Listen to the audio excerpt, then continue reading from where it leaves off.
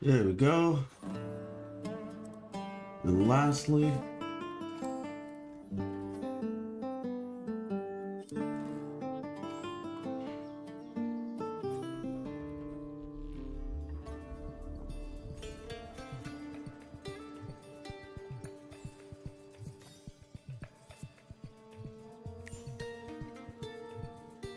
how's it going, everybody? Just setting everything up at the stream on Twitter, and we're good. As you can see,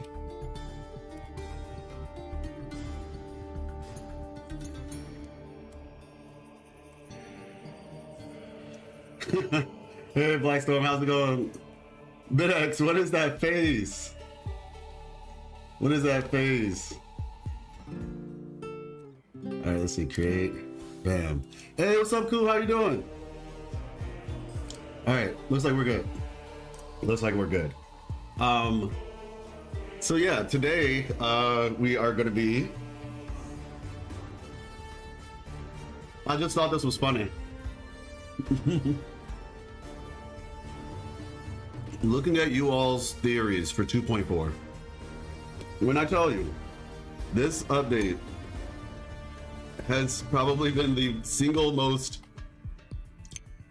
theory producing update I think since the game launched.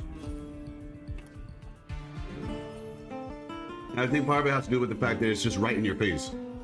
It's been good. It's been good. A lot of stuff happening, but it's been good. I just realized Zani and Phoebe are in the bushes right here. Reminds me of that Bellabog poster, LOL. Yeah, true. Exactly. No, for real though, this is so funny. But yeah, so it's been like the most theory producing thing since the game came out, I think. From like a community perspective. I have not seen this amount of theories since the game came out. So I'm happy.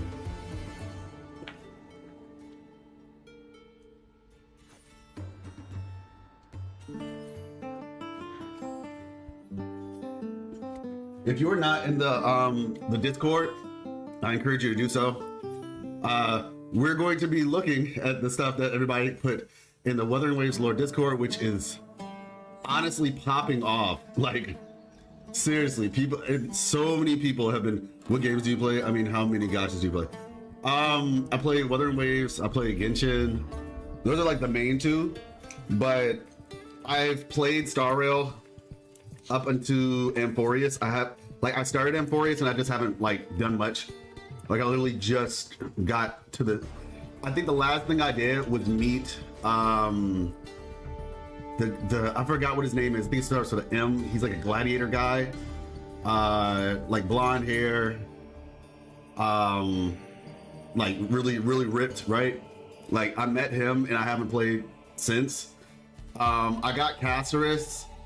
And I'm thinking about like, you know, getting Saber, I guess. I wanted to get Cypher, but I hear she's not really like that crazy. And I'm not playing the game consistently enough to like get characters that aren't gonna have like long. Basically, I have like S1, I think S1, E1 Topaz. And it's just like Cypher's only like a small benefit above that. So I don't know. But yeah, so like, that Zenless, I dabble in Zenless. I'm trying to get Yishuan right now in Zenless. Last character I got was Miyabi. So, and I didn't even do Miyabi's story. I just got her because I was like, eventually when I come back, I'll have Miyabi. You have no idea I am every time you stream. I always look forward to your stream, the Lord put. Thank you so much, Karma. I definitely appreciate that. Very grateful. My day. Yeah, my day. There we go. Exactly. Have you done any of the If stories on the Dreaming Deep event? I have not yet. I have not yet done those, so I'm gonna have to stream those as well. You are early. Good morning, everybody. Waiting for Ganyu? You haven't gotten Ganyu yet? Oh man. Yeah, I just got Skirk last night. I'm trying to get her weapon, but even if I don't get her weapon, I'm hoping that I can get Shinha's weapon because Shinha's like my favorite character in the game. Her and Dea. Shinha, Dea, and Bennett. Um, and so I'm trying to get S6 Shinha at some point. Every time she has a banner, I'm gonna try to at least get one copy. I'm gonna try. You regret skipping who? Ganyu or Shinha? She doesn't even rerun often. I know it sucks. So it's just like, right now I have C2 Shinha, and I'm gonna try to get C3 on this banner. Ganyu, oh yeah. Ganyu, yeah, it's a bit rough. It's a bit rough. But yeah, so like I said, we're gonna be checking out the theories that you all have for 2.4 today. We were supposed to do it yesterday, but then we got raided by like, Captain Cabinets raided us on Twitch. It was like 200 and something people, and that really just changed the entire trajectory of the stream. So we're gonna be doing fan theories first, and then we're gonna hop into Duet Night Abyss. There's so much to do. Like legitimately, like there's the Dreaming Deep event I still haven't gotten to yet. Don't flame me for that, please. I still want to do the card game event because that thing was so fun. Like for those of y'all who were here, get 2 dupes with Star Glitter. BitX, you are so funny. You are so funny. Oh my gosh, BitX, I wish. Man. If Genshin had that system, man, what a world we would live in.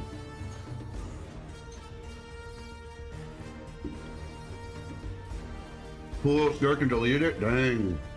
Easy. It seems like Duet will be really grindy.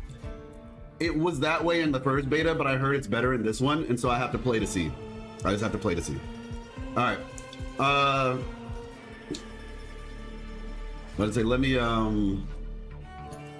respond real quick. How do I? Oh yeah. We are about to look at your theory on stream, just in case 10 is able to show up. But yeah, so 10 put out like a really detailed draft, everybody. So like I said, get your pens and paper and notebooks ready.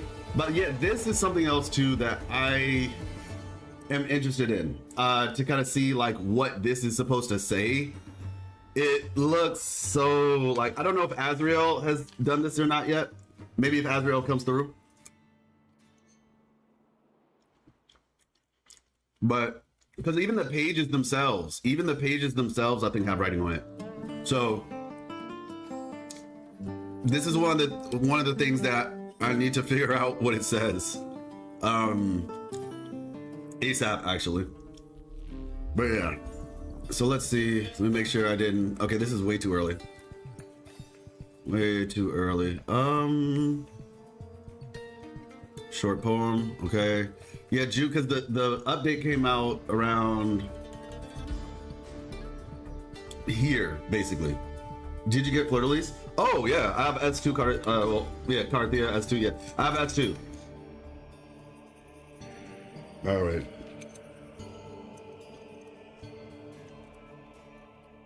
We're done. Hey.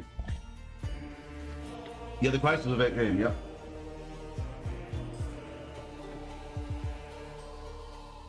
So let's get started. Let me see. They just post the same thing twice.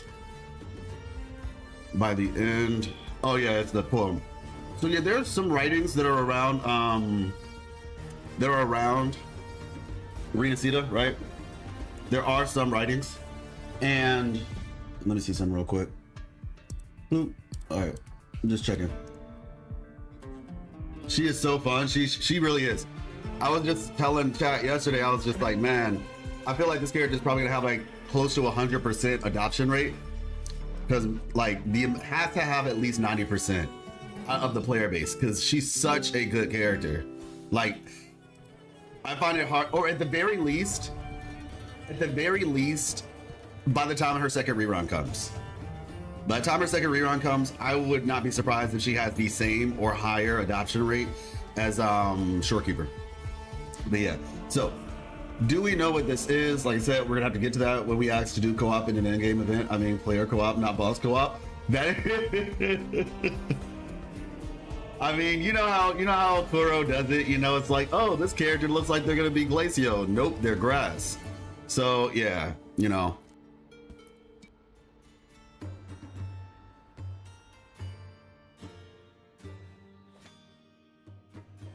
So yeah.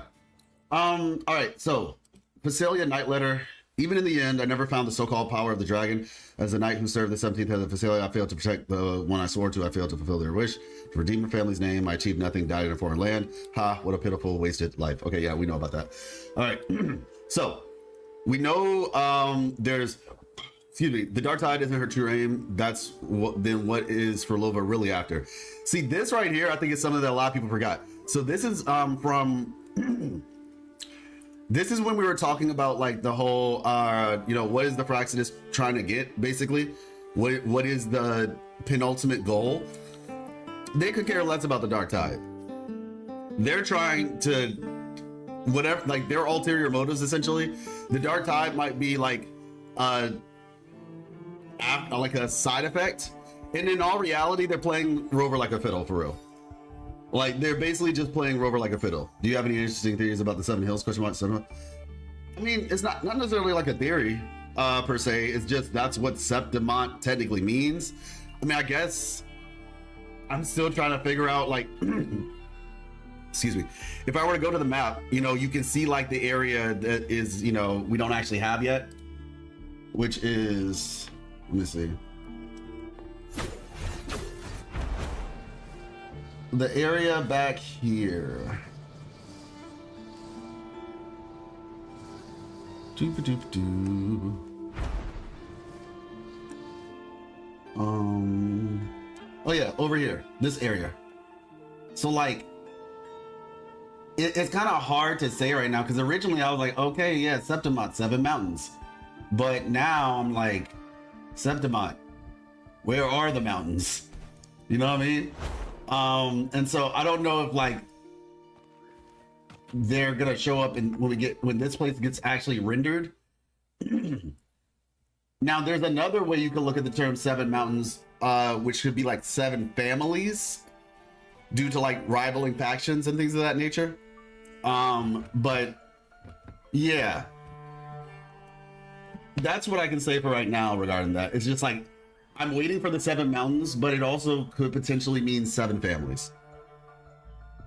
Yeah, 7 hills. Well, yeah, it's not even in JP, it's called 7 hills. It's Septimont is called 7 hills. Well, yeah, exactly, because that's what Septimont means. Sept is 7, and Mont is mountain. So 7 mountains, 7 hills. Yeah, it might not be literal. It might potentially be something to do with that. Also, Frolova is confirmed from Septimont. Where do we see that? Where do we see the confirmation? So, anyway, so like I said, Dark Tide isn't her true aim. Then what is Frolova really after? Yeah, it's Latin. Yep. It's weird hearing 7 hills. Yeah. I mean, you know, you get used to it.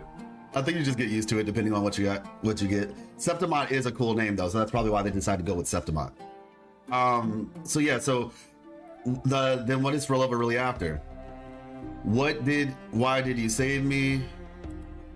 A daughter just lost her father. There's no need for a father to lose his daughter too. Frolova stares at Verbia in silence, perhaps out of a wariness from scenes like this. Now, one thing I will admit about Frolova, like, she's not completely heartless. I think it's kind of those things where like, because you know, she says stuff like this, but then she does stuff like send tacit discords to fight soldiers who would rather be with their families. You know what I'm saying? So it's just like, she's a very complex character. Story teacher in this. Oh, you're saying, I don't know if that's confirmed personally. I mean, well, kind of. From her homeland, drawn by the tides of reveries, or something like that. No, but it said she was far from her homeland. like the way that the trailer showed it showed it kind of like she's far from her homeland, meaning in Septimont she was far from where she came from, because she was drawn by the you know, something of reveries or whatever. So it actually, I think it's not that, actually, at least the way that the trailer says it. She was not originally there. And I don't understand people playing on Japanese. It's immersion breaking, especially in Septimont. Oh, you're talking about something else. She came back. I mean, we can look at that real quick. But the Phantom for Love, because like I said, the way it described was like she was drawn away, probably enjoying herself, and then she ended up having to go back where she came from, back home, and it sucks, I guess, where she came from. The Phantom for Love gaze pierces. I'm not saying that she's not, like, I think it's very possible. I just don't know if that would be considered confirmation. The Phantom for Love gaze pierces into you, a look that cuts across time and space. If she knew you'd make it here. As if she knew you would make it here. A ruined shrine, okay. Got it. Yo, did this person just like screenshot the whole quest? With the witch promised me the grandest duel Septimont has ever seen. Okay. And like, yeah, she technically, she's in this situation, she's punishing this guy because he was basically like a jerk throughout his life. And then she's trying to like be nice to Verbia, who's had a rough, you know, a rough go about of things. Okay, yeah, ecological field notes of the scourge wings. Okay, so I think these are the two notes from different places, right? I believe that's what this is. So, as the name implies, scourge-winged dragons are often associated with omens and folklore. Their appearance, why are we giving her the benefit of the doubt? You talking about the benefit of the doubt and like, why are we saying that she could potentially not be full evil? Because people want her to not be full evil, basically. People want her to, like, there's some people who are like, oh no, you know, she's not that bad or whatever. And then there's other people like, no, she's actually like straight up evil. I mean, like I said, I think she's a complex character for sure, but she's done like too much bad stuff, bro. Like, in some ways, like, you have to think about it, like, she's bad people in general, like, she's selfish. That's usually what, like, most villains are just selfish. Like, they will convince themselves that they're not the bad guy or not that bad because of, you know, the parts of their humanity that they try to hold on to. This is the quest that you get from both sides of the map. You get a quest from, let me show you. There's a quest over here in the Border Mountains, and then there's another quest over here in the Mournfell Canyon. And both of these pages are from both of these quests. So, yeah. Hey, what's up, Inco? There we go. So yeah. So as the name implies, scourge-winged dragons are often associated with omens, folklore. Their appearance are believed to be the harbingers. Now this looks like it's in the area where the Border Mountains is. The first wave of the sightings coincided with the eve of the first dark tide. Since then, their silhouettes have been reported ahead of nearly every major catastrophe. But is such connection real? Unlikely. It's a classic case. So basically, this is explaining that the Scourge Wings are the they are essentially like the warning for the dark tide. They always show up before the dark tide happens, but it's not in a sense of like they're bringing it. People thought that the Scourge Wings were bringing it. In reality, they were like the Paul Revere's, essentially. And if you're not American, Paul Revere is a guy who basically was like, the British are coming, the British are coming. When, yeah, there was like a war about to ensue. And so basically the Scourge Wings are that. They are the messengers of disaster. Not the heralds of disaster, the messengers. Hey, what's up, D? How you doing? I feel like she has some level of morbid curiosity, but might not be fully evil. But she is selfish to her ideals, considering she still goes through researching the dark tide. Time is up. Wait, what? What do you mean time is up? Chad, help me. Why does my cartwheel look like Sephiroth? Oh man. Yeah, I don't know, man. That's. Oh yeah, I love AC references. Yeah, true. But yeah, it's like she like not even just obviously Septimont. Basically, all the stuff that we're doing, you could say that she's like, oh, you know, Rover will fix the problem, so I'm actually doing this. It's like tough love for Rover to get Rover, you know, in fighting shape for the big bad boss fight at the end. But that's not how you do it. First of all, if that was really your ultimate goal, why be so cryptic? You could just train with Rover for all that, you know? But you've decided to put humans on essentially at risk because of your things. Like literally because of her, if you all remember when the game first started, the dude died. Like when the game first started, he was like at the gun, he was trying to like keep that gun active so that they could break the shield, the cannon, like the big giant laser cannon, so they could break the shield. That dude died because of Verlova. Like, yeah, so nah. Chakotay summons a floating goat. Yes. Okay, bye. Wait, what?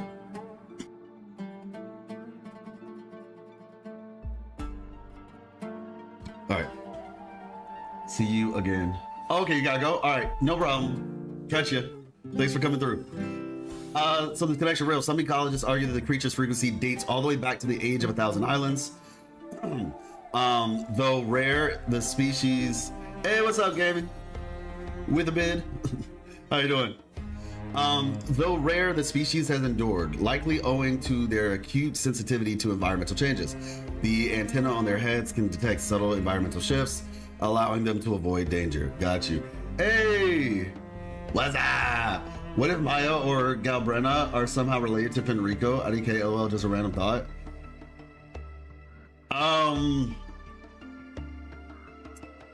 Because I guess, well, Galbrena, I'm not sure about why her specifically, but for Maya, I mean, I would be very. Why does she need the money so bad if she's related to Fenrico? Like, cause yeah, I know she's from Raguna, but like, why do you need the money so bad? Your Honor, the reason why my client did it is because she was just feeling a bit silly that time. Oh my gosh. I don't think Alberta and Fenrico is somehow connected. Yeah, but it's like, I'm not really sure where the connection for that was. Maya, like, I mean, she is from Raguna, so like, sure, maybe. But I think the next question I would ask is like, why does she need the money so bad? Who's taking my job? I know, Zeno. So, Run Boyru on Twitch. Galbrena's description is that she is the demon of purifying flame. She sounds more like a pest exterminator. True. So yeah. Age of 1,000 islands, though rare, the species has endured, likely owing to their acute sensitivity to environmental changes. The antenna on their heads. Okay. The pattern we observed points to the ground explanation. The pattern. Okay. To a more grounded explanation, the Scourge Wings sense the coming of disaster and perhaps in their own way try to warn us. They are not harbingers of disaster, but early messengers. Yep. So there we go. Now, one thing that I need to do is, but I say, is he in here? But I say, let me check. Is he in here?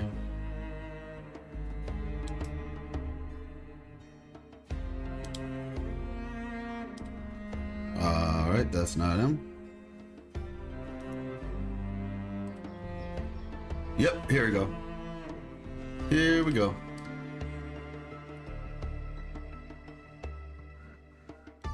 Profile. Notion. Visit site. All right. Because I wanted to talk about the age of 1,000 islands with you all real quick. All right. What do you think about what? I think Galbrena and Calcro are on the same faction in the New Federation. Oh. I mean, I don't think so. Like, I feel like Galbrena probably would be running her own faction. But also like the way that she seems more like a secret ops agent. Like Calcro is like, you know, he's from the Outlands, right? And he's basically, you know, Mad Maxing it up, if you will, right? Whereas Galbrenna she feels like she's more like a covert ops agent or something, like Batman. Like Calcro feels, you know what I'm saying? Like there's Calcro, he's doing his thing, he's the vigilante in a sense, but she feels more like I said, like the Ambu Black Ops, or potentially Batman, just cleaning things up behind the yeah, he came from the lawless zone. Yeah, like you say, he's a merc, you know what I mean? Whereas she feels more like he's like, yeah, I'm just trying to like help my gang out, right? That's him. Whereas Galbrenna, she feels like she works alone, in my opinion. She feels like somebody who works alone. Or other three regions we don't know yet. Yeah. Hey, what's up, Riz? She says Japanese base. Galbrenna doesn't look like it. Thousand Islands, isn't that a sauce? That's funny. Galbrenna's, yeah, okay. Got you. All right, so let's see. Well bidden. Trying to do this thing is so weird. I want to say I'm looking for, okay, regions. Here we go. Regions. We need to see the, and now important notes. Here we go. So, martyrdom data file segment. Which one is this? Okay, that's that. All right. Now we're looking for the Regency drama. Essay on the Regency drama. Here we go. So this super long thing, like incredibly long, right? Like it's insane. It's actually insane. Minzhou is part of Honglong, right? I think it's Meng, M-E-N-G, Mengzhou, M-E-N-G-Z-H-O-U, Mengzhou. But yes, it's from Honglong, correct. Oh shoot, wrong page. Fortunately, I found what I was looking for, but this is what I was looking for. So, hey, what's up? How you doing? Mengzhou is one of the 7 cities in Honglong. Yeah, exactly. Okay, cool. So, a comprehensive study of the history of the Regency drama with commentary, right? So this right here is what we're looking at. We're looking at this because of what was written in here about the Scourge Wings. So some ecologists argue that the creature frequency dates all the way back to the age of 1,000 islands, right? What is the age of 1,000 islands? Well, this is what you can get from going all around the place with, what is it? The scattered notes that you find all over the place, right? Well, the ones that you find specifically in Raguna, if I'm remembering this correctly, will get you this thing right here. So, this, it's so long, and it really it chronicles everything, practically.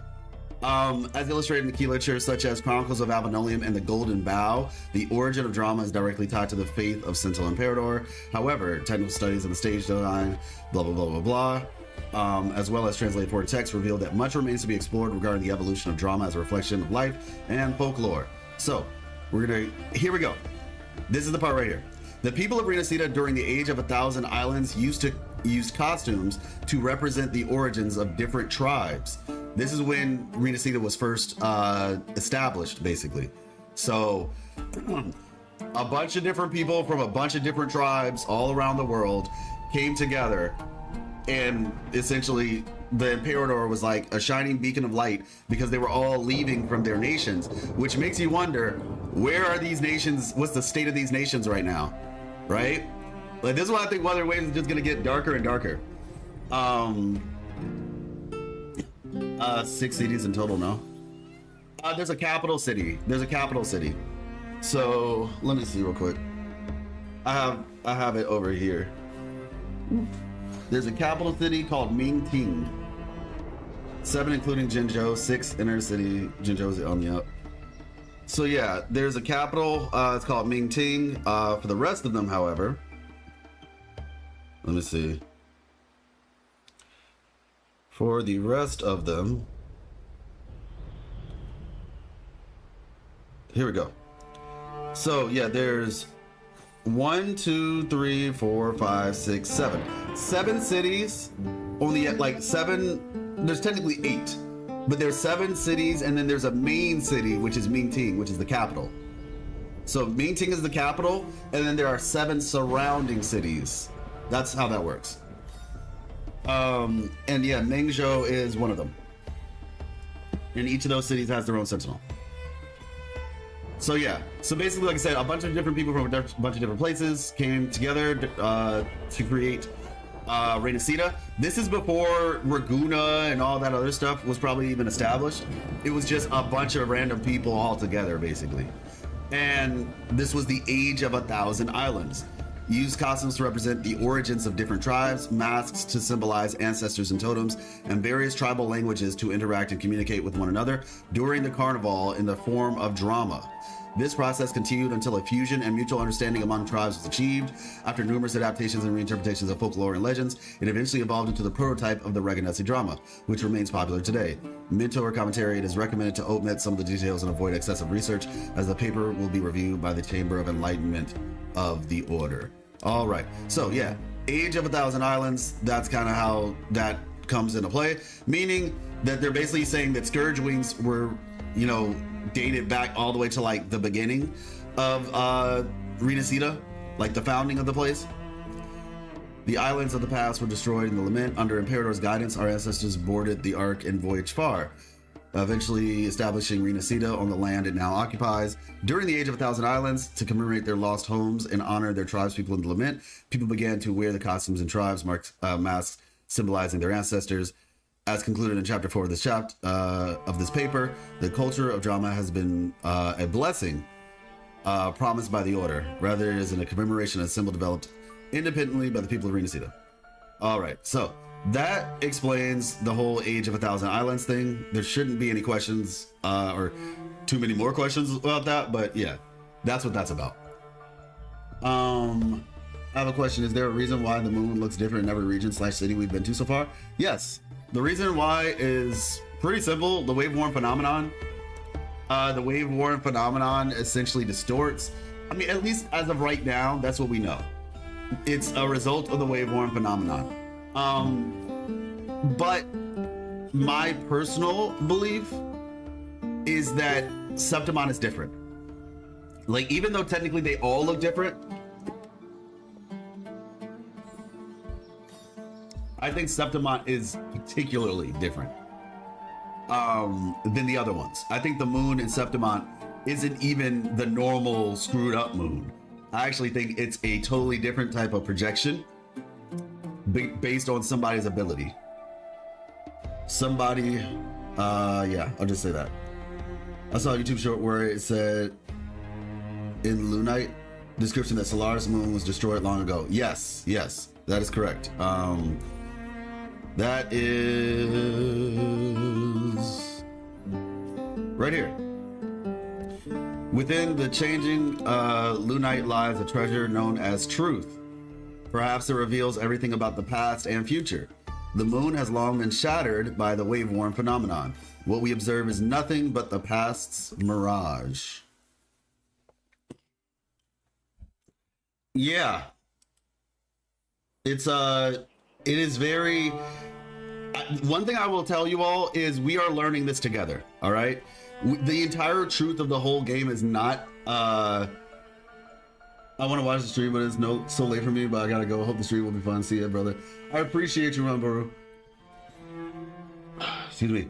I'm about to say, yeah, like I say, feel free if you wanted to see this part. Like I said, you can check the VOD, or I'll be like kind of putting it up later on the other channel, on the Life Lessons, More Life Lessons channel. Let's see. Okay, so let me make sure. Okay, no, we're going too far now. Okay, all right. So yeah, this is something that needs to be. It just needs to be checked on. Essays on the Regency drum. Oh, Alfie posted it right here too. So I could have just well, there you go. Thanks, Alfie. I could have just looked up a little bit. I would have found it. So on this side, we have the Dragon's Corpse lying out there, draws in all sorts of TDs, beasts, and glory-chasing gladiators like us. I've no doubt Flavio was here. I saw his breastplate in one of those old halls. His family sigil was split in half, perhaps his way of cutting ties with his house. Okay, locals say battered piece one belonged to a man who tamed a dragon. All right, faced it alone and made it submit to its will. While I was drowning in ale over my sister's death, Flavio was one out in the wilds conquering with his sword. No one knows where he went with the dragon, but I know he's walking the path toward glory. He's becoming a legend. A pack of gladiators swaggered past me, fully armed. I overheard them talking. They were tracking a scourge near the border mountains. But unlike Flavio, locals say this, border mountains. But unlike Flavio, they weren't after a duel, only a dirty hunt. They'll probably haul it back to the sea and sell it for a good price. Okay, got it. Cool. So, let's see. Hey, what's up? I'm expecting Galbrenna to be in the next part because she appears in the Christopher video. Yeah. I think, yeah, man, I'm excited. I think a lot of people are excited. There's so much potential for what they could do. Legitimately, like, Galbrenna hasn't been shown. There's certain things I'm trying to keep a little bit close, but I'll say, yeah, Galbrenna has not been shown yet. Galbrenna hasn't been shown. There's the opportunity to figure out what's going on with Lupa, cartethiya. Like, 2.4 has legitimately been the most mind-boggling patch to date. And I think it's partly just because we don't have as much information. Like for example, right? When we got whatchamacallit? When we got Seaboard Waters, when we got this place, right? Like when we did actually get this place, we got everything. Like we didn't just get like Raguna and then like, you know, the phosphorus windmills and Eglatown, right?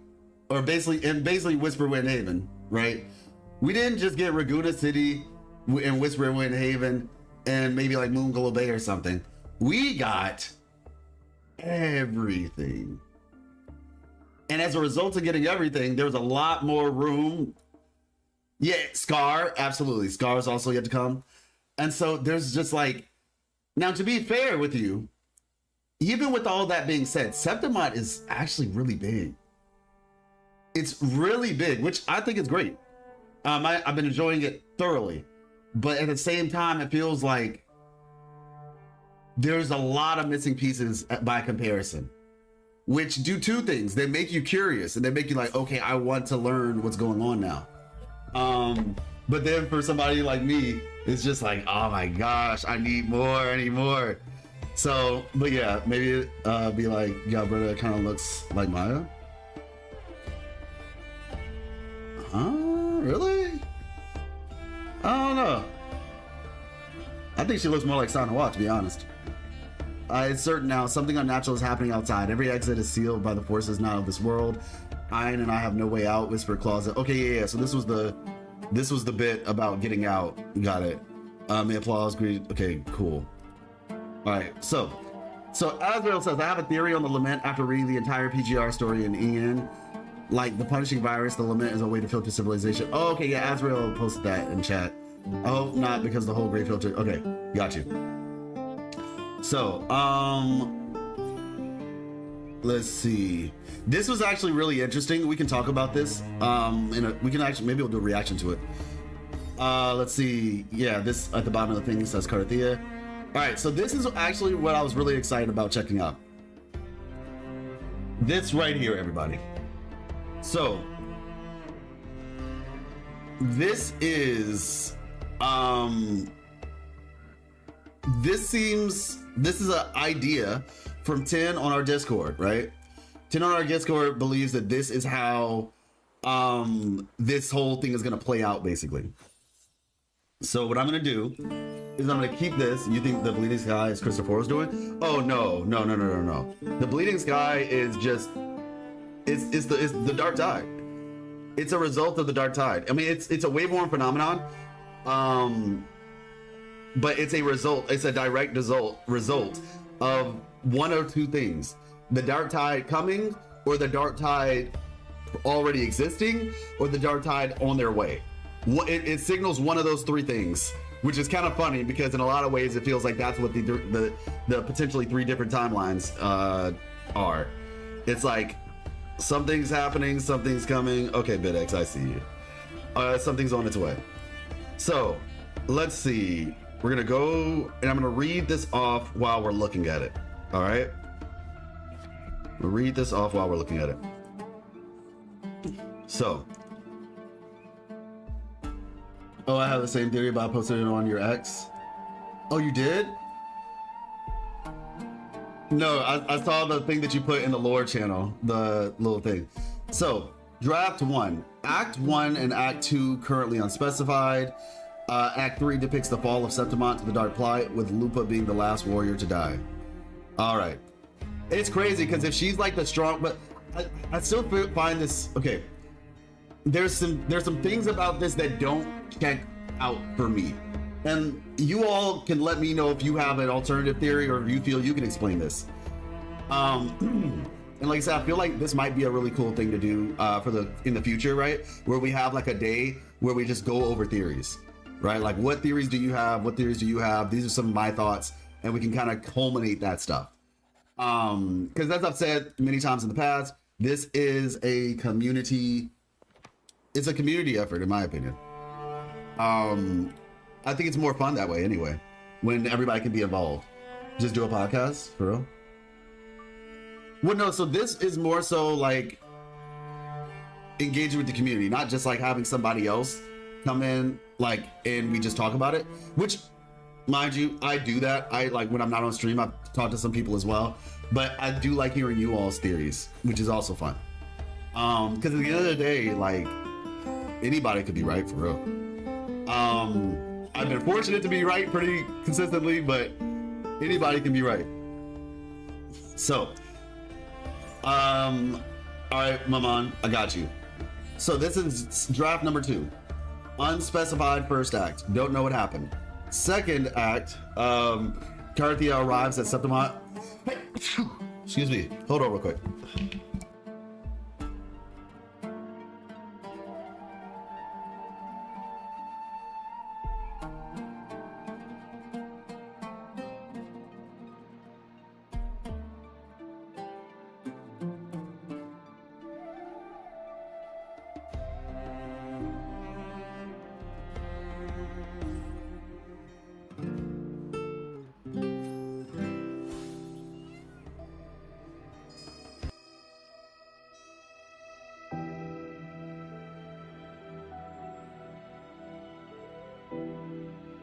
All right, there we go.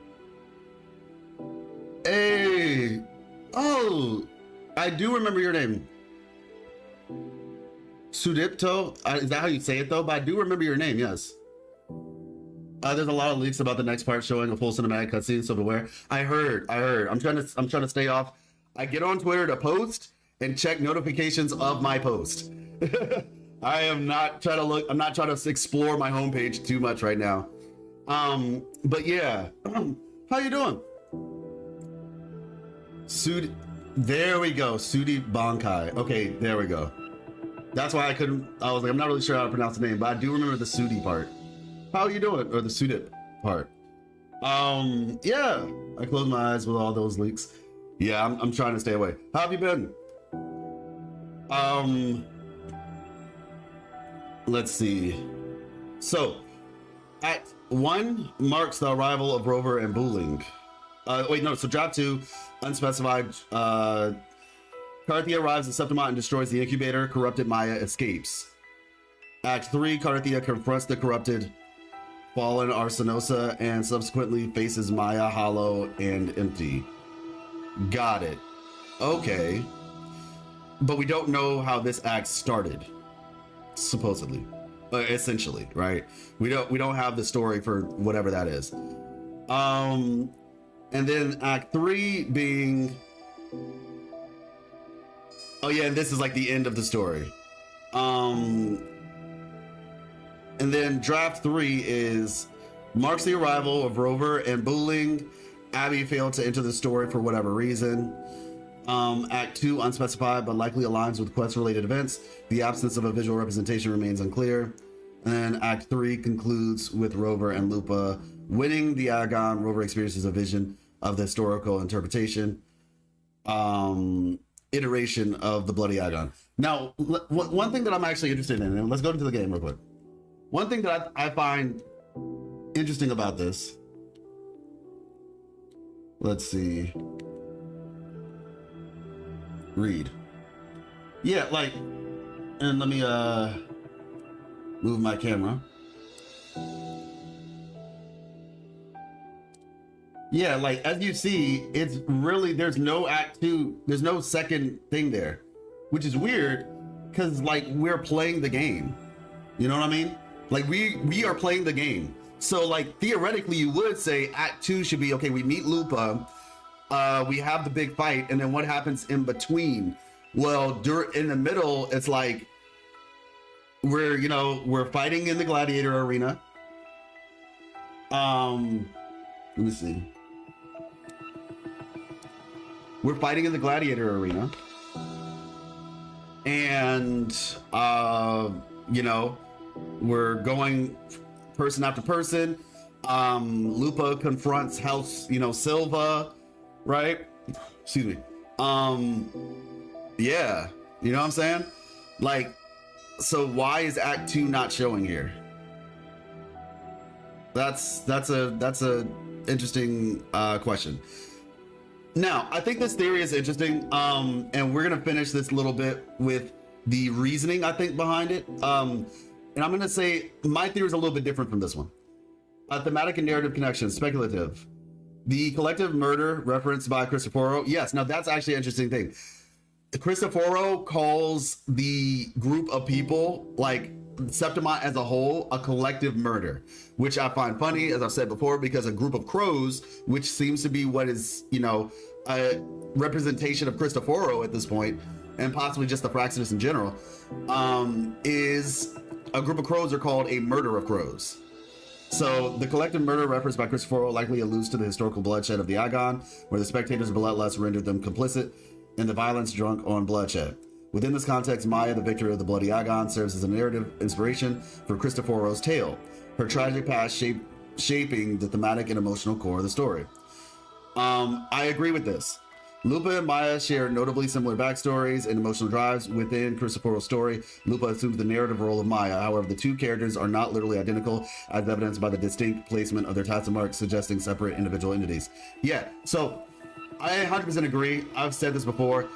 I think that Cristoforo's ability requires setup. That's what I think. I think that it actually requires setup.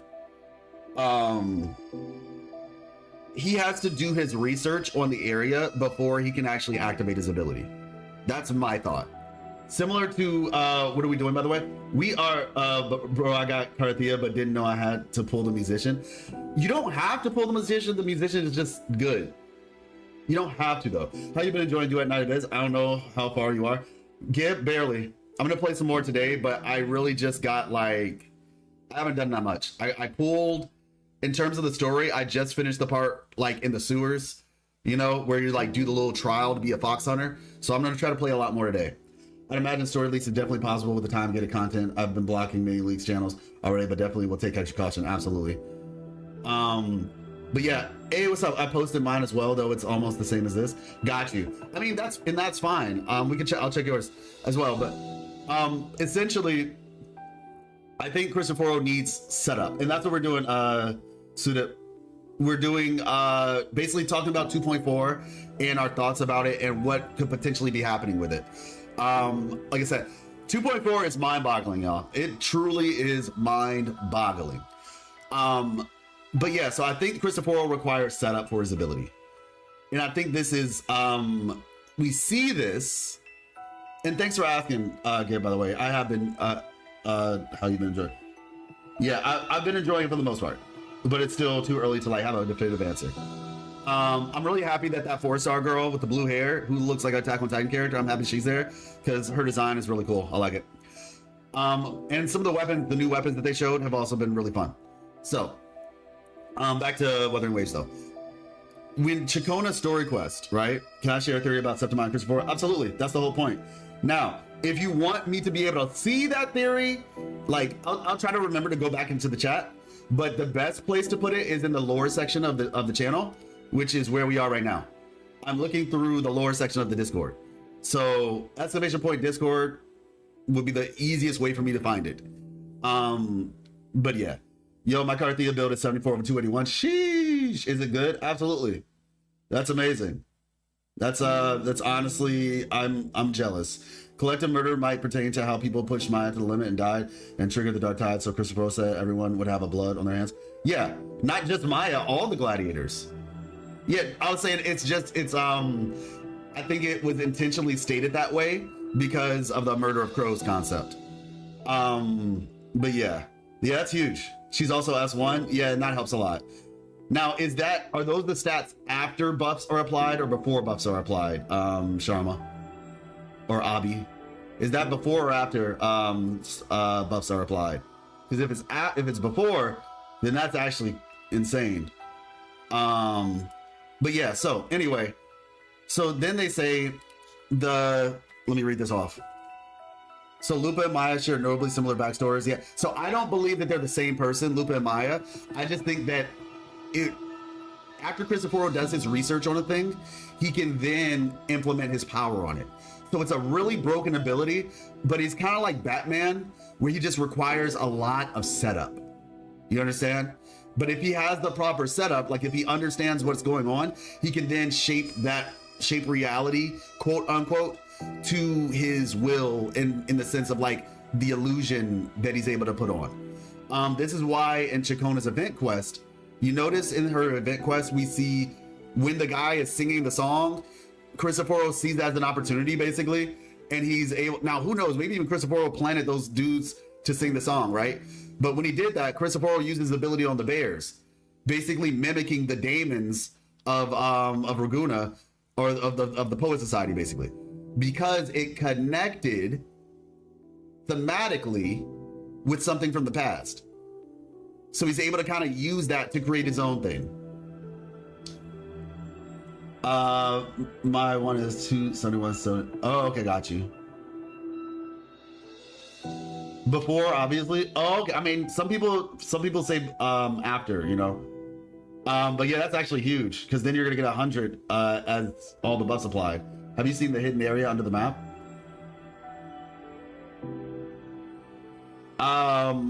No. If you're talking about like leaks though, I try to stay away from those. I heard some people broke the map and were able to get into like this area right here. I did hear about that. But yeah.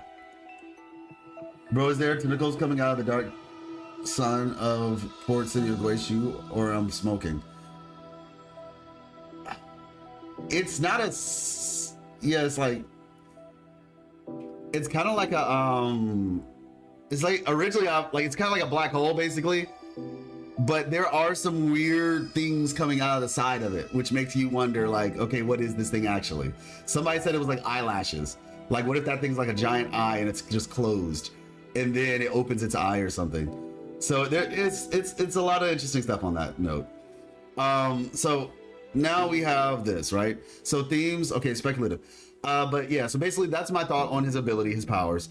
Highly speculative. If the narrative unfolds over the course of 3 days, it's plausible that there are 6 acts potentially structured as 2 per day. The draft's progression may terminate prematurely should the protagonist Lupa, functioning in the role of Maya, die within the story. The Silva family may have been using the dark tide to manipulate the outcome of matches for their benefit. That's interesting. There's also a possibility that Silva family conducted experiments on Maya using the dark tide. While Maya possessed both passion and considerable skill, she reportedly struggled with psychological challenges, including hysteria, social anxiety. It's plausible Silva family sought to create the ideal gladiator, emotionally hollow, unfeeling, and entirely obedient. Frolova may have been conducting similar research on the effect of the dark tide in her cave, focusing on father and daughter as subjects. Got you. Interesting. Okay. That is interesting. For sure. I think the thing that I would say about that last bit is it could be the Silva family. Or it could have just been the Thermodian. One of the two. Do this actually makes a lot of sense. Okay, got you. All right. So this right here, we're gonna go now to this theory about Raul. Kind of opens things up. Yeah, I just got there now for Inferno Rider. Saw that. Yep. Is it possible the incubator cartethiya breaks early on in the story, the same place where she was formed by the Thermodian and possibly retreated? Question mark. I don't think so. It's possible, but I mean, I don't know, unless it just showed up in a different form. I mean, because it said it was like an incubator, right? It was inside the incubator. Unless the whole thing. That's the only thing I can think of. Like the whole thing, because Imperator is a big girl. Know what I'm saying? Like Imperator would probably possibly need that entire room, not just that little crystal, right? But yeah, maybe that could be the case. I guess in my mind, I was under the assumption that they were pods, because you know, like Duet came in a pod, like their return pod is what it was called, right? And I think Imperator, let me check. In the in-game dialogue, if we go to the in-game dialogue, let's see. Gallery.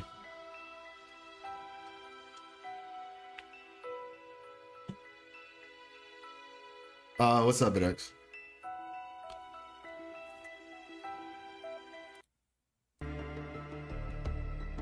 Imperator had stored its core data in its undisclosed place. Like, we know that, let's see. So what we know is that the Imperator, we know where the Imperator landed, generally speaking.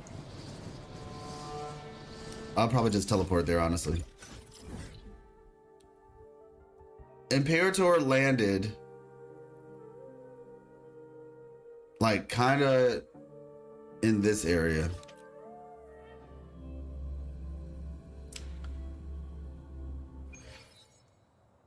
Let's see. So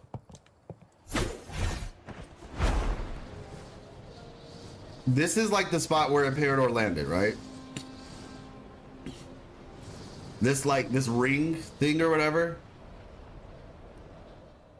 I'm pretty sure we got information that said it was like somewhere around this area, because the villages, like the city or like these little villages or whatever, they were kind of built near the area where the Imperator landed. We learned that from the information we got. This glider is so cool. Yeah, I think it's just a bug and glitches. Made a lot of videos about it. What we talking about, D? Yeah, that massive structure looks like one in the Mount Firmament. Exactly, it looks similar to the one in Mount Firmament, which was essentially where that happened. So, I feel like it was a pod, and I think that I mean, unless we're changing the description of the term pod, right? If we're changing the description of the term pod, then sure, go for it. But wrong place. Main story. Shadow of Glory. Wait, no. There we go. This one. If we go all the way to the end.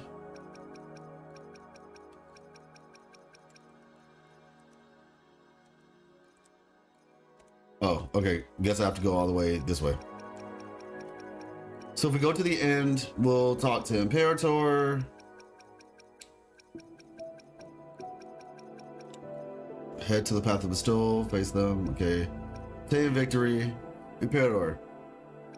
Arbiter, thou dost remember the covenant we made. Soon thou shalt recall all thou didst desire that I uncover the Thermodian's true nature.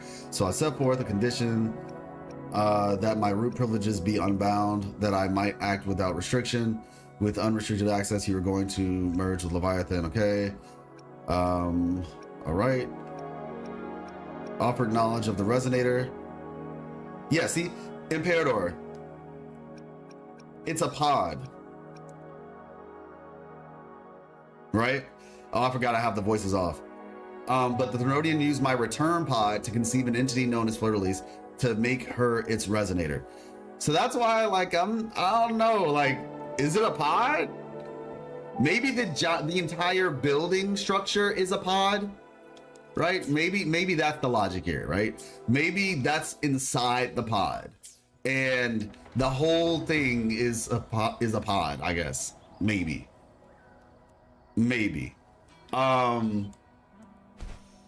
But yeah. So that's kind of where I am on that whole, like, is that incubator thing the thing that cartethiya was made in? I mean, if that entire building is a pod, sure. That's what I would say. If the entire building is a pod, I can go along with that logic. Let me see. There we go. All right. Display port. That structure looking ring looks like the one on Mount Firmament. Exactly. Joy's pod is the whole chamber in Mount Firmament. Yeah, exactly. So it's, I guess, like, it's possible. Like I said, that's really all I can really say at this point, is that it is possible. And maybe that's why she knew where to look, right? Maybe that whole area is the pod, the return pod. So Starbuck looking dude might be a real one. On that timeline Rover is at. Augusta on Rover's timeline says the tide is coming. Second and third, I'm confused, but it already happened. At least where cartethiya is. Yes, now this is actually the theory that I have. Seen a lot of talk about Rover in the past, and cartethiya is in the future timeline. The Starbuck looking dude might be a real one on that timeline Rover's at the moment. Augusta on Rover's timeline says the tide is coming. Second and third, I'm confused, but it has already happened, at least where cartethiya is. At first, I was thinking a bit too that it's the same timeline with different realities. One doesn't have Rover, and cartethiya is alone with Lupa, and this happened. One Maya/Lupa is all alone, so this happened. And timeline where Rover is now like a fresh new story, like Forlova told us, kind of makes it different. The Rover is in the past, and it makes more sense in my small head. So, like, are we changing the past to alter the future timeline? Forlova says we can change it, but if we go nothing is the same ending as the other two we have seen. If we do nothing, yeah. All right, cool. So the reason why is because when you finish the quest, apparently with the cards, you go back and talk to Raul. After all these years, I'm finally about to live my dream. I'll buy a boat at Riccioli Island and live out my past as a fisherman. Okay. Got it. So Starbucks come, so we are currently in the past of Septimont, right? Rover is. The question is, yeah, like I said, it definitely feels like there's different timelines happening. Tidal body is spreading faster. It's okay, do not let it break you. One thing is certain, the anomaly stems from a specific power. Some facilities, yep, recorded have around nearly 2 decades. We just need to find out why and who's responsible. The clock is ticking, but we still have a chance. Mastermind behind this will be tricky to deal with. Don't worry, I'll handle it. Compared to the dark tide that once whispered in my ears, a tangible enemy is easier to face. Besides, the righteous one will notice the anomaly when he arrives. Our moves so far will guide him forward. So, and then Augusta, the high tide draws near. I want all warriors heading to the hunting grounds to remember this. Yes. So, this kind of confirms what I was saying at first, where it's like, they are currently, cartethiya is in a point where the dark tide already hit. But yeah, it does feel like it's a different timeline, because if they already hit there. Now remember, by the way, when we talk about timeline, we're not talking about like real time. We're talking about the illusion. That's the big difference here that I want people to understand. We are in an anomaly that is presenting an illusion. Okay? Not like real time. But it seems, and this, I guess in a lot of ways, this is why it feels like Septimont is definitely in a sonorosphere. I don't think it's a timeline, more like parts of the story. Well, yeah, exactly. That's what I'm saying. It's like, it's an illusion of time, in a sense, where it's like, it is a timeline technically though, because of the fact cartethiya she is in a part of the story, but she's in a part of the story, or maybe you want to call it a timeline or an alternate reality, but she's in a part of the story with Lupa, where Lupa never met Rover. We're in a part of the timeline So like, let's just look at it this way. Let me go back to this picture, right? So in this version of events with cartethiya, right?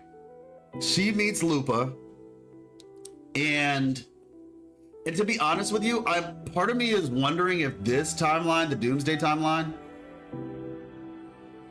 this is what happens if Rover's not there. This is what happens if nobody's there. This is what happens if cartethiya is there. This is what happens if Rover is there. Raul and Starbuck are different in name. They could just make a joke about it because they use the same asset. I don't think so, D. I really don't think so. This seems it just seems way too convenient. Like they made many brand new models before. I mean, it could be they just like changed his name, got a new identity or something. I don't know. It just feels to me, it feels way too convenient. But I think they're the same person. Yeah, I kind of think they're the same person too, honestly. But yeah, so 20 years ago, all of the, okay, how do I put this? It's weird. But yeah, I think this is happening on a 3-day cycle. Doomsday Lupa looks like evil Carlotta. I mean, the eyes, living her fantasy of battle. Yeah. I see that. Yeah, so I feel like, I'll tell y'all, this is confusing. And like I said, Starbuck is dead, right? From the start, I mean. Essentially, yeah, I believe that was the case. Yeah, he's not alive. None of the, like, all those guys were basically just like reverberations when we met them.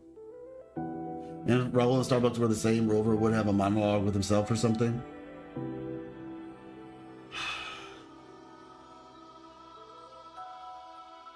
That's fair. But we don't meet Raul in the main story. So maybe that's why. We kind of just meet Raul as an NPC. And so it's like, I don't know, man. Maybe it is a joke. It's a really messed up joke if it is. Because as a lore content creator, it's like, you're screwing me up here, Kuro. Why are you doing this to me? But yeah. So essentially my thought is that this takes place on a 3-day, this is a 3-day thing, okay? This to me feels like it's a 3-day situation. We're overanalyzing it.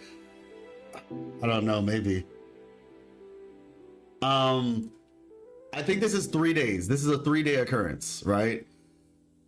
Whatever act 1, if anything, I would say these are days, not acts. So I would say this is, I don't know. The problem is, maybe this isn't days. Maybe this is day 1. Maybe this whole situation is day 1. There might be acts, like whatever, you can call it whatever you want. But this might be the first day, at least for Rover. Then day 2, because Frolova said you have 3 days, right? Now is it 3 days after we met her? Is it 3 days after we met? And that's why I said, like, technically these definitions are a little bit weird, in my opinion. But it feels like we are 3 days out from getting, I don't know, this timeline or this timeline when everything kind of goes bad. Within 3 days, the bad stuff happens, right? So the question in my mind is, if we have 3 days before everything goes bad, what does bad look like? Does bad look like just the dark tide hits? Because when is Doomsday? It's days. Yeah, that's what I'm saying. Like, it feels like this is the case. Now the question becomes, like with her, she said it feels like things have been rewound back 20 years, but she said some records. Let me see, where is it? Where is that part? Okay, yeah, right here. Some facilities and records have been rewound nearly 2 decades back. Some facilities and records. have been around to 20 years, 2 decades. So I will be the first. Prolova said that the story will end the same time as the tournament, right?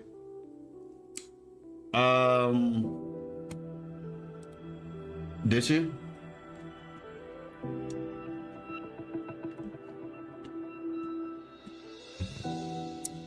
Let me see. Well, you see, the reason why I'm not so sure that it's day 1 to day 3 is because Frolova literally said bad stuff is going to happen on day 3, and she said she literally said you have 3 days, but 3 days has not passed in the actual game story. She said you have 3 days. Right after she said that, we woke up the next morning and we fought the tournament. We literally had the finals happen, and it was all on the same day. So that's why it's like, I think we're still in the first day. Let's see. Register your team, go to the arena, go to the tower, restaurant, get some rest. Okay, Frolova. Tell me, does Septimont please you? Okay. You call it an obsession of his. You could call it, okay. Let's see, where did she talk about 3 days? All right, you're not the only overseer active in Arena Sita.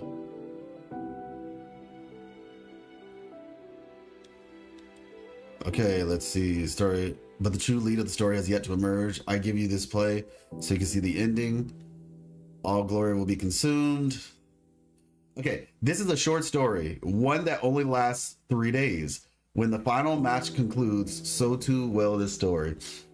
Yeah, I guess so. So does that mean when 2.4 hits? Okay, wait, so if that's the case, she just said the story itself lasts for 3 days. So yeah, I guess they are days then. She said the story lasts for 3 days. She didn't say 3 days from now. She just said the whole story is gonna last for 3 days. In which case, if we're going by that logic, a quick question, will you be sad if 2.4 ends with Praxidus escaping again and nothing happening essentially on Septimont? Escaping again and nothing happening essentially on Septimont. Oh wait, what do you mean nothing happening? Exactly. Define nothing happening. Yep, yeah, you're right. The huge thing you said, it's the eye in the sky, is actually the luminous core. This thing will open someday and we're done. Awoken. The first day Rover arrives, the story is already happening. It started when they lost contact with Abby. Yeah. That's, yeah. Yep. Yeah. So with that being the case,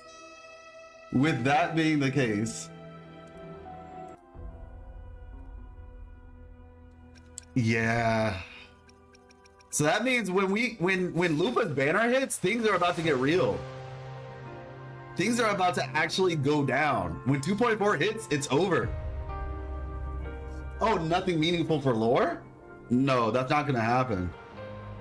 If the Praxidus escapes, I mean, it is what it is. I mean, of course, like I don't expect, the story is just starting. I don't expect the Praxidus to like meet their end here. You know what I mean? So that, sure, but Septimont and all that stuff? Nah, and lore-wise, first of all, we've already gotten information. Like, we've already gotten information in terms of the lore. But, I mean, yeah, I would be disappointed if nothing happened, quote unquote, but it depends on how you define nothing happening. So yeah. So let's see, the dark sea rolled over Septimont's jagged cliffs, surging down from the pristine cobblestone streets, drenching the golden flags and wind chimes and engulfing gates, dragged riding across the land towards the far side of the sea on his pilgrimage across the world. Lupa is swallowed by the tide's relentless churn. The hymn swells from her chest, crawling forth to escape from her parted lips. An esoteric melody fills the boundless darkness. Yep, that makes sense. Shadow of Glory, she chases the enemy from an incubator through the dark tide, ravaged streets of Septimont until she vanishes from sight. Alright, Fallen Guardian, yep, dark tide before her. She defeats the Lioness of Glory, but after dealing with the dark tide before her, she feels a cold gaze from behind her. Cartethiya turns to see the gladiator girl, her face marred by tidal blight, her eyes hollow and empty. She stares unblinkingly like a ghost. Got it. And then for us, you fight a battle unseen. The Colosseum, once full of glory, is swallowed by darkness. Monsters swarm from the curtains of the black mist. As you cut them down, 1 against 100 at the final ball. You see, let me explain to you. Let me explain to you why this is so confusing. The reason why this is so confusing is because there are 3 different situations, and each situation has a different situation. Because essentially what I am being asked to do is I'm being asked to explain, what does this mean? Now what does this mean? Now what does this mean? And then I'm also being asked to explain, what timeline is this first one? What timeline is the second one? And what timeline is the third one? And then I'm being asked to explain, what do each of these individual timelines have to do with each other? And then there's this. You can't explain them because they don't make sense. I was just copying this. Left to right is day 1 to 3. Top to bottom is what Christopher writes about cartethiya experience. Rover experience, the source is what happened 20 years ago. No, yeah. That's correct, D. That's correct. This is what happens. This is the fiction that Cristoforo is going to. This is the blackmail right here. Doomsday is the blackmail. Sources. This is real. This is real. And to be fair, we don't even have the full story of the source yet. For what it's worth, I mean, you could say there's a day 1 missing, right? This is like day 2. You could say there's a day 1 that we don't have. If we're going based on this logic, right? Like right here, from the depths of the sea, this is like happening on a second day. There's the first day, which is, you know, maybe we'll learn more about like old girl's past. Like, you know, we heard about all the stuff that people did to her, but maybe we'll learn more about what people did to her when we see Wuthering again. And then we'll see what actually happened to her to turn her into that, you know, monster that we see right here and from the depths of the sea, right? Essentially 20 years ago when she disappeared. That'll probably be day 3. When Maya wins the Agon, the bloody Agon, and disappears, that'll probably be the source of day 3. We haven't actually hit that yet, probably because that's what's gonna happen in the second half of 2.4. But, oh, you're right. Let's see. Wait, where is that? You can connect it, what Perlova said at the end of Carnival. That's why there are 3rd. Hey, what's up, Kyoko? I really need to go back to 1.x areas and do 100% because there's some stuff you're cooking, like literally cooking. No, for sure, subject. It is. A lot of people missed a lot of that stuff, but it's there. So yeah, so basically, it feels like this is days. These are days. These are days. This right here, these are the different situations that would happen depending on the day. Like I said, Doomsday, in my opinion, this is the blackmail essentially that Cristoforo is using to get us to act. Because you have to remember, everybody, this is the beginning of the script. It's not just there just for the sake of being there. You really have to ask, what is the reason for what's happening? All good. I'm doing well. It's weird because characters said that she won and others said that she disappeared. Well, yeah, she did win, Diego. She won, and then before she could accept her prize, she disappeared. That's what they said. She won the Bloody Aegon, and before she could actually accept her prize, she disappeared. Which is kind of weird, because like, if you won, like, how did you disappear? Did you just like poof, vanish? Or did you win? Like, they raised your hand, you went to like go get your manager or something, and then you disappeared? You know what I'm saying? There's a couple of different ways that can be perceived. Yeah, exactly. I remember that someone said she never battled. Nah, I don't remember that one. But I'd say that would be counterintuitive to what the story was saying. I'm trying to remember who was telling us this. Was it Bu Ling who said it, or no? Maybe Lupa. Let me see. Semifinal. Okay, let's see. Enter by taking. Win the semifinal. Okay, Lupa, esteemed F4, blah, blah, blah. Back then, so was complete and everyone's doubted their intentions. That is, until I chose to leave them not long ago. Now, in today's arena, their spears spiraled out of control. Okay. All right. Come, my fellow warrior. Does anybody remember when she mentioned this, that part about Maya disappearing? So what's happening? There are 3 different timelines or something.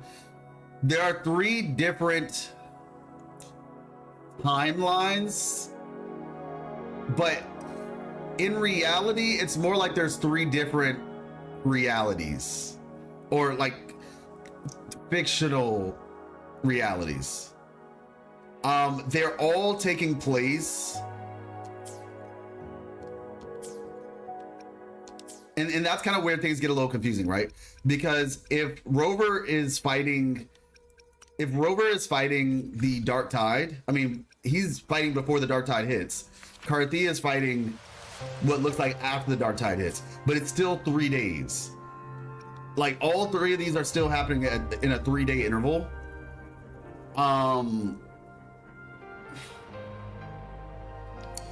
Yeah, see, at the same time.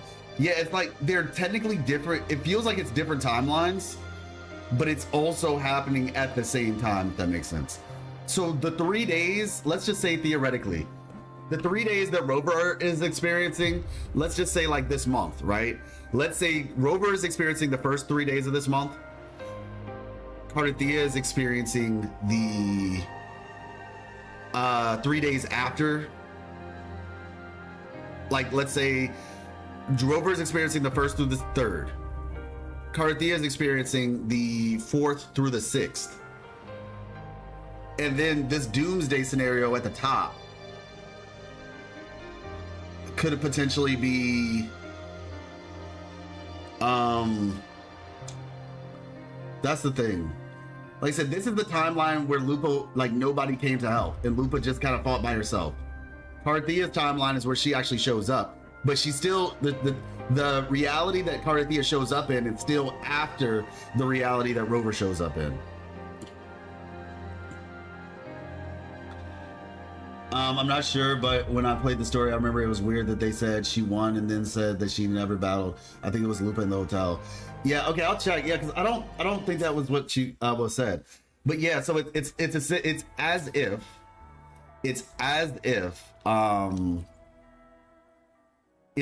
if it never they're experiencing a 3-day cycle, but at different times.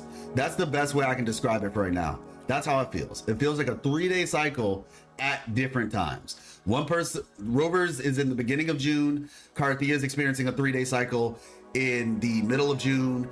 And then the reality that we see with Lupa might be a similar, it feels like it's a similar reality to the one that Cartethiya is in, perhaps. But if Cartethiya never showed up. So nobody showed up is the first one. Exactly what time it is, I don't know. The second one with Cartethiya is sometime after the Dark Tide hits, but before what happened with whatchamacallit, before what happened with Lupa.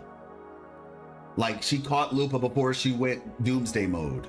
And then Rover is, like, very early and catches Lupa then.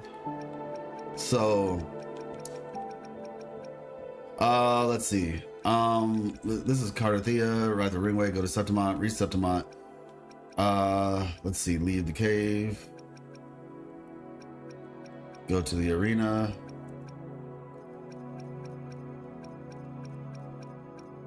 Where's the hotel part? Go to the restaurant. Oh, hotel.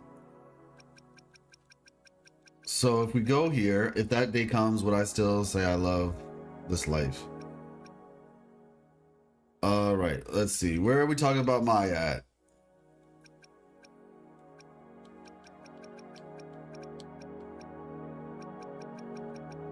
You don't look happy. I feel a bit weird. I was born for this. Okay.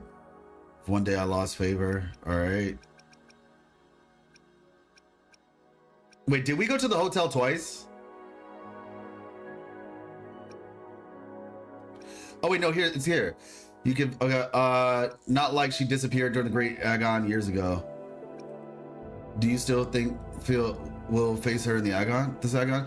Ha, not likely. She disappeared during a Great Agon years ago. Some say she got tangled up in illegal betting scandals. Others think the pressure from her manager drove her to leave Septimont.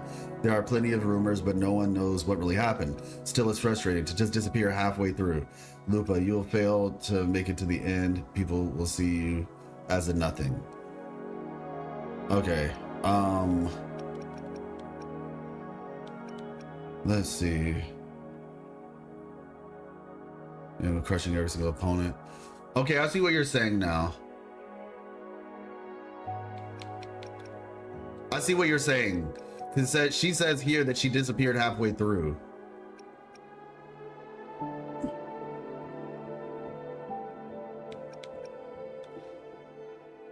Maybe Lupa is just listening to rumors then, because I'm pretty sure we were told somewhere else that she won.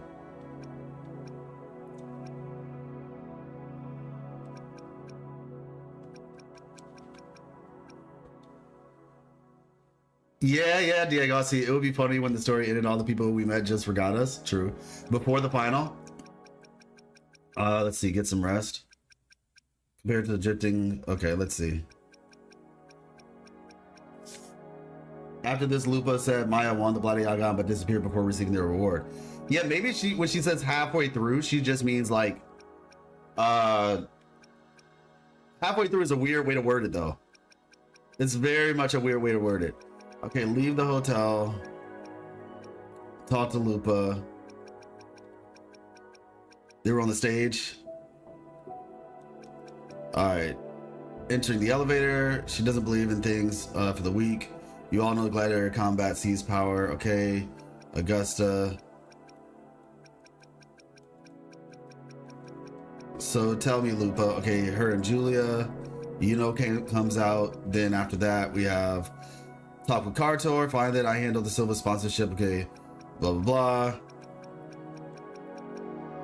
Corruption ran rampant in some. Okay, so F4 Augusta had a humble origin. Okay, corruption ran rampant. Let's see, where's Maya? Find a quiet spot to ponder the situation. Lupa, if the Thermodian dark tide frequencies I sensed in her weapon, if only for a brief moment. Yeah, more down. She shares. Okay, bullying. Are you the one to break the deadlock? Oh, you are the one to break the deadlock. Wait, what? But after this, we don't even talk to her anymore, do we? Anxious spectator. All right. Let's see. Scornful nobleman, astute nobleman. Maya, relax. You can do this. Hold on. It's all right. I'll be fine. A divinity above. I hope I won't let anyone down. I need to be better. Much, much better. Then Lupa breaks us out of it. I finished talking with them. Let's go again. Oh, almost forgot. This is for you. All right, we got the heart pour. Besides the righteous one. Okay, cartethiya is like, the righteous one will notice this anomaly when it arrives. She's talking to nameless girl Lupa. This is so exhausting. Dealing with these headaches is more energy than fighting in the arena. Leave the hotel room and go to the Coliseum. An ignorant fool, that's how Julia described her. Okay. Okay, here we go.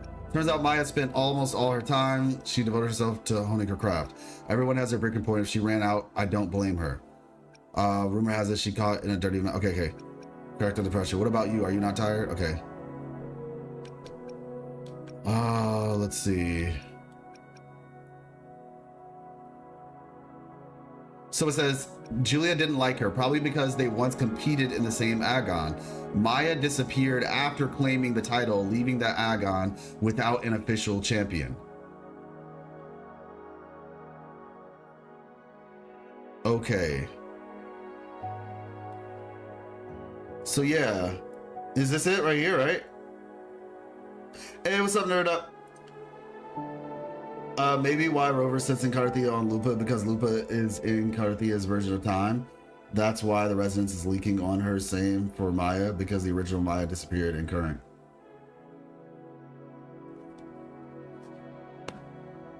There's another one. For when Lupa was basically talking about how, hey, 10. Unfortunately, I wasn't free the time to catch the stream. No problem. Yeah, we're kind of going through. We were looking at your theory. We were talking about it. We were talking about the story parts, exactly. Decades ago, during the Great Agon, Maya disappeared on her way to receive the award. Yeah, so she won. But before that, she did claim the title of Bloody Agon and even received Arsenosa's blessing. So basically, yeah, she beat the whole thing. She beat the whole thing. Leviathan kidnapped Maya and put on an incubator to become a vessel for Leviathan. Yeah, honestly, I don't disagree with that concept. I kind of think something similar, to be honest with you. That's why Rover's seeing an overlap. So Rover's seeing an overlap, seeing cartethiya, sensing cartethiya on Lupa, because Lupa is in cartethiya's version of time, the real Lupa. That's why the resonance is leaking on her. Same for Maya, because the original Maya disappeared in current. Okay, so I think I understand what you're trying to say. You're saying the real Lupa, like the one that we currently are fighting, like hanging out with, isn't the real one, is what you're saying. The one we are currently hanging out with is not the real one. The one we're hanging out with is the fake one. I still think she did the dark tide follows her wherever she goes. Who said the dark tide follows her wherever she goes? So the 3-day thing, I was wrong. I think Cartethiya is in the past, right after the second dark tide. You know, I've considered that myself. She says certain facilities have been around 20 years, is what she said. Lupa doesn't seem to make sense to me, though. Reason why is because Julia Silva fought Maya. Julia Silva was literally a part of the same Agon that Maya was in, right?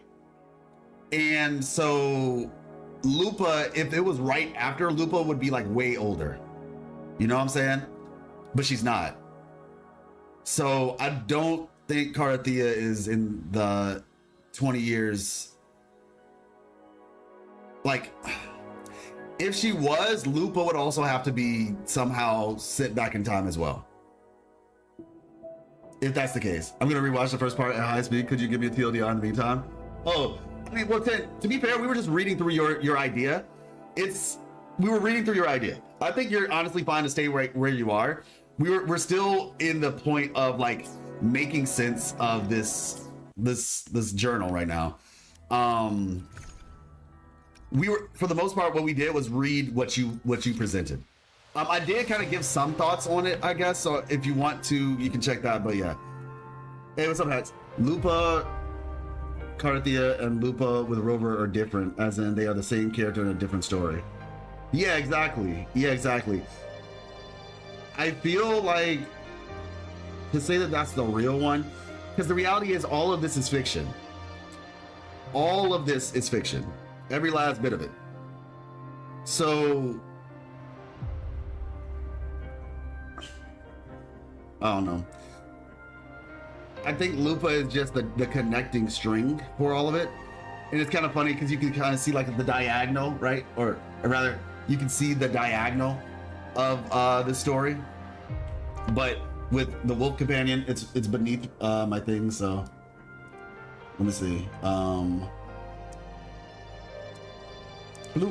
You can see like there's like a diagonal with like Lupa, like each of those has Lupa in it, in a sense, because it's kind of like this is the connecting string of all the theories. Next section 20 years ago when second dark tide hit, or was it 10? Maybe the dark Maya wants to switch places with Lupa. Maybe you could be like, oh yeah, she has everything that I wanted. She has like, she's the person I wanted to be, you know? And so she's like, I'm gonna take Lupa's spot or something like that. I don't know. Rover is the beginning, middle is missing, Cartethiya is in the end.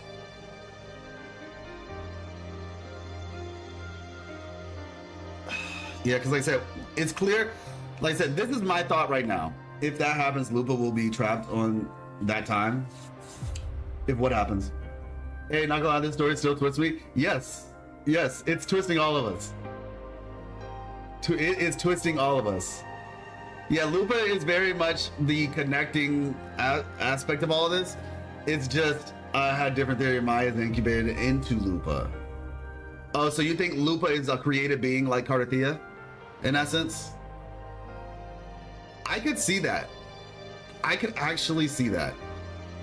But it is a little bit... Wait a second. That's interesting.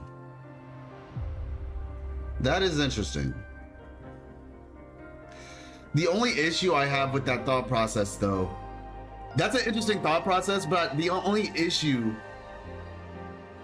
the issue that I have with that is that, because here's the thought, right? If Maya was incubated into Lupa to be the new champion, right? The problem I have with that is, let's just say in Rover's timeline, Cartethiya doesn't break her out. You shared your post. Okay, got you, Hex. I'll check it out then. Let's look at that. Let's check it out. So, if Cartethiya is Lupa, I mean, if Maya is the incubated version of Cartethiya, right? If that's the logic we're going by. Hold on.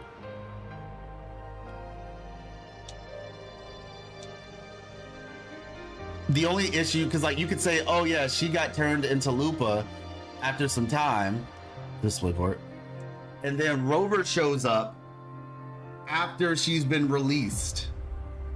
You know, like sleeper agent Maya has been released. I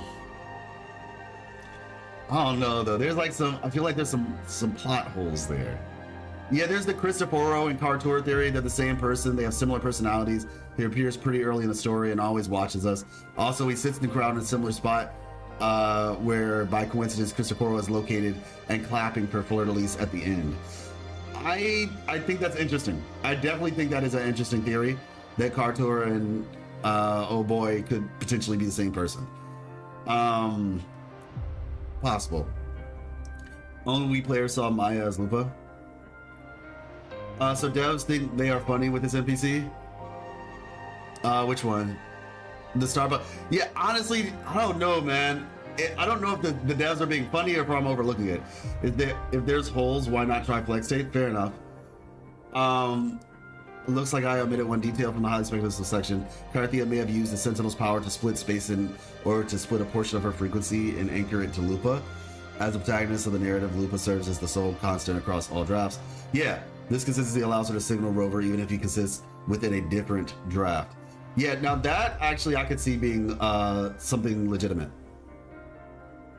I was thinking it was funny part. Okay, yeah. All right. So something I randomly catch while rewatching the story with CC. The eye shape is P, much identical but inverted. Cartethiya's bottom line, Lupa's top line. Is this the Thenodian shenanigans or something? Usually eyes for characters are different, right? Wait, what? The eye shape is P, much identical but inverted.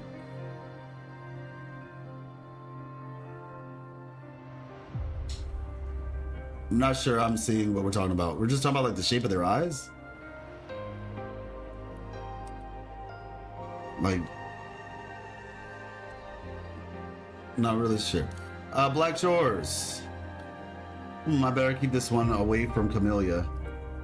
I'm a blueberry on an investigation assignment in Septimont. I happen to have some free time, at least I thought I would take a look at the Agon to see if anyone would be a good fit to join the Black Shores while I'm at it. Okay, got it. That's cool. Hey, what's up, Moon?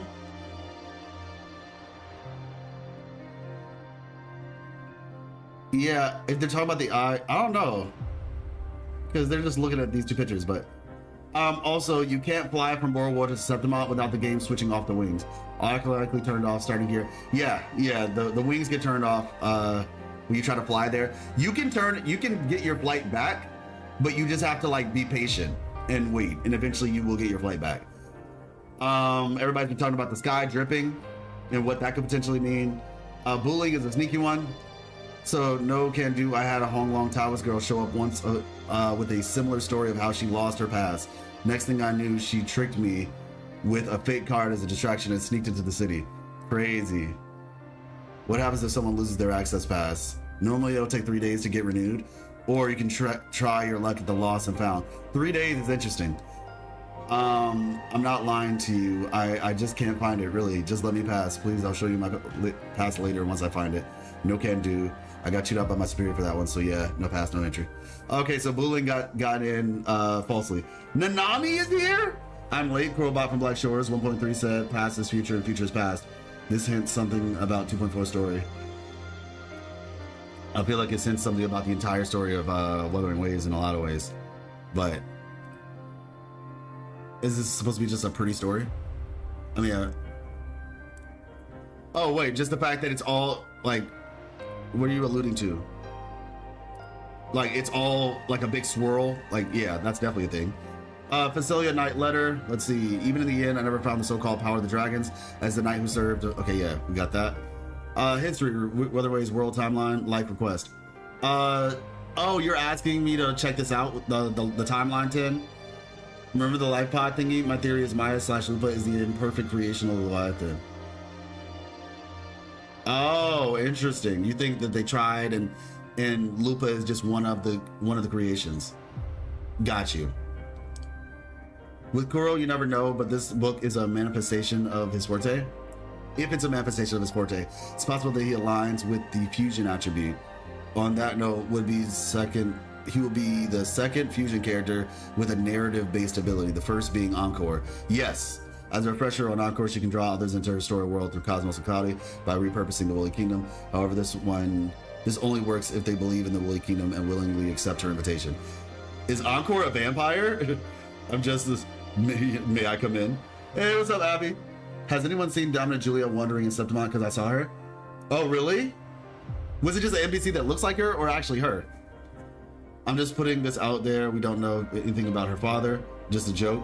Bruh, Tan, you're trying to say that this is Encore's dad? That's crazy. Now, this was an interesting theory I saw as well. Let's look at Hex's theory, though, since Hex is here. Just finished a world quest in Septimont. Oh, which one? With Second Awakening, yeah. Huh? Okay, yeah, I'm gonna have to address that. This... I don't know what to say about this per se. Like, is this considered leaks? This area in the second half, since the elevator to these ruins is locked. Yeah, okay. This has Christopher written all over it, being that he might already fuse with the escaped Grenodian since Rover last fought with it. Christopher definitely can rival Cartethiya's power if that man is already fusing with Leviathan. Okay.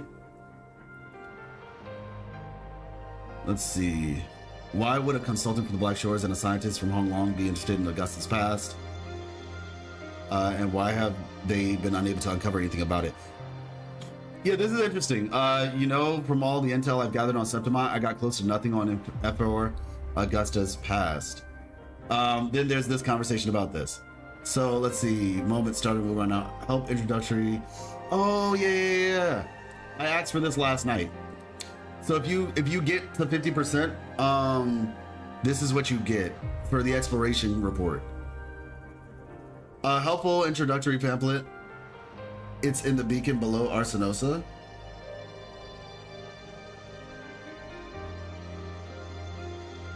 Oh, wait, what? There's a beacon below Arsenosa? Is it a place that people can go normally?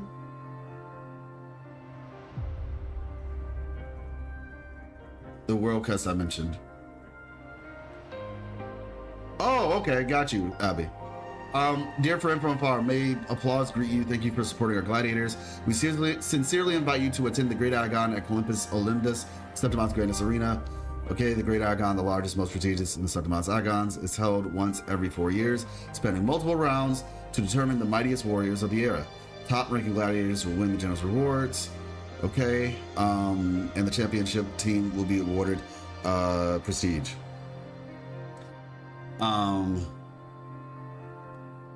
recognition by none other than the esteemed F4 of Septimont. If the thrill of the arena calls to you, why not personally join the battle? The gates of the Great Agon are always open to brave challengers ready to cry. Okay, so nothing too crazy, to be fair. Divinity of Septimont. Yeah, now this was interesting. We've conquered the land and built an impenetrable fortress upon mountain's crown. From the very beginning of Echo stood with us, loyal, unyielding, and true. O brave people of Racina, future warriors, let this monument bear witness to your courage. In the beginning of the lion, peerless in might, in the end, the night, faithful to the last breath. What we leave behind will one day rise again through you. That is written on, like a kind of like a stone tablet, basically, in what looks like a little sanctuary, honestly. I feel like the sky is glitching right here. Like I think they just flew really fast outside of the fight with Arsinosa, and so there's still a couple of these meteors that exist. All right, so Hexfix, you said you put something in the Discord? Here's a thought I had. What if Septimont is actually kind of an emotional incubator? Pittsburgh's goal might not be to stage a grand performance, but to cultivate something, to harness the emotional extremes of the Great Agon, the glory of victory, despair of defeat, and the constant hunger for recognition. All of that could be a part of an effort to create a new, controllable Threnodian-like entity. If I remember correctly, Threnodians are born from overwhelming collective human emotions. That actually sounds pretty... Kinda, yeah, I can see that. Overthrox came from... And that's what I've been saying this whole time. There's a secondary goal here. Like, this whole thing is not just for the sake of it being a thing. There's something to it. If I recall, what do you do in front of that text? Is project the two echoes mentioned. Wait, what? Really, Bakazan? Oh, shoot. Let me check. I was flying there. Even if you don't fight Arsinosa, the meteors fall. Yeah, exactly. You project the two echoes mentioned? That sounds interesting. Okay, I can check that. Anyone know what is the lore behind Alvarado Vault? What is the Wings expansion after liberating the spirits from the vault? Yeah, Yarnam. That is basically... There is a note that you can read at the front desk of the underground vault. When you first get there, you read a note. It's on the desk with like the teller and everything. Like when you first go down into the underground vault, there's a teller and the note explains the wings in the sky. If you want to find it yourself, you can. If you want me to just tell you what it says, I can. You're gonna post something? Got you. So yeah, Slup. I kind of like this. Oh no, I put it in the live stream notice. Sorry, I probably didn't join your Discord. Oh, you put it in the comments here. Oh, okay. Let me see. Yeah, but I say it's easier for me to check it this way if it's on here. Let's see, I can try to see if I can find what you said. Bullgrot. It's because one of the timelines, the past one, is broken. Cuts off Maya's victory because from there on it's only the dark tide. Also, that means the House Silverhead is that in that one is dead. Oh. Lupa, Cartethiya, Lupa with Rover is different as they are the same character in a different story. I have different theory. Maya's incubated into Lupa. Anyways, it's so long to explain, but I can share my post on your Twitter comment. Oh, Twitter comment. You posted it on my Twitter comment. Okay, got you. You can tell me. I'll explore once I get off work. I mean, basically, it said that the wings were there. They project the wings essentially like for the purpose of hope, for when the spirits will eventually be lifted.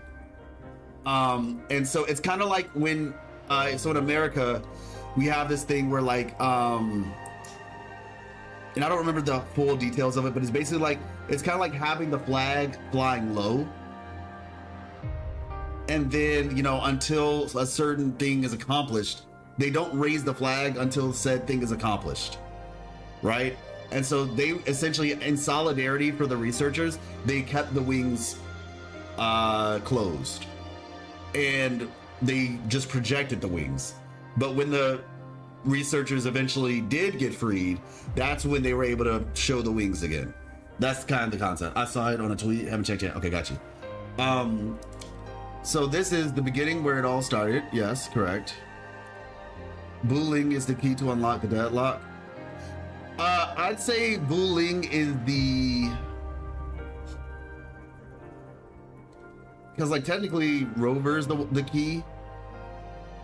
I'd say like, this is gonna sound silly maybe, but let's say there's a deadlock and then Rover is like the key. Wuthering is like, I don't know, the guide. Like she's guiding the key to the right spot. Possible endings outcome to Christopher's play. Ending 1 without Rover and Cartethiya. Yep. Ending 2 with Cartethiya. Ending 3 with Rover. Ending 4, Rover will break the deadlock and find a way to have an ending with Cartethiya and Rover present. I can see that, yeah. I can definitely see that for sure. Yeah, I can see that. I think the question becomes that this is like the simplistic outcome for it, and nothing against the way that you wrote this. I think this is totally fine because I agree with it too. But I think the thing that I'm curious about is when this is happening. Like these are different endings, but I think all these are different timelines still, or they're happening in a different space and time, if that makes sense. Like because this is clearly before the dark tide hits. This is after the dark tide hits. So it's like they are endings, but they're not necessarily happening at the same time. They're different stories being told at a different time, at different times. With Lupa being the connector for it all. Wuling probably knew something going on with Septimont, weird feng shui, therefore she knew something messed up with fate. And that said, fate changed where there is Rover. Yes, agreed. So 10 might help us organize thoughts, history, and motivations. All right, so let's see. Quote from 1.1 for Lova. We have the answers we wanted already. With the Sacred Resonance Awakening, we will tap into the powers that rival Sentinels. Complete control of the artificial resonator awakening process is within reach. What answers does Frolova have? Question mark. The second awakening is real, proven by Jinshi. Yes. What does she want? To rival the power of the Sentinels? Yes. What rivals the power of the Sentinels? The Thermodians do. How does she plan to achieve this? By using Second Awakening to create a Thermodian resonator. Where does she go next? She travels to Renacida, where rumors speak of existing Thermodian resonator. How does she confirm the rumor? Christopher leads Rover to investigate the Blessed Maiden while feigning alliance to the Order. Yeah. How does she feign an alliance to the Order? Assist the Order in attempting to recreate the disaster from decades ago to cancel the Carnival once again. What happened 10 years ago? Fenrico used the Carnival disaster to consolidate power in Raguna. He blamed the shadow beneath the revelry, justifying suppression of dissent and disbanding the orders. Carnival was banned. Yes, correct. Now, event 2.2, current state. Sentinel is dead, Cartethiya is liberated, the Thermodian is left without its resonator. Yep, this is what we talked about in the video. What happens next? The Thermodian does not give up on Cartethiya. Now, I will say this, Tin. There is a part of this. Oh shoot, hold on.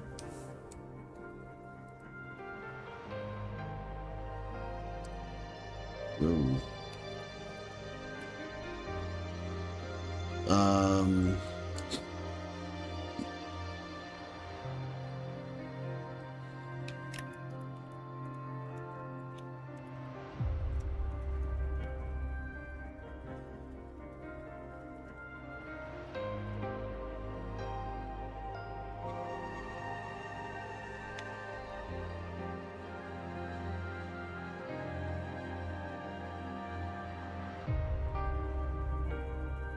All right.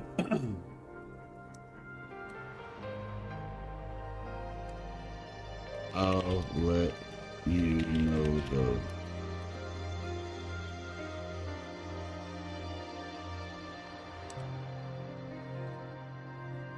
We go.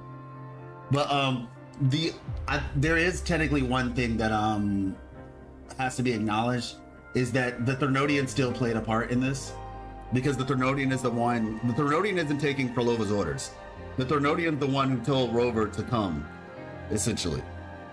So that is, I would say, one part of that. Now, mind you, obviously, if you're just trying to say, from the Fraxinus perspective, then yeah, totally. 2.2 Sentinels dead. Carthethiya is liberated. Threnodian is left without his resonator. What happens next? Threnodian does not give up on Cartethiya. Its condition is unknown. Frolova has her past experiments involving the Dark Tide. Christopher is consumed with tragic hero tales from Septimont. Patch 2.4 begins. High speculation for Frolova's objectives. Guide Lupa through a second resonance awakening by confronting the Dark Tide within a fictional context. Allow for multiple narrative drafts in which each attempt may falter. In some iterations, Lupa succumbs to fatal overclocking. In others, they prevail in their transformation. But why give Rover the book? It seems contradictory to give the story a little nudge. Okay, got you. Yeah, so your idea here is that there's a second resonance awakening that they're trying to create. They're trying to create a Threnodian resonator using Lupa as the target. This is not much of a theory. It's trying to figure out something. I hear you. I feel like there is a theory here. The theory, and that's the speculation part, which is they're trying to make Lupa into the Threnodian resonator. Using via emotional manipulation, essentially. Fatal overclocking in others, they prevail in their transformation. Yeah. Frolova's action is really weird. Why is she giving us the book to potentially screw everything up? Yeah, see, that's the thing. It feels like she has her own little alternative view on this situation. Is Maya the Threnodian's backup plan or something? And what is with the incubator? I think Maya might be the Threnodian's backup plan. Yeah, I think Maya could very well be the Threnodian's backup plan. Potentially. I mean, they seem to work. They seem to get along relatively well. At the end of Act 1, she basically kind of took. It feels like she took Cristoforo's advice a little bit. That's the big question. Where does Scar come into this? Where does Scar come into this? All right, so let's check this out. Cristoforo's powers, yeah. Let's see. We have an attempt to explain Cristoforo's powers.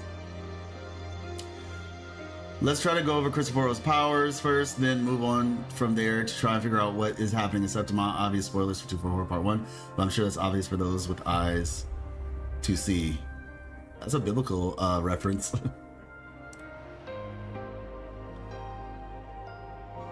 Right, let's see.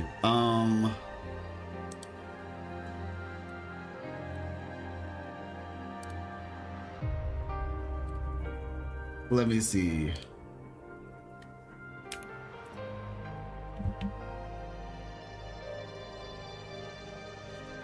Hold on.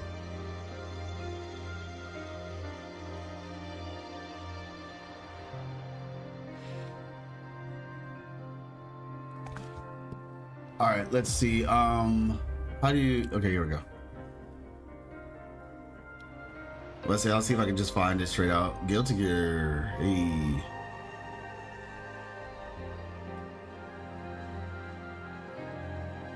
Okay, here we go. So, let's go over Cristoforo's powers first, then, okay. So based on Frolova's talk about it, how we're experiencing it, it seems like there's a type of power that requires a source, non-fiction story to create fiction to overlap. Yeah, that's basically what I said. Where it's like he needs to have a source material to draw from. It's a really strong ability, but the limit is, in order to manipulate somebody, you can't just... This honestly goes into the concept of like how to write good fiction, right? Good fiction requires reality. Because if there's no like source, it just kind of doesn't sound good. You know what I'm saying? Like, this is why stories usually use some sense of reality to work from. You know what I'm saying? Let's see. Okay, yeah. So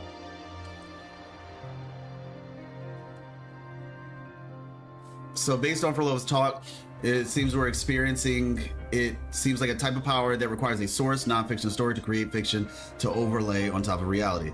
In the 2.4 story case, this would be the tragedy of the gladiator Maya. Correct. I think we could say that Christopher's ability is somewhat similar to Jaja's. She's art, he's a writer. Well, yeah, but the difference between Jaja and Cristoforo is that Jaja can make something out of nothing. Cristoforo seems to rely on something pre-existing. Like, he uses what, I guess if you were to think about it this way, it's like the paint, right? The materials, they both require materials, I guess you could say. And so Jaja's materials are like her paintbrush and her paint. His materials, I feel like that's too simplistic though, because you say, oh, his materials are his pen and paper, but it's not really the case. Like, he requires something else. She's a creator, whereas he's a fabricator, if that makes sense. Like, he requires something else. He requires, he would basically take Jaja's paintings. Like, Jaja's kind of a broken character in a lot of ways. Like, they really make her, like, they limit her in a lot of ways as a character. From her forte ability, because like truthfully, she could like just paint up an entire army. You know what I'm saying? Like, she could paint like some nonsense, honestly. I deleted for a bit, but I was going to say was that Cristoforo's name means bearer of Christ in Italian. Interesting, bearer of Christ. Interesting. Okay, fair enough. Like, if artists have powers, they could create anything. Yeah, that's what I said. That's what Jaja does. But, you know, she's kind of like, oh, she doesn't have the same ambitions. That's essentially it. She doesn't have the ambition to take over the world. But she could, honestly, with her ability, she could join the Praxidus easily. Or the Black Shores, for that matter. So, it requires a source. In 2.4 story case, this would be the tragedy of the gladiator, Maya. So, let me switch the screen so that way everybody can see this. Excuse me. Okay, so all glory will consume, the pride of heroes will dissolve, then blacken maelstroms, such as the finale she holds most dear. All right, so we already know this. So it is with this story. It follows a template, and even its creator cannot escape its confines. So it is with this story. It follows a template, and even its creator cannot escape its confines. Jaja can create her own material, which is her painting. Cristoforo needs a real life story to work with, which he would not make easily. Yeah, and especially for it to be convincing. That's why he does research. That's why he's been in Renacida for like 20 years or so, because he's been doing research. It's a long game plan, right? That's Cristoforo's thing. Like, it's a long game plan, the way he works. Kind of like Batman. So, all right. So yeah, we have that source, and then we have fiction. All right. So why does in the fiction Lupa turn into Maya? I think it's because Cristoforo's forte to function, there needs to be a person who has the same type of tenacity as Maya. There has to be an actor present to be the proper cast for the source. That person is Lupa. All right, I agree to that as well. Even in the wildest imaginations, draw from what already exists. So it is, yeah, exactly. They draw from what already exists. He cannot escape the confines of what's happening there. Let's see. So, the person is Lupa. Maya likely has fallen to the Threnodian, judging from the coral growths. Yep. On her body, which is why Rover senses the Threnodian frequencies in Lupa in two instances. One in the sphere accidentally during the semifinals, and when they accidentally show Buling's mirror onto her. Lupa is the core of the story. This is probably the reason why, if Lupa is ever killed ahead of schedule, as for Lola says, Cristoforo's story will crumble since the fiction has been robbed of its actor. Of course, it's not like Rover would ever entertain the idea, right? You could claim the spotlight by ending her life before the curtain falls, changing the ending and the tragedy is averted. But should you falter, or worse, warn her of what's to come, the consequences will spiral far beyond anything you can imagine. Now, this is what I was confused about. This is what is interesting to me.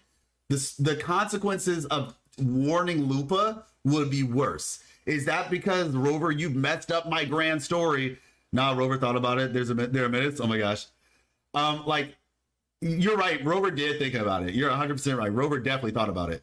But the idea that apparently, if they did, like if Rover did tell Lupa things would get worse. And I'm just like, maybe like Christopher was like, you messed up my fun, and now I'm gonna actually take things seriously. That's the only thing I can think of, really.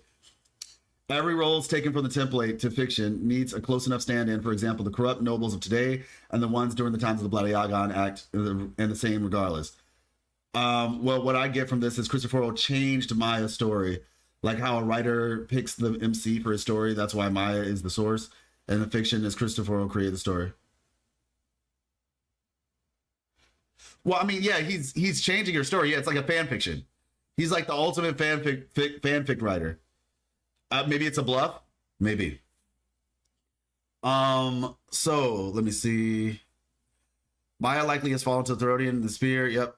So we have that. You know, you have Maya right here. Yeah, we show the mirror toward her. You see her. This is like the truth of what's happening. I feel like Maya is here, though. I feel like this right here, this thing, Lupa is fake. I know, right? That's the question. Is Lupa fake? I don't think Lupa is fake, actually. I just think that, because I've thought that too. There's a moment where I was like, so is Lupa just fake? Lupa's not fake. Lupa is just a convenient stand-in, in my opinion. She's being used, but she's a convenient stand-in for the truth, which is Maya is the truth. Maya is the one, and I think this is actually Maya in present day. So Lupa and Maya are related. So, well, they're not so much related. It's just, it's like if you were to do, if Christopher was to tell a story right now using the NBA, right? And he wanted to tell a story about Michael Jordan, and he wanted to write a fiction about it, he would use like LeBron James right now. You see where I'm coming from? So it's not so much that they're related. It's just they both, they are the MJ of their time, essentially. They're the Michael Jordans of their time, respectively. They're probably the same person, but that does not answer why they're tested much. No, they're not. I don't believe they're the same person at all. Like, you understand, there's reality and there's fiction. We have to remember that this whole thing is a fiction. He is taking current reality and placing a filter on top of reality using a story that is similar. So, you know, when you think about the idea, this is a small scale version of it, right? But you think about the idea of the Mobius loop, right? That we talked about in Black Shores in 1.3. It's like it's constantly the same, like over and over again, right? Where, in essence, what we have right now is the more things change, the more things stay the same. You know, nothing's new under the sun. I actually might make that that might be the one of the title, one of the quotes. That might be one of the quotes for the video. Nothing's new under the sun. It's basically this thing of like I said, the more things change, the more they stay the same. You know, a lot of times the things that happen nowadays are just a retelling. Like, it's very similar to things that have happened in the past. We're just new people. And so basically, Lupa is the Maya of her day. Maya was the big shot 20 years ago. Lupa's the big shot right now. And so that's why I said, I think one of you all said it really well. And I think Ancient also brought it up as well. It's just like, she's the best actor for his story to work. This is why, like I said, he requires a lot of setup. Wait, this is like Wither to Shine and PGR, multiple endings? Like I said, it's not, I mean, I don't know. Chris Rowe is really so confusing. It's a very long game ability. He requires a lot of setup. So yeah, she's the core of the story. This is probably the reason why if Lupa is ever killed ahead of schedule, Frolova says Christopher's story will crumble, says the fiction. Yeah. However, what if the story plays out as intended? Christopher's story has an endpoint, and that is Lupa bringing about the Dark Tide via Maya's, who has been Dark Tide corrupted by the Dark Tide frequencies, when Cartethiya and Rover's fictions fully overlap. So what's the plan? Figure out the Overseer's limits. The longer the last, the more anomalies are bound to show. Right. My bad. Rover entertains the idea but calls it off on the off chance that they are in a reality and they just kill Lupa for no reason. This leads really nicely into our next topic, which reality is true. Cartethiyas, Rovers, or Septimonts, we played card games in a false world. Is the Septimont we played card games in a false world? I think Rover and Cartethiya are in some kind of limbo state. The Septimont we are experiencing is definitely still real, but so is Cartethiya's, because if Christophoro could just plunge an entire city into a perfect illusion, the Praxidus would have already overrun Solaris 3. Is currently maintaining 3 fictions. Lupa succumbs to the dark tide. Cartethiya destroys the corrupted form of Arsenosa and likely Lupa along with it. Rover's fiction, we are experiencing it right now. Now, this statement is a little bit interesting. I think Rover and Cartethiya are in some kind of limbo state. The Septimont we're experiencing is definitely still real, but so is Cartethiya's. Because if Christophoro could plunge an entire city into a perfect illusion, the Praxis would have already overrun Sol 3. I'm not so sure about this. I don't know if I agree with this part. I think he very well could plunge an entire city into a thing. But I just, like I said, I think it requires a lot of setup. It's not something that can just be easily done, which is part of the limit to his ability. Because what Rover said was he doesn't believe that you can change reality, turn fiction into reality. That's what Rover said. Because if Christophoro could turn fiction into reality, then the Praxidus would have overrun Sol 3. But being able to drop an illusion on a city, like an isolated place, that requires a whole lot of setup to do so, nah, I think that's possible. Why did Christophoro said, I don't take all the credit, it's Septimonian's fault? It was something like that. Because the Septimonians are the ones who created the stage. Like, Christophoro needs a stage to work with. He needs, like I said, he's a fan fiction writer. He's gonna take a story and write a fan fiction about it. And so he is saying the Septimonians are the ones who made the source material for him to work with.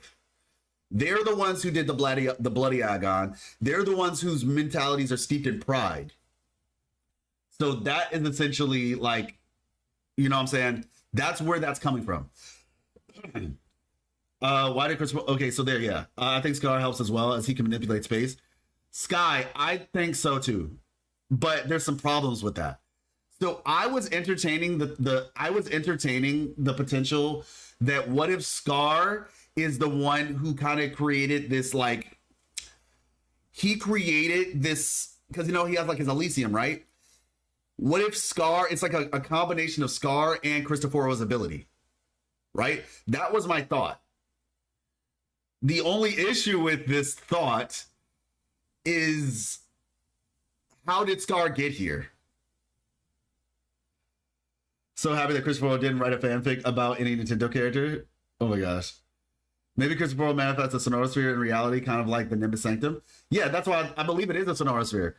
Either it's a sonorosphere or it's similar to Scar's Elysium, right? But the question is, how did Scar even get here? That's the big question. How did Scar get here? It does explain. Imagine you are reading 2 stories, both having the same character but told differently. Let's see. I like how many versions of Arthur you read. They all depict the same person but different tales. What if, hear me out, he needs someone with a personal connection to that place for him to work his ability? Oh yeah. He needs, to a degree, yes, 100%. I mean, to say needs a specific person with a personal connection, I mean, to a degree. Like I said, he needs people to play the parts in the story, right? That's what he needs. And Lupa mimics specifically, like I said, he's getting actors, as Ancient said as well. He's getting actors. And so she was just the perfect actor. You know what would be wild if Carthethia's story is being told backwards on purpose so we don't figure it out? I thought that would too. Because in Cartethia's story, the first thing we see is her breaking Lupa out of the Maya/Lupa out of the incubator, right? That's the first thing we see. Which is why it kind of feels like she's in the real world a little bit. It almost feels like she's in the real world. Wait a second.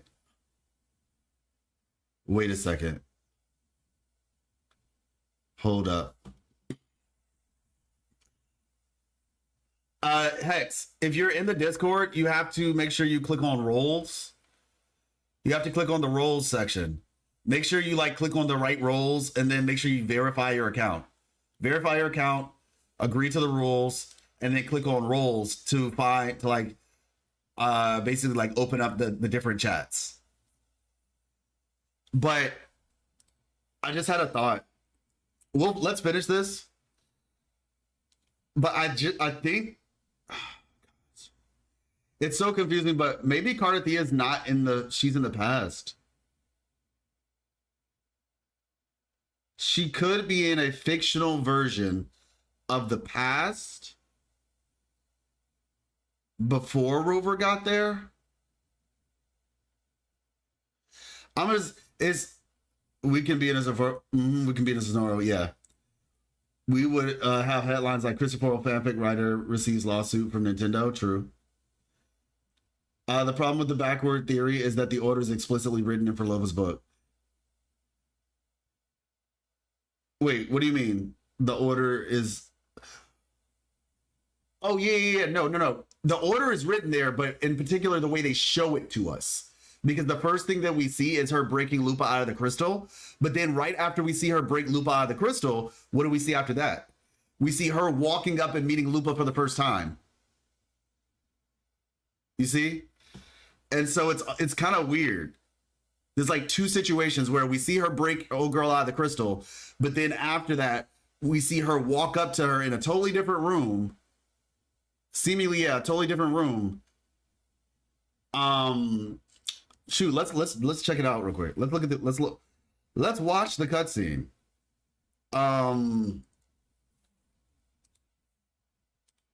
Let's watch the cutscene.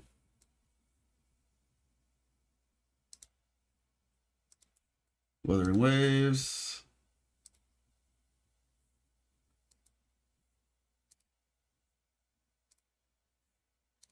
.4. Play through.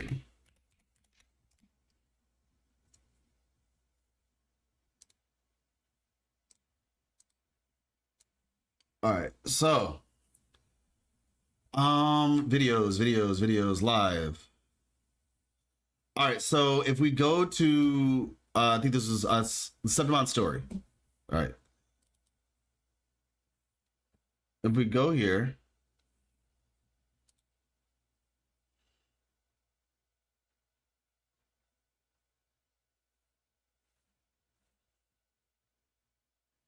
go to the tower.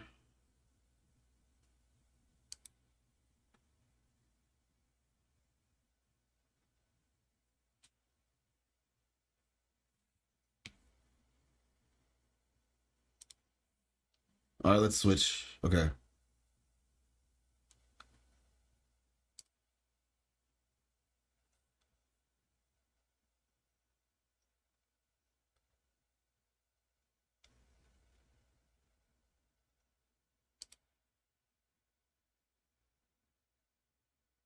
Wait, did I do it in the previous live stream?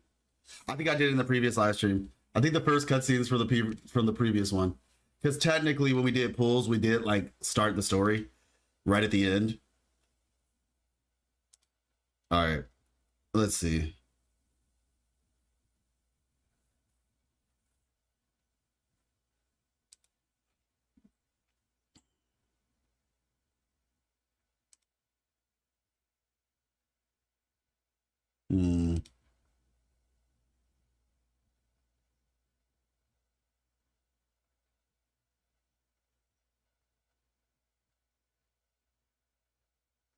Here it is, found it.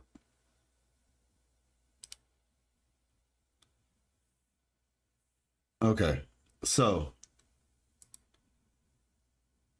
she gets like the little thing from us. The traces will guide you here.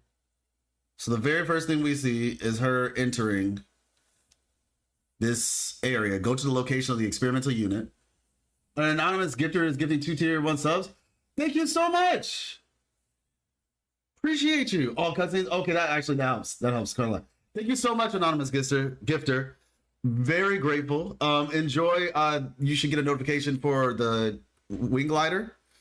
Yeah, thank you so much. Appreciate you. Unsung hero. Interesting, I see.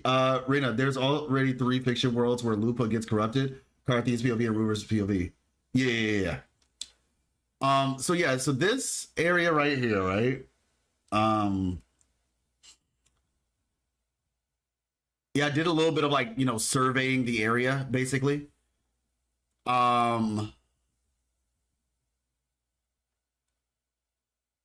Which was probably for the best, to be honest with you. Yeah, it's like, what is this technology, But this is the incubation room. Every time I see sci-fi thing, all I want to see is a big spaceship is looking at Solaris 3 cutscene. Oh, got you. Yeah, so we have this area. Okay. So we're running around here. Then we eventually decide to start this little situation. Trying to hide in that incubator experimental unit, are we? Incubator experimental unit.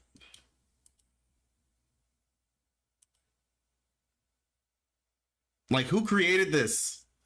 What civilization technology are the aliens?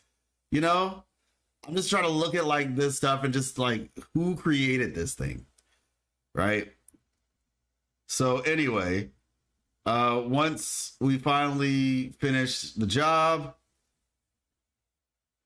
let's see, here we go, boom, then it happens.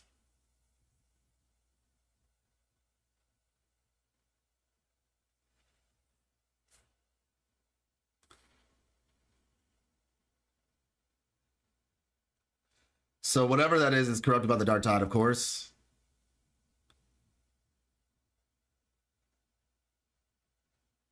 Could be the work of Fraxidus.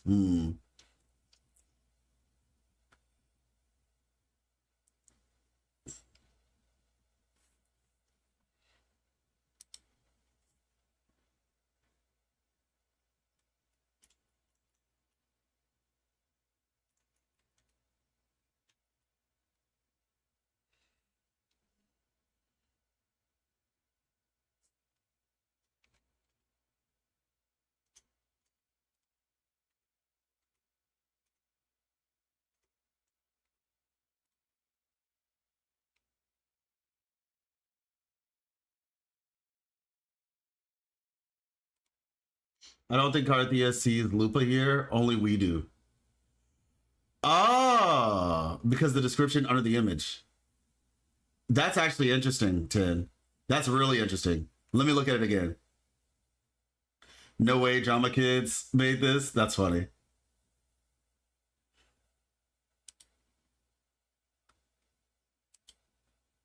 You also, I just noticed this. You see this little teardrop? This is the Thernodian. Oh shoot. Has anybody talked about this? Got you, Hex. Has anybody talked about this? Nope, you just found it. Yo, confirmation. Like, obviously we have our theories, but this is legitimately confirmation. This is the Thernodians' work. This is legitimate. This is the Thernodians' work. Okay, let's go. All right, well. In Summer Games Festival trailer for Lobo was holding that teardrop. Yeah. The tear, I discussed that. I did discuss that. New lore drop, everybody. We've been speculating for a while now that Maya is gonna probably be like the new Herald of the Dark Tide. Check out my lore video for more on that. But I am coming to you all with the fact that based on her design, this little teardrop thingy right here, yeah, this is basically like, this is the same thing that Cartethiya has on her ears, right? It's the same thing. And so if we continue, you can see right here the little teardrops that she has that represent the Thernodian, basically. Yeah, our girl Maya is very much on the Leviathan side. Not corrupted by the Leviathan directly. This isn't just the Dark Tide. This is very clearly Leviathan's handiwork. Let me know what you guys think in the comments.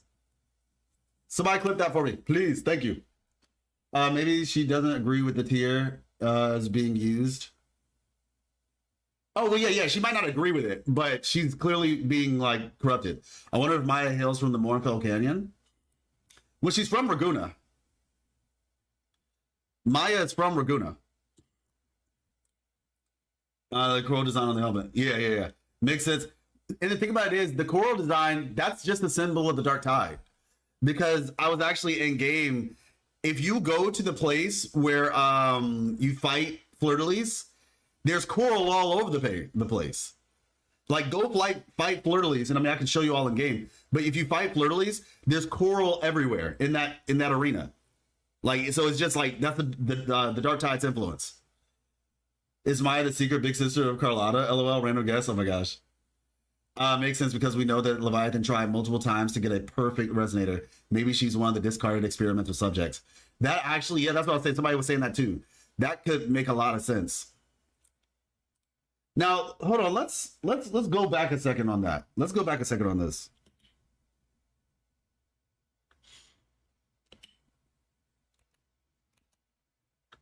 Oh, okay, got it. I was like, what is that flash? Boom. Jump scare. Jump scare.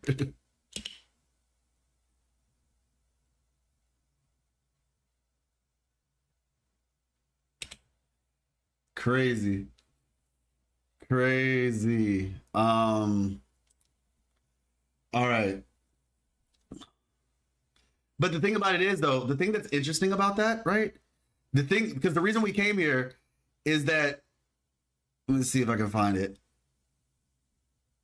Yeah, we meet Buling with her cute self. I love these little glasses she has. The weird thing about this whole situation is that after that cutscene, right? The next time we see a cutscene, let me see.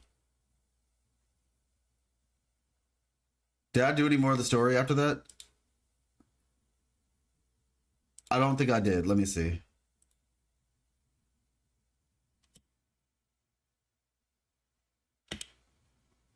Register your team. Oh, never mind. We did.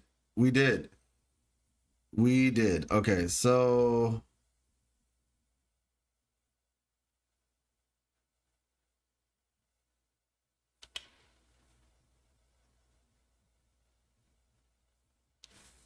after that, we have this. Galbrenna, I think she'll be a key character soon. Yes.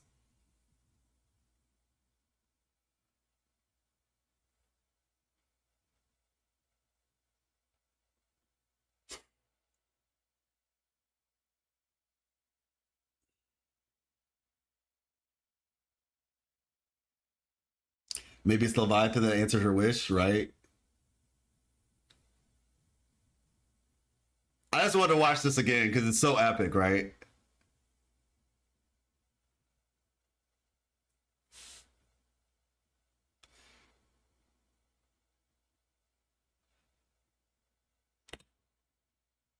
Yeah, totally sane. Totally sane. Totally nothing wrong with her at all.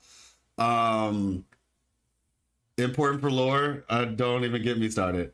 Check if Maya had that drop when she was like sad after Bulin gave us the bell. She doesn't, Mon. That's before she got corrupted.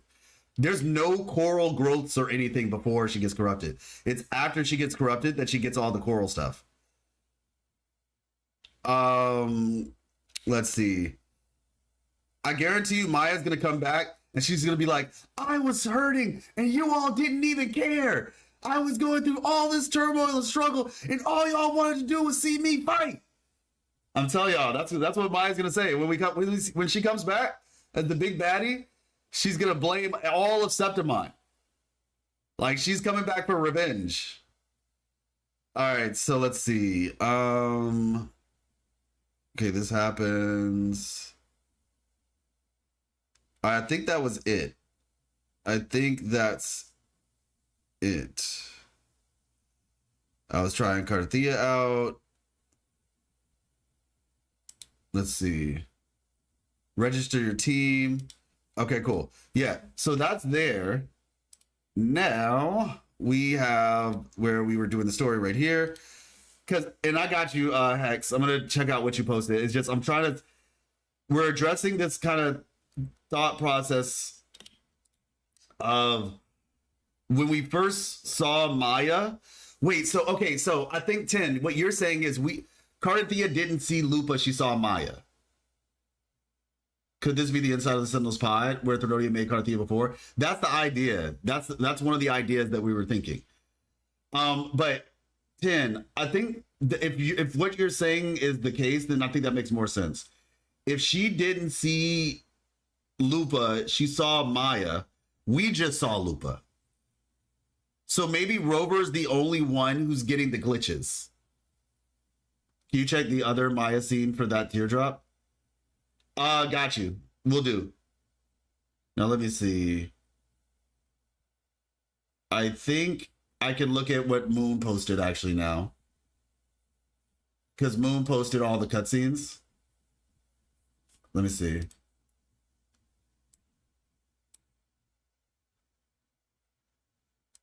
Let's see. Here we go.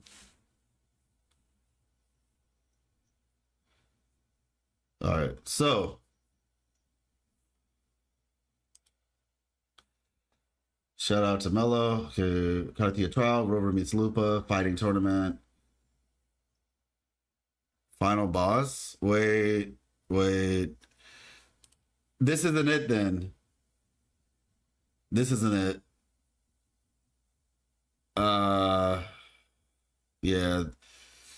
See, this is why I don't like, as cool as that is, it's not necessarily what we're looking for.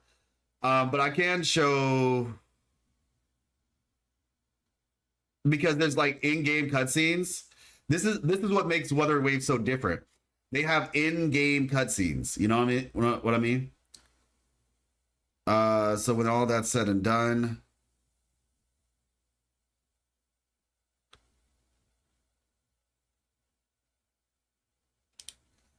so like there's the cutscene, and then there's also the in-game cutscene. Okay, yeah, right here. Yeah, so that happens right there, but to say, I don't think.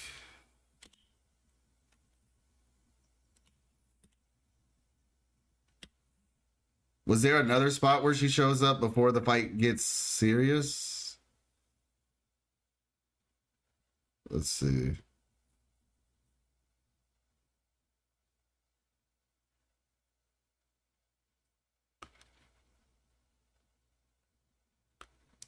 All right, let's just check out the cutscene.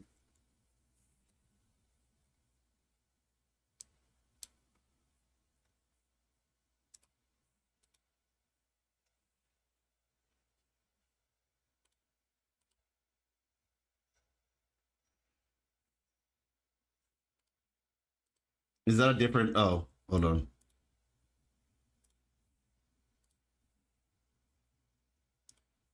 There we go. Too many tabs.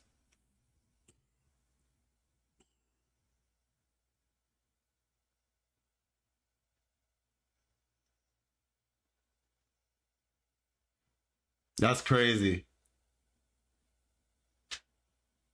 She's seen walking behind them, nerded up. That's what I thought. Is it before this? When she's walking with Lupa? That's an in-game cutscene then. That's an in-game cutscene then, right? Not these type of cutscenes. I mean, it's all in-game, but isn't it an in-game cutscene? Yeah, it's technically all in-game. But yeah, it's just, this is why these type of things are kind of hard to go by, because it's like a lot of these cutscenes happen at different times. So yeah, we'll get to that then. What we'll do first, like I said, I'm trying to find the cutscene where we see her first meet Lupa. Does anybody recall when that happens? The cutscene when Cartethiya meets, or the nameless girl is what it's called. All right, let's see.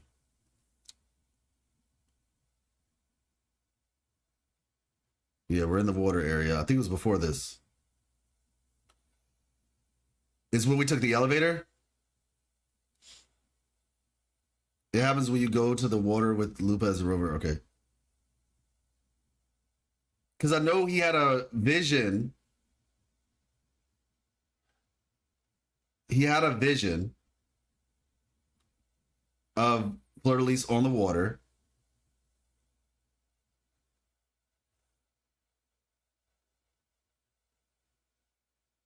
After we reached the city after our first fight.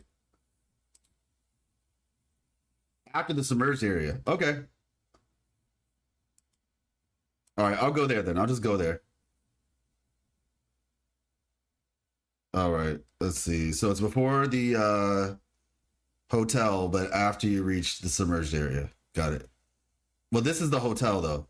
So it'll be before this. Oh, here it is. Found it. So where is this, right?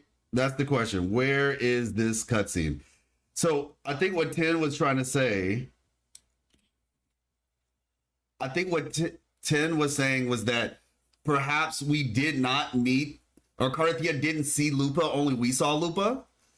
She just saw... Okay. Yeah, like, dang, Lupa is just getting thrown all over. And this is why I think she's actually having headaches. Yo, hold up. We discussed this. Okay, listen. Statue of Heracles. Yeah. So I think now it makes sense. I think it actually makes sense now. I think that, I don't know if we've discussed this, but it seems like Cristoforo's ability requires a core. And Lupa is the core. Maya is the subject matter, but Lupa is the core. And this would actually explain why Lupa has, like, I think we were kind of talking about this, but she has that like stuff on her, the frequencies, but it also would explain why she has headaches. It would also explain why she's like, it feels familiar, but it's not, because Lupa is probably experiencing all three of these realities, or all three of the fictions at once. That sucks. That's why she's having all these headaches. Oh my gosh. Poor girl. I think Lupa is what Maya would be if she wasn't corrupted by the dark tide, and I think the Septimont rover is a sonosphere that created by Maya's wish. Created by Maya's wish is crazy. They're not the same person though. Lupa and Maya aren't the same person. But yeah, I hear you. Like I said, I think sonosphere might have something to do with it for sure. I do think sonosphere might have something to do with it. Headaches was the answer, everyone. Get her some Tylenol, extra strength. Hey, we fix it all. You give her some Tylenol, all the fictional realities will come back.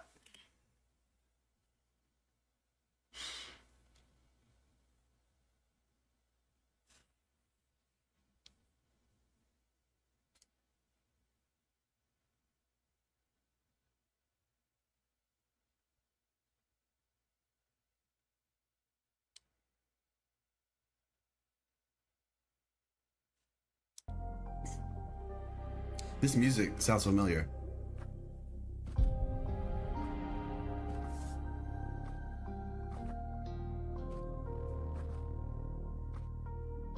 Me back this time.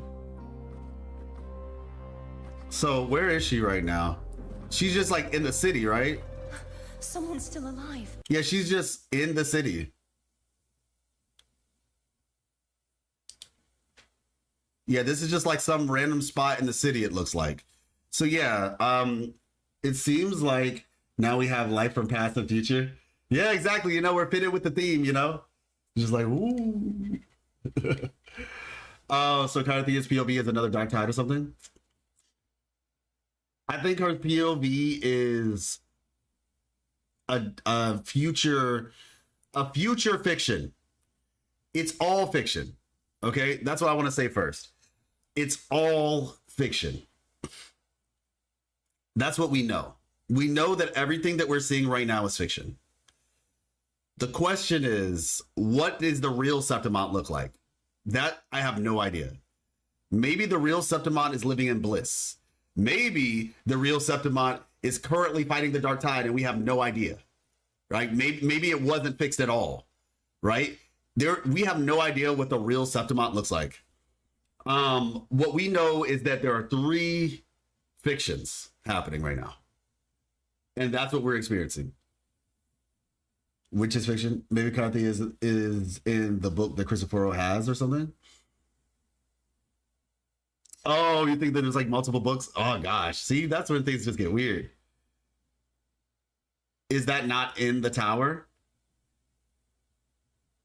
You talking about right here? This is outside. Like, this is a tree. This is a tree. This is like a little archway that goes into like some other place back here. There's like trees. This is outside. It's in Septimont City, but it's like outside. Yeah, you see like the little fire pits and what have you. And you can see the statues right here. She is... Yeah, I guess this is her. She's actually coming up. Yeah, so she's coming up the elevator. This is her coming up the elevator. The elevator that we're about to go through, she's coming up. She is walking and she's seeing Septimont City. Because right outside the elevator, you can see these fire pits right here. Just for clarity, right? Oh, shoot. My PS5 went to sleep on me. All right, when that comes back up, I'll show you. But isn't the real Septimont the one that was shown using Buling's mirror? Well, yeah, that's the real Septimont 20 years ago. That's the source material. The source material is from 20 years ago. That's what we were looking at. We were looking at phantoms from 20 years ago. I think our draft will end up being the final version. It kind of has to be, otherwise we'll have to reopen all the chests. Yeah. I think there's gonna be like certain potential changes, maybe. Like I was just saying, like technically, we're walking. You're like, it's not like Christopher can create a whole city. So clearly the city is still here to an extent. But there are some things, some shifty things. So I think there might be some changes. But yeah, let me see. There we go.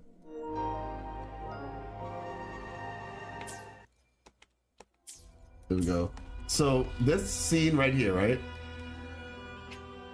Oh, I have to reopen the game. Dang it. This scene right here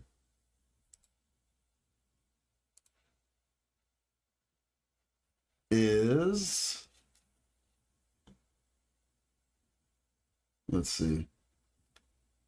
He said the sole credit is not mine. That means he had help creating the fiction. Well, yeah, the people he got help from were the Septimonians. But I do think that there might be some other people helping with the fiction. Like Praxis members specifically. So this scene is happening. All right. This scene is happening right here. Yeah, right here. It might be Leviathan. Yeah, I think Leviathan is a possible answer.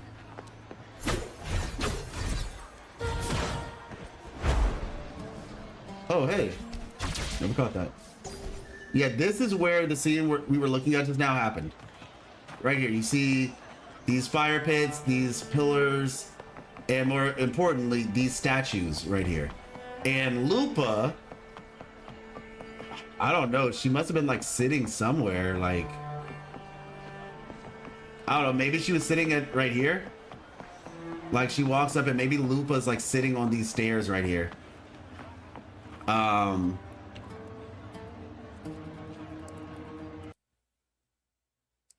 we go.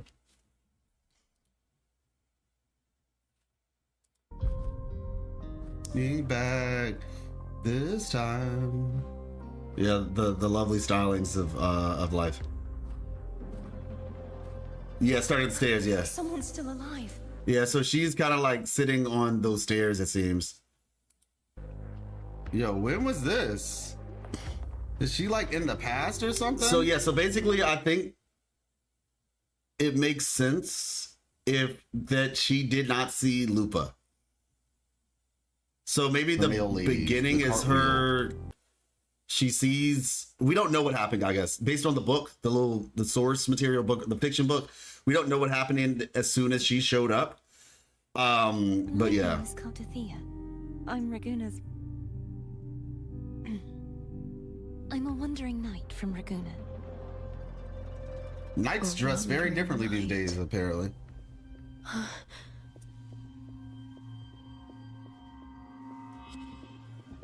Oh my. Oh, okay, I thought that was something else. Sheesh. Nah, that was something else. That wasn't their tail, was it? Max, you're right. You're actually right. But we don't know when Arsinosa was born. That's the thing. We don't know when Arsinosa was... Do we know when Arsinosa was born?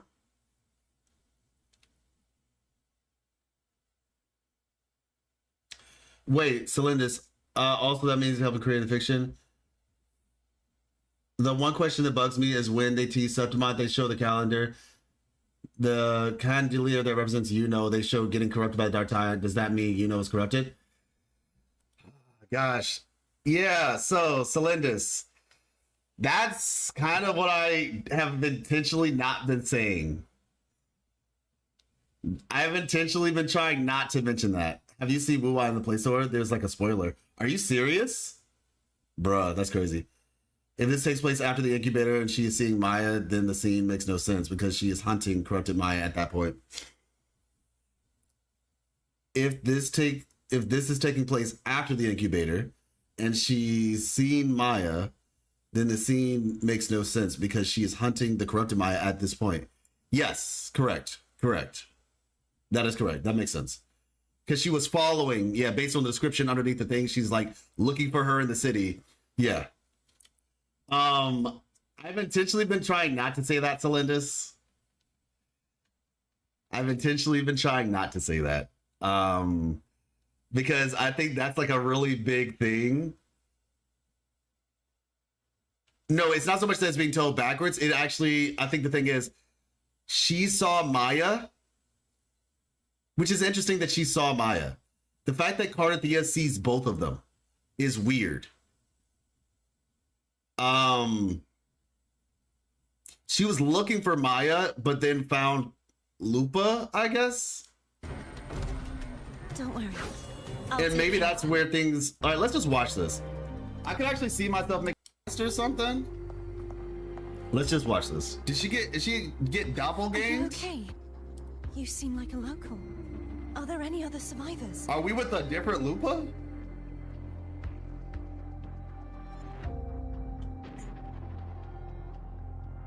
I'm managing. I can still move, but I'm exhausted. I've walked for so long, for so far, but I still can't leave this city. Mm-hmm. And obviously, I know, don't no spoilers. The tidal blight follows me wherever I go. Yeah, she said the tidal blight follows her wherever she goes because she's, or even coral like growth seems to be like has been corrupted. Okay, that's good to know. I could actually see myself making a video about like all the new terms, basically, just like going through each new term and explaining what that means. I think that would be helpful for people. What's actually happening here, right? That's good though. Keeps you asking questions. Could she mean the Dark Tide? What's your name? I don't remember. Yeah, there's some memory shenanigans going on right here.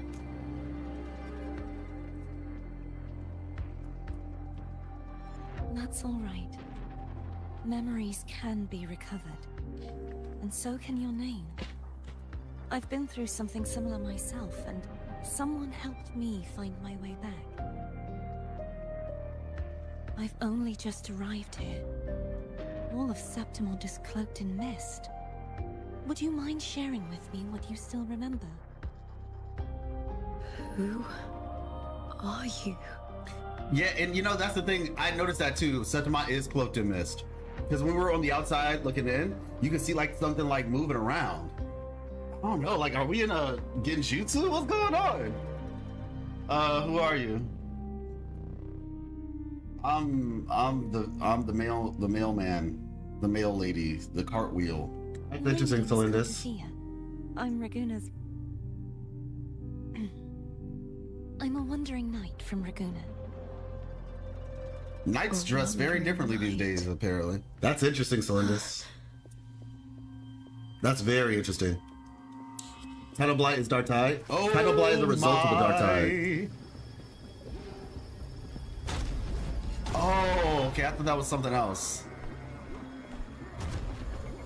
Sheesh. I agree, Heights. I agree. Nah, that was something else. That wasn't their tail, was it? Don't worry. I'll take care of them. That was not their tail, I don't think. I think that might have been Leviathan's tail. It just looked small. Wait, what? It just looks. Was it? Sheesh. That was something else. Oh, okay. I thought that was something. Oh my. Wait a second. No. Tide. That looked like Leviathan just now. What's your name? I was never sure, but I think that might have actually been Leviathan's tail.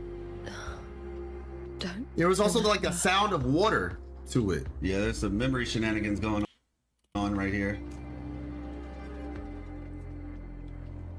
You know, it's not so much that it's an alternative name. It's just Dark Tide is the phenomenon. Tidal Blight is a result of the phenomenon. You know what I'm saying? It's like a gunshot and a gun wound. The wound is a result of the shot. So it's like Dark Tide is the thing. The blight, the Tidal Blight is a result of the Dark Tide, yeah. But no, this right here. That's all right. Memories can be recovered. And so can your name. I've been through something similar myself, and someone helped me find my way back. I've only just arrived here. All of Septimont is cloaked in mist. Would you mind sharing with me what you still remember? It's similar to Retroact Rain, but there's more to it. They both come from the same source. But it seems to be more than just Retroact Rain. Yeah, and you know, that's the thing. The Dark Tide and the Retroact Rain are not exactly the same thing. Because when we were on the outside looking in, you can see like something like moving around. I don't know, like, are we in a genjutsu? What's going on? Okay, hold on. Who are you? I'm the mailman, the mail lady, the cartwheel. My name is Cartethiya. All right, hold on. I thought. Come on, now. I did go these days apparently. Sorry, I didn't realize I went that far. Oh, right here, right here. Look. Okay, this.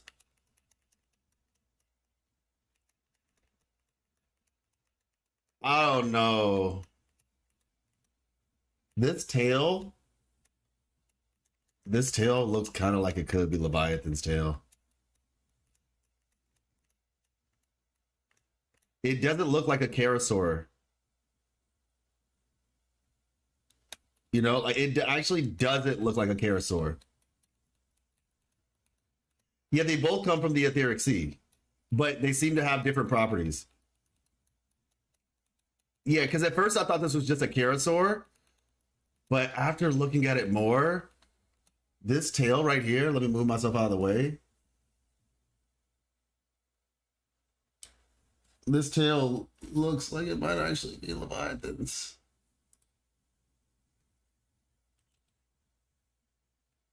Maybe what is called is depending on what kind of Therodian source.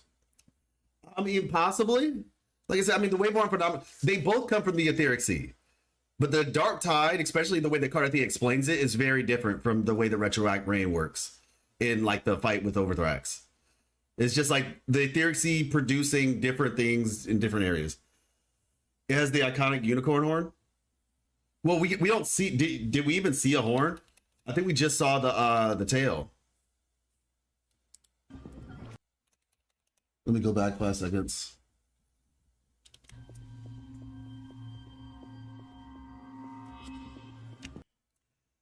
Yeah, it happens so fast.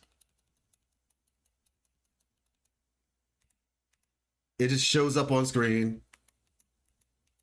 I don't think this is a Karasaur. This looks like a fish. Her eyes, though, Lupa sees it. Yeah. Lupa seeing it. Yeah. So, honestly, okay, hear me out, y'all. I gotta be honest with y'all at this point. Like, I can't talk to y'all for too long, it seems. Because at this point, it's getting crazy. Hex Fix 2.4 spoiler. Just want to share another piece because I know Hex has put this a while back. So, there's an aspect of this that nobody's talked about. In yeah, I guess Celendis is just too smart apparently. So I can't hide it now. So I'll explain one of the theories I've been technically holding back on. Just want to share another piece. Back in 2.2, Imperator did mention Leviathan used Imperator's life pod back, and it succeeded, but one resulting in cartethiya, interestingly. Earlier in 2.4, cartethiya actually seeking what she called an incubator where Lupa came out. As far as I know, the timeline of fiction, cartethiya trapped in 20 years back, coincide with the second Dark Tide of Renacida.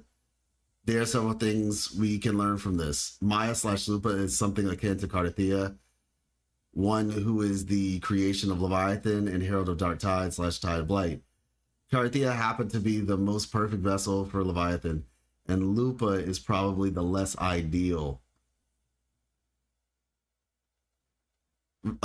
Which means said incubator Herald of DT and Leviathan influences is many cities other than Renacida and Septimont. Okay, I see. Other than Raguna and Septimont, I think you mean? Because Renacida is the whole place. Back to present, why now? I think that 2.2 Leviathan is trying to revive via other vessel, Incubator, aka Maya Lupa.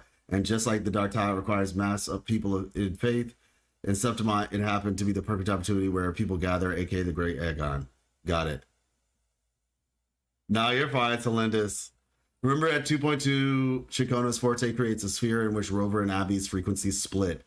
Okay, that's actually really good. That's actually a really interesting thought. This cements the possibility that Abby can exist separately inside of Sonoro as a different frequency. Therefore, the feeling Abby felt is probably the chaotic Sonoro sphere created by Cristoforo. Check it out. Our frequencies got split apart.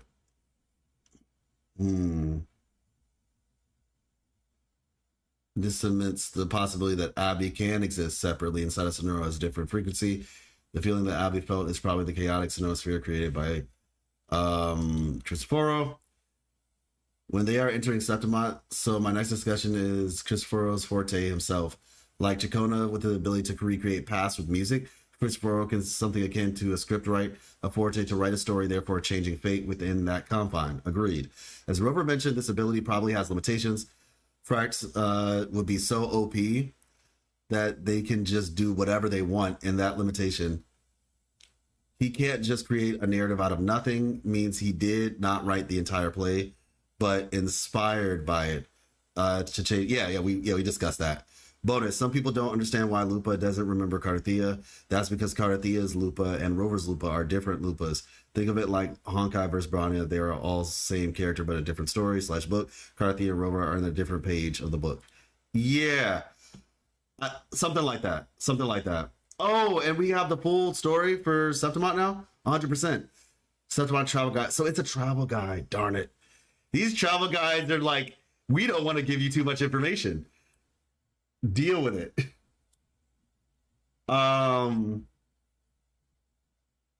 Loopology, jeez.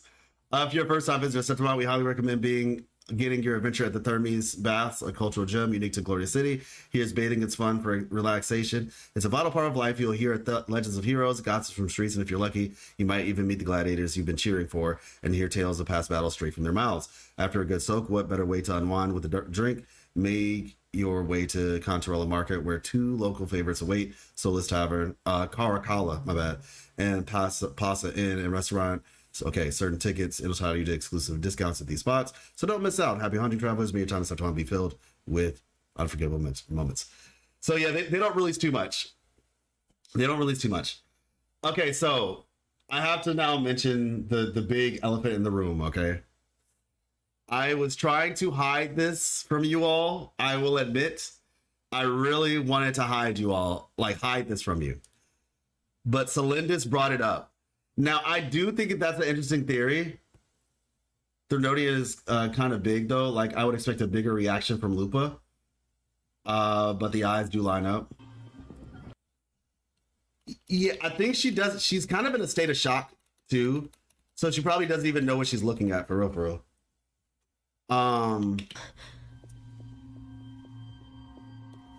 Yeah, she's like, oh, shoot, what is that? Oh, and she looks like, huh? What's going on? And then she like kind of looks to her side. There must be something behind me. So I think, and unfortunately my screen is like super dark right there. Let me see. I think that the white has been dyed red. There we go. Let's try this on a little bit brighter. Septimont is cloaked in mist. Would you mind sharing with me what you still remember? Who are you? There we go.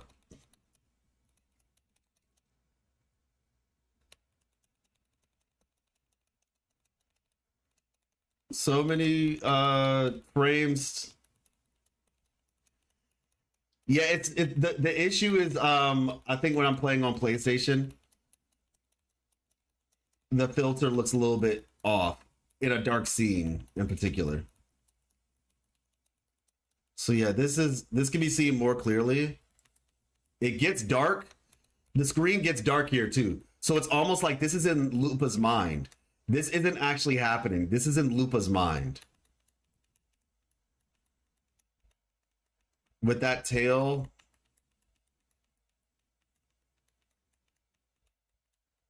Yeah, this it's moving like a fish. And there's also bubbles.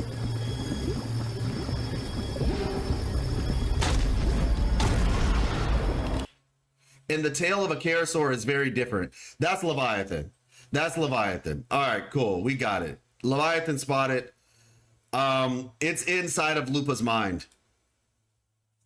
There we go. It's inside of Lupa's mind. She sees the presence. Yeah. She saw Leviathan within cartethiya. I don't know about that. I don't think that's the case. I mean, I hear you, but I think I'm gonna go with the first one. You can exploit a bug to enter the locked area that way to get 100%, but I wouldn't recommend it. Yeah, I heard. I'm not gonna do that. From Raguna. A wandering knight.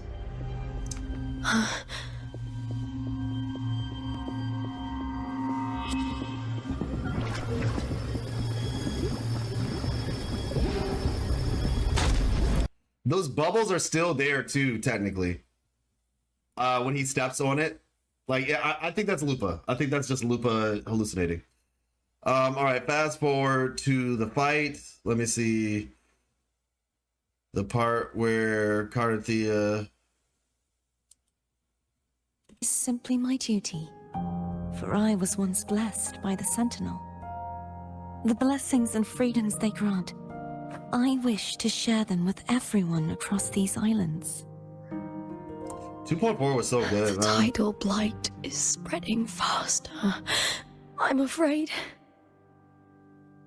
It's okay. Do not let it break you. One thing is certain. This anomaly stems from a specific power. Some facilities and records have been rewound nearly 2 decades back. We just need to find out why and who's responsible. The clock is ticking, but we still have a chance. The mastermind behind this will be tricky to deal with.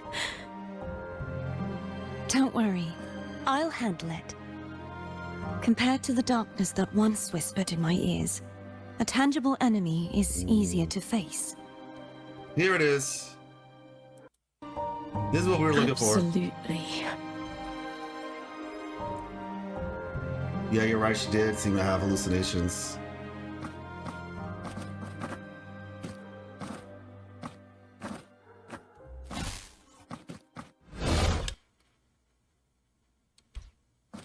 It doesn't look like we can actually see her headpiece. Oh, now we can see it. Yep. Same drop. Same drop. Right there.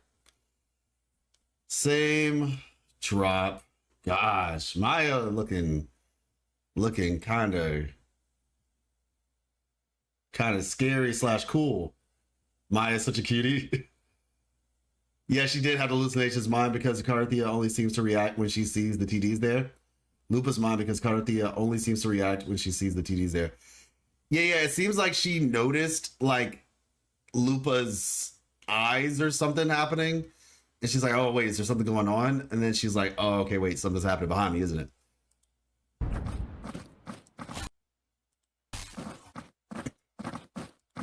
Should be noted, even after the corruption, Maya still only 4-star Septimont. Yes. Training. Beyond the barest of needs, she devoted herself to honing her craft. That kind of dedication wasn't well regarded in Septimont back then. Yeah, so okay. All right, so Celindis, let's talk about what you just mentioned above, because I've been trying to hold on to this. I've been trying so hard not to mention this. People ask me questions. I'm like, oh yeah, you know, this could be this or that could be that. I have something in particular that I feel like is a thread that they were introducing, but never actually, they introduced this, but they did not expand on it. Does Maya's normal look have a teardrop? No. Maya's normal look doesn't even have the coral growing out of her. It's the corrupted look that has the teardrop. So when we got this,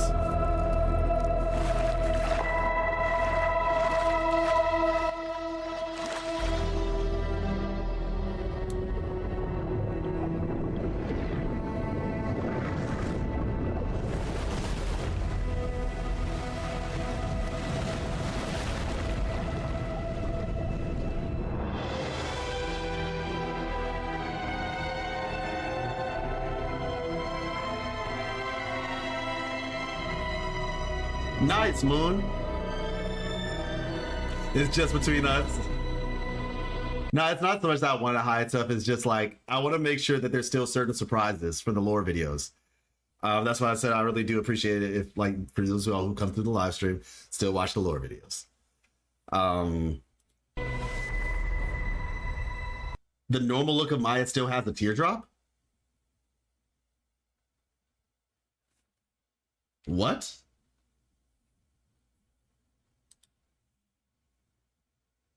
Hold up.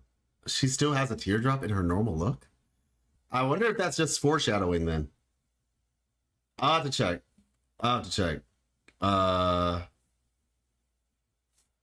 That must be foreshadowing then.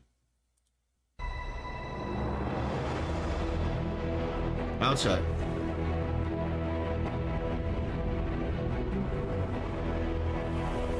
Wait, if it already had the teardrop, then it almost makes me think that it was true.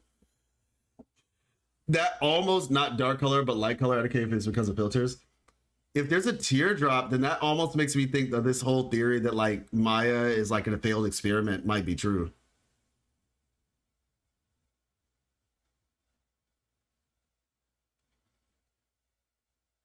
Sheesh.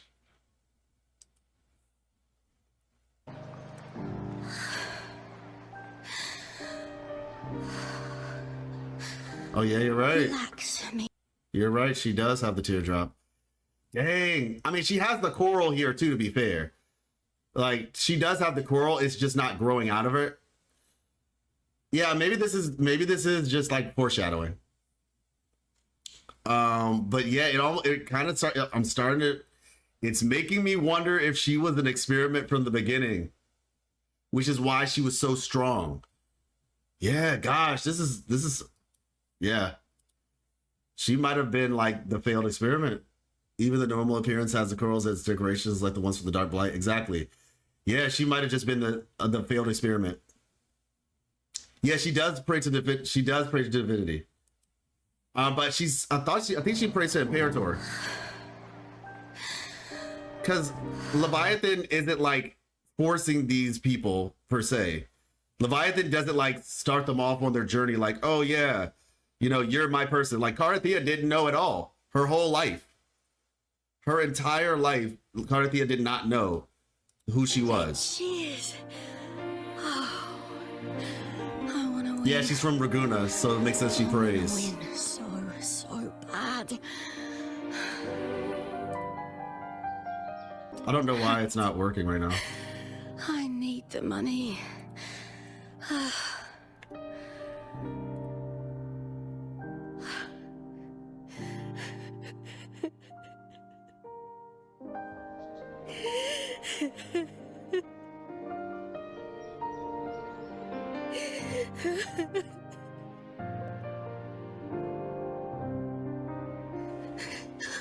Oh, divinity above.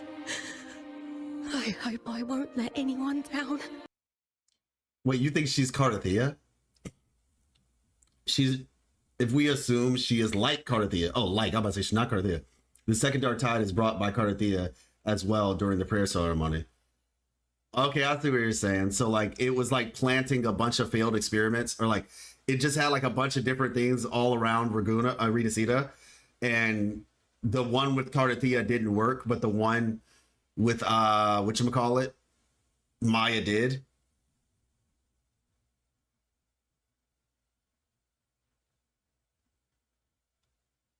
Divinity above, I hope I won't let anyone down. I need to be better. It's also because of prayer to Leviathan, the same case happened to the Avenolium. Oh, I need to be better. Much better.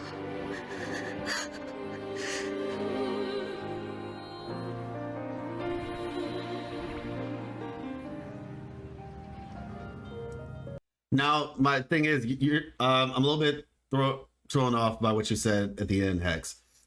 What do you mean? Like, Cartethiya wasn't doing a prayer. She was getting crowned. Yeah, it could be crowd was cheering on Maya just like Cartethiya. Yeah. It was receiving praise. It was like a peak moment of praise and adoration. That's when Leviathan struck during the Avenolium Seminary.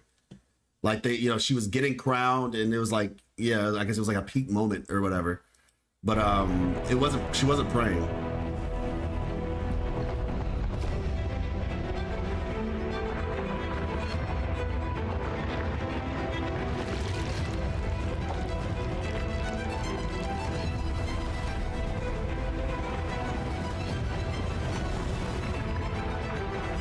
Yeah, but that's what I was saying. She wasn't praying. Cartethiya wasn't praying when that happened.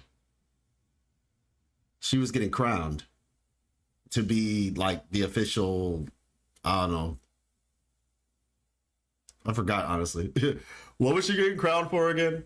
There's so much information. But like I said, was she being crowned to be the Blessed Maiden? To be like the official Blessed Maiden or something? Or like the official knight of the order or something like that? Yeah, Blessed Maiden. Okay, thank you. Yeah. All right, Celendis, your part's coming up.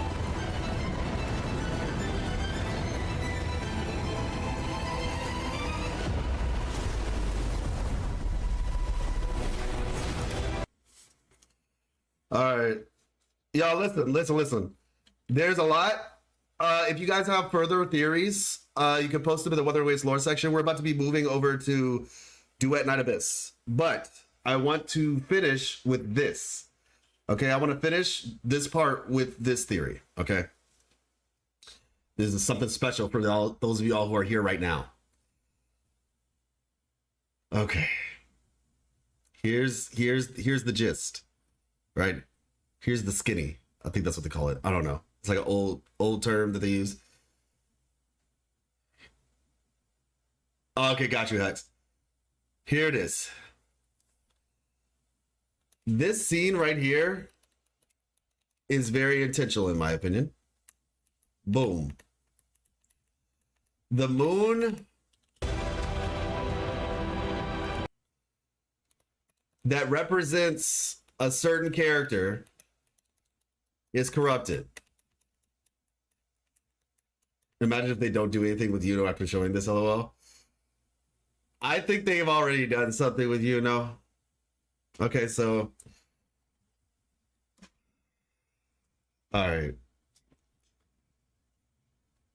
I don't even think it's going to be that cryptic. I think that Yuno is in trouble. Like, big trouble. All right, time for class, everybody. Who remembers version 1.1? Actually, no, version 1.0. You all remember version 1.0? In particular, do you all remember when we had Scar on the ropes?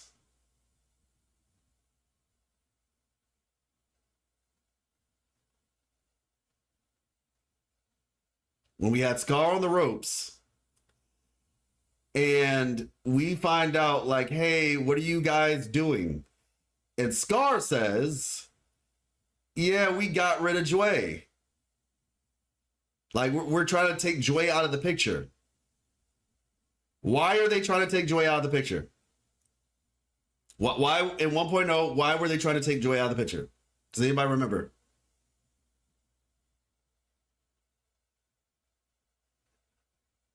Any yeah, but I said let me switch over to the game. Bloop. Bro, it went to sleep again? Darn it. Does anybody remember why? Because he can control time? Not so much that because he can control time, because Jue can not he, my bad, but whatever. I usually call Jue a she, but whatever. Because Jue has the ability. So they have a seer that gives advice. Jue has the ability to kind of like tell the future. Yeah, exactly. Jue can see the future. So get rid of Jue. We don't need a creature that can essentially determine our plans and screw up our plans. So they got rid of Jue. Is it starting to click now?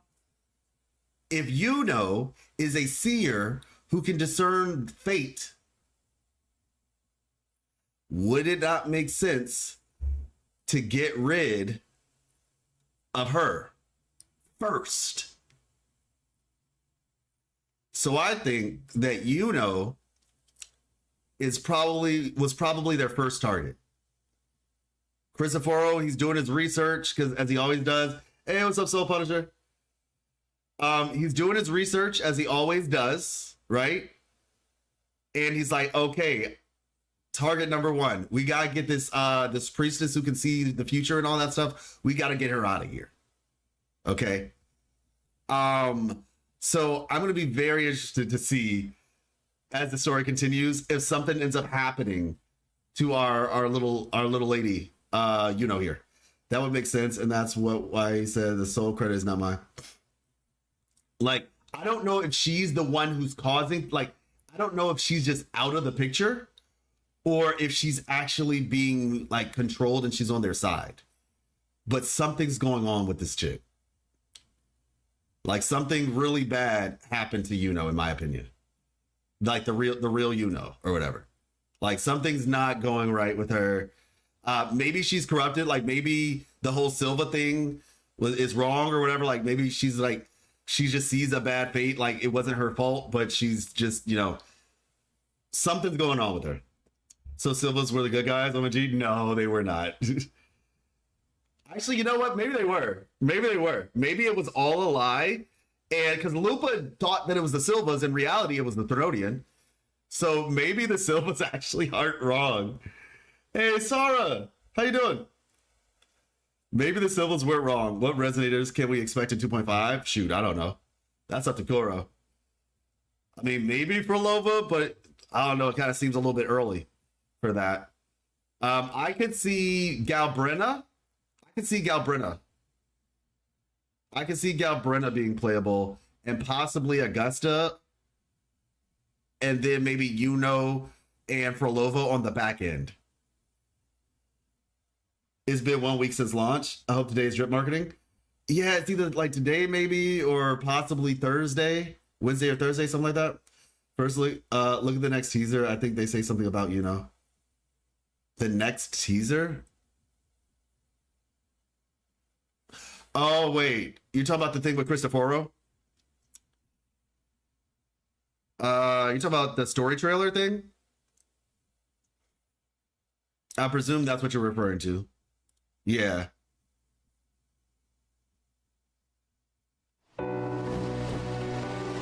Allow me to share with you a tale of Oh, it's Thursday for you? That's funny. struggle by a people born of and fated to perish in the sea. In the land of glory, where every soul pines for lasting victory, one truth lies forgotten. The brighter the flame of One truth lies forgotten. The brighter the flames of glory burn, the deeper their shadows grow. Yeah, like maybe Lupa's the deception in a way. Not literally, but like she's like the distraction. It's kind of like the Carnival, you know? Where it's like the Carnival is the distraction for the dark stuff happening in Septimont. I mean, in Raguna. And maybe like Lupa is the distraction for Maya. brighter the flame of glory burns, the deeper their shadows grow. Even, I think the thing that doesn't make sense to me though is the fact that they have different tats and marks, which is why I'm not fully on the side that they're the same person. A living soul who slumbers in the netherworld, lost in the tides of reveries. Pulled in by nostalgic music of homeland, she stumbles her way across the world beyond. An observer of the future and the laws of causality, she sings a silent lament. She sings the silent lament, right? To me, what that sounds like, she sings the silent lament, meaning like she's in danger. Like she's just like, hey, they got me. I don't know. Like something's not good. Sings the silent lament. The Dark Tide hymn.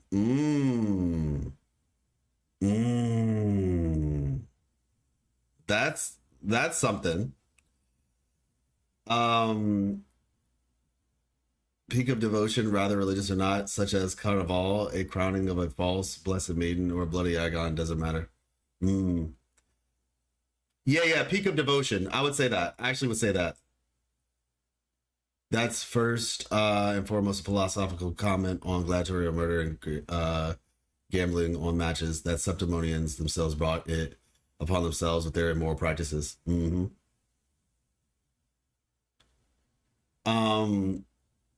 Yeah, silent lament, yeah.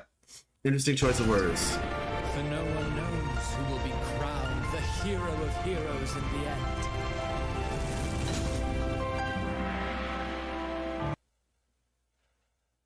Now this was interesting. This depiction, like this looks like the capital is drowned in the dark tide, right?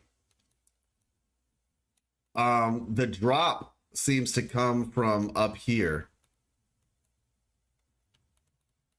Let's see, where is it? Yeah, the drop is coming from up here, and it's like this should be for 2.6. I'm not sure what this area above is supposed to represent though. I'm not sure what this area above is supposed to represent. Because the top of the building looks different than the top of the building here. As doom looms over Inesita. It almost makes me wonder if this is connected to a new area. Like, hear me out, right? Hear me out. Would I be able to S6 Chisa if I start saving now? Possibly. If you do battle pass and daily pass, maybe. And you have really good pulls. Another time maybe. What if this is like, you see that the tops of the building here kind of look Asian, like how it meets in a triangle. It looks kind of Asian.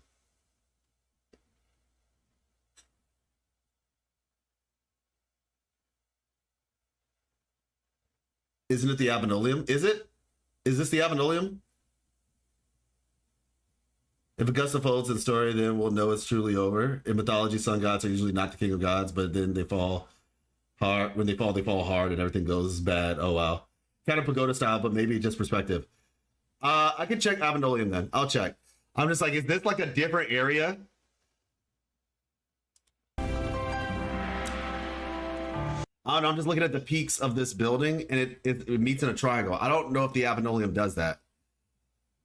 But as doom looms over Inesita, an outlander returns whence they came. Or maybe it's Lilyland or something. I don't know. The Gate of the Abenoleum in 2.2 did have those purple thingies for seals, if I recall. I see. Slowly, they...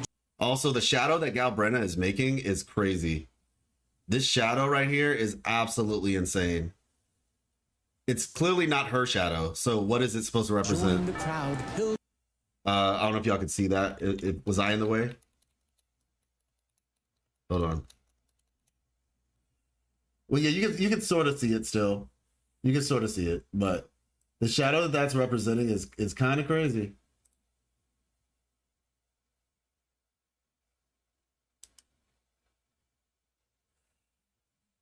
He called her an outlander. Yeah.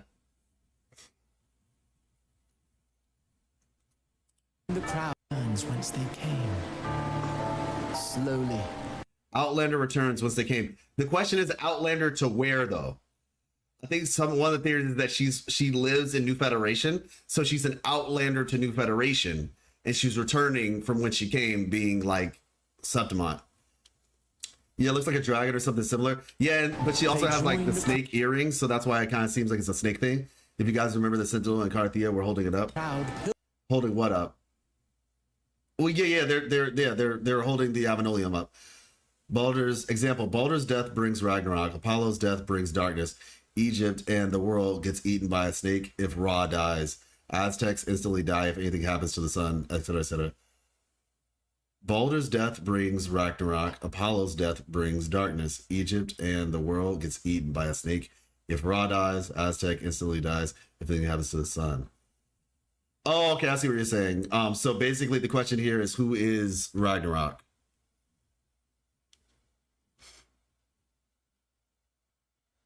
Perfect.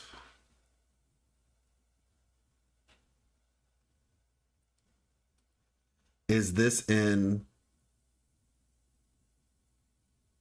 the Google Drive? I would say, is it possible to...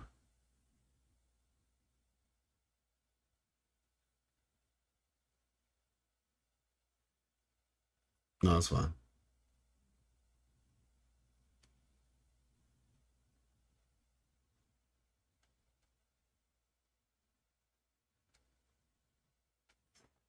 All right. How are you? Oh, you can just call me Life. Just call me Life. That's fine. I'm doing well. Cinemar also mentioned Ragnarok in his last video. Yeah, he did. I know. Ragnarok also there. Then Fenrir supporting it, right? Salupa. I think the question becomes like, who represents who, right? Who is Baldur in this scenario? pilgriming toward the kingdom rising in the dark waves. And you're curious as to how it all ends? Of that I have no knowledge. All I know is this. He literally said he doesn't even know how the story ends. Those blessed by the sea are ever doomed to bear its curse. Sounded like devil fruit powers. He doesn't know how the story ends, but he says whatever ends up happening, if those blessed by the sea are doomed to bear its curse. Like, is he talking about Maya or is he talking about himself? I don't know.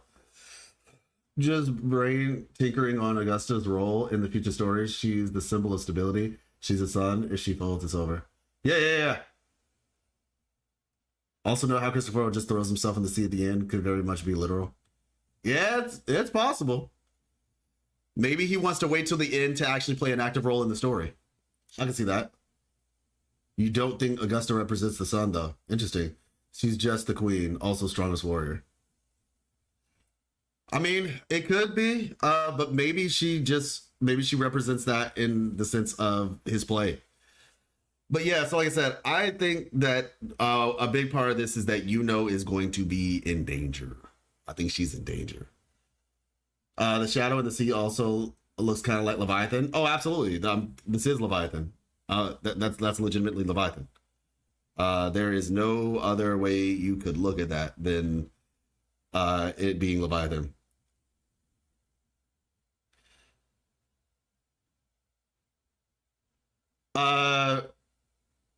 What side quest, Ian's Garden?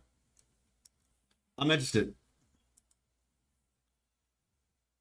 Let's see. The question that becomes McCarthy is in another reality. Christopher was also able to maintain her fiction, yet is unable to trap Rover in one as well. Then who is maintaining the barrier? I'm only guessing that based on the PV, there could be one. There could only be really one person to do it. Yeah, and so that's what I was saying. I think Scar could potentially be doing that. The thing about Scar is, though, I feel like he's hiding right now. If Scar is the one who's actually here, I think he's hiding. I think that he is hiding because, at least in my opinion, right? We broke his barrier last time because we were able to attack him from both sides. So in order to stop that from happening, Scar just has to be out of anybody's reach. So that way nobody can essentially break his barrier until they find him. Of course, this is unless Scar's entire purpose is Septimont to become Christopher's Uber, but let's hope it doesn't come to that. A lot of this has only assumptions and guesswork, so this could be wrong too, but that's a theory for you. Thank you for reading. I got you. But yeah. Profile. Gotta stay away from that. If can see the future, doesn't that mean she could already know what is happening? Zolto, yeah, I was mentioning that was the whole point. That was the whole point of what I was mentioning earlier. The point being that I think she got corrupted. I feel as though she has been corrupted because of the fact she can see the future. They corrupted her first. I think she was their first target. Oh, you just came? No, you're good. Yeah, I think that she was their first target. Was the only one who can somewhat see through all this. Yeah, I feel like they're after her. After I did a side quest, it was a yeah. So Eden's Guard. Which side quest mentioned it? Cool. What other ways references anime more than mythology, like Cartethiya being Himmler, the hero, Lupa being Stella, Vermilion, and referencing One Piece, and SCS referencing One Piece. Wait, what's SCS? SCS. What's that?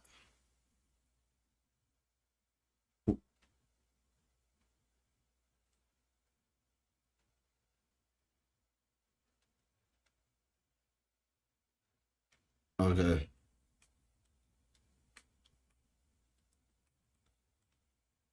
Oh my gosh, King Panda. Ginny is after him. He didn't seem just anime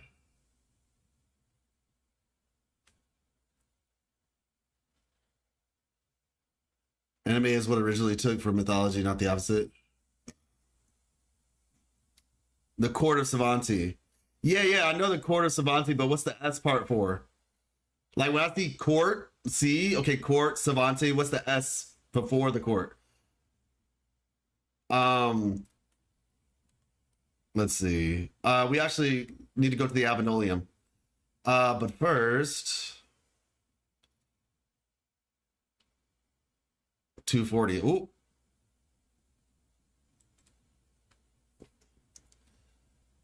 Might make sense because in the main quest, there's one that said, you know, is really outside, so it was rare to see her in public. Yeah. I remember that. But yeah, I'm trying to figure out what side quest because I want to make sure I do that. Go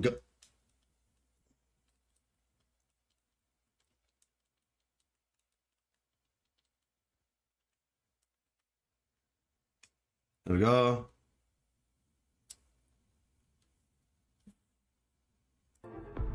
Just realized. There we go.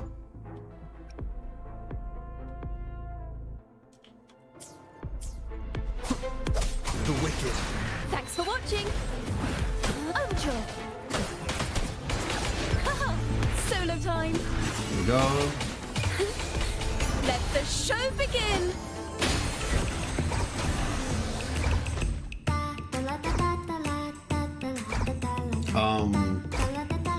Is my game broken? What the heck? That's annoying, bro. That's actually really annoying. True form I didn't even get the outro revealed at because last. somehow the game forgot that I was in a fight.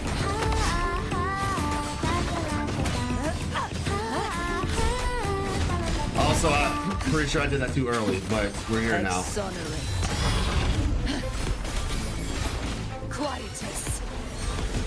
That was weird. Wind rises. They stopped to listen? Oh my gosh. Thanks for watching. Intros. What did be by this? What is your thanks for watching? What is she be by this? Didn't know you were streaming. Yeah. I'm about to say if you hit the bell or whatever, you'll get the notification when the stream starts. Or if you're on Discord, I announce it on Discord as well. Whenever a stream starts, there's like a thing on Discord. They stopped to listen. It's funny. Eden's Garden. You can't just drop in here, say there's a side quest that talks about you know, and then leave. That's like that disrespectful. Where is the side quest? Face judgment. Hopefully this helps. I am the Tempest. Okay. Okay, like seriously, what is the... Okay, this domain is weird. This domain is weird. A perfect chord. Solo time. Ta-da! A grand overture. Listen. I just have to basically the trio of destiny. hope the fight is still going on. Flood. There we go. Torrents, rage on. Windstorm. This might not hit, but we'll see. Okay, it was enough. Nice, because I definitely was not buffed. Definitely was not buffed. Bro went to search which side quest? I hope so. Another thing we know the whole Septimont is under Christopher's ability is that in the case, how in the heck did you know just watching all this happen? Yeah, that's what I'm saying. Like, it's very similar to what happened with Duet. In 1.0. The Fraxinus got rid of Duet early because of what was happening, you know, with how they do it in... Essentially because Duet's ability to kind of foresee the future. So they did the exact same thing to... I can fly too. They did the exact same thing to you know, I believe.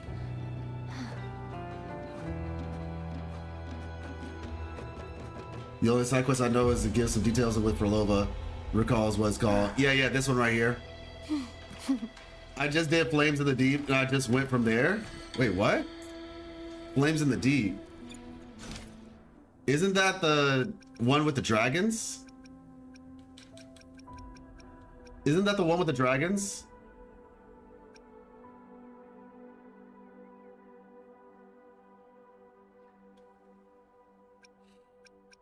No, Tethys just logs information. Flames in the Deep. Didn't I do that already? Hold up.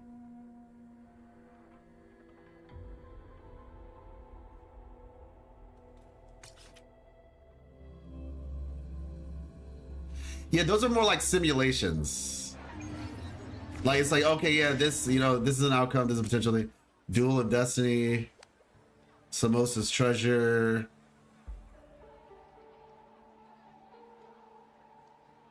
Do them all, you'll eventually see it. Bruh. Flame from the Deepest for Lova's Quest. Okay, yeah, that's okay, so for Lova's Quest, the one, was it the one that's here? Eden's Garden, was it the one that's here? Daughter and the Father, the Bloodshed, the War. Oh yeah, that's in Morfell Canyon. But what reference do they have to Yuno? I did that quest, and I don't remember if Yuno was mentioned or a reference to it. Yeah, what was the reference of Yuno in that quest?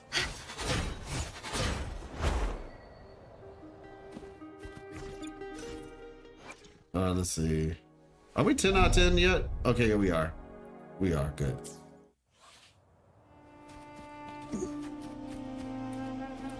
The knight's challenge has arrived.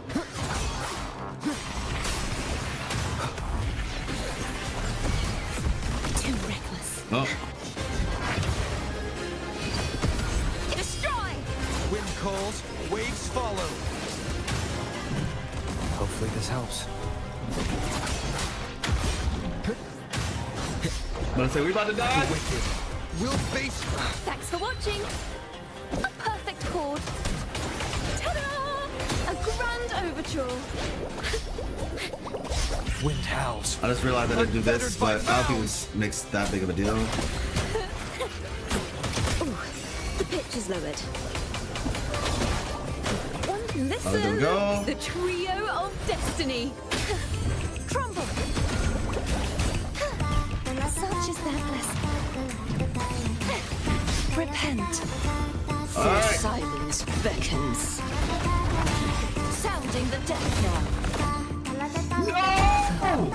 Oh, that was bad. I knew it. Bro!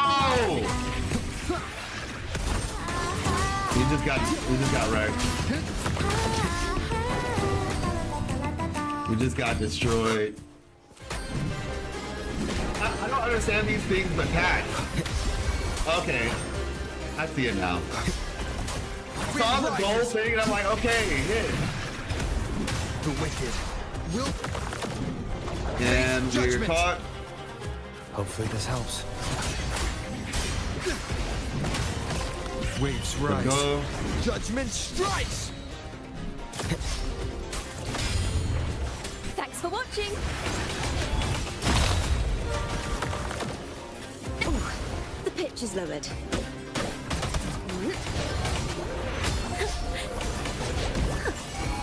Let's go. Let's try this one more time. Let the show begin. Collapse. Am I dead? Okay.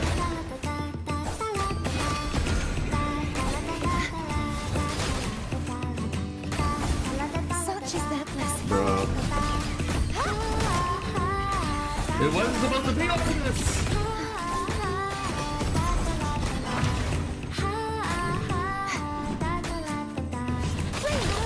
True form. Revealed at last. The song is over. Not gonna lie, this is a bit of a wash. Oh, we did it. It was definitely, that was rough. That was so rough. Oh my gosh. Two heavens is one? Interesting. What is that supposed to be about? Two heavens is one. Your wish for wealth is granted.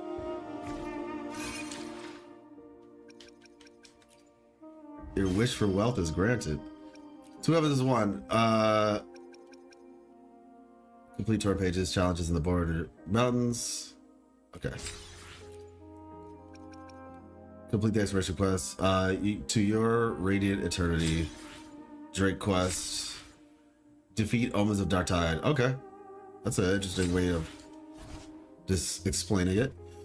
So they didn't mention Yuno per se. They mentioned the corruption and how it's been here, the dark tide, and Yuno may have gotten corrupted. Oh, okay. I see what you're saying. I understand what you're talking about now. I got you. Yuna was, if not the only one person who returned from that hunt, which is us. Remember the city had to be moved to a higher level? Yes, correct. I don't remember that detail, but it could explain the teaser of the dark tide pouring over Yuno's Nautilus. Yeah, exactly. That's what we're saying. Hey, what's up? Hope your day has been good. It has. Thank you so much. Yeah, so that's what we were kind of explaining earlier today, is just the idea of like that teaser is why I think something's wrong. That was during the hunt. Let's see. Fire the cars to go. Bam. And lastly, beautiful. Yeah, that was rough. That was extremely rough. We're not going to talk about that. All right, we're just not going to talk about it.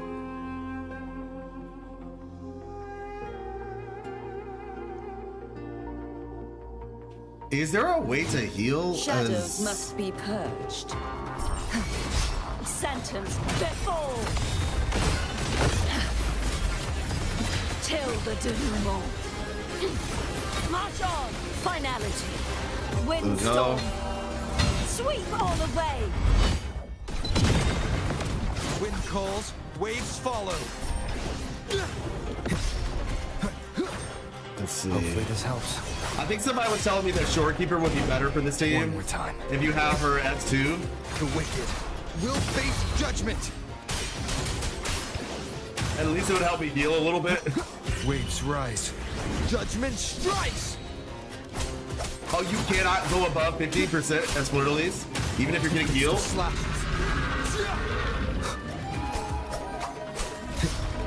So I got spoiled, and I feel like dying, so because of that, I have to take you with me. I'm really sorry. Absolutely not, so absolutely not. You will get temporarily banned from this chat if you spoil something. I'm gonna say we do not tolerate leaks.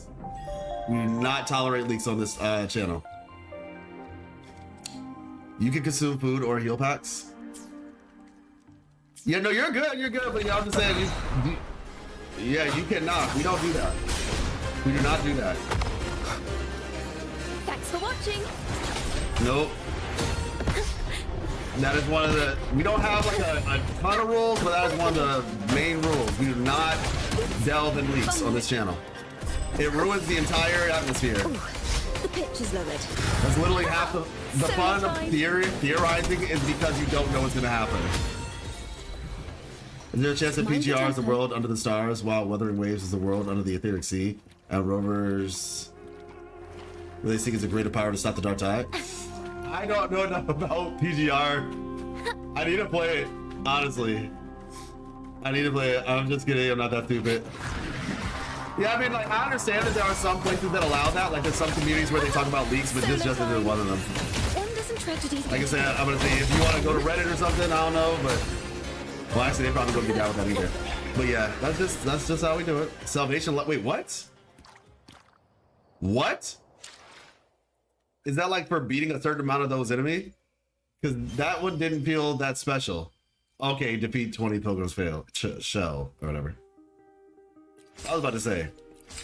I like that enemy though. I like that enemy quite a lot. All of them, to be fair with you. They're all really cool. I'm not remember to thank Fish Mommy, Fish Daddy for making multiple eyes for the rover. Oh my gosh. Jarvis, what's good? We do not do that. Oh my gosh. Leave it to me.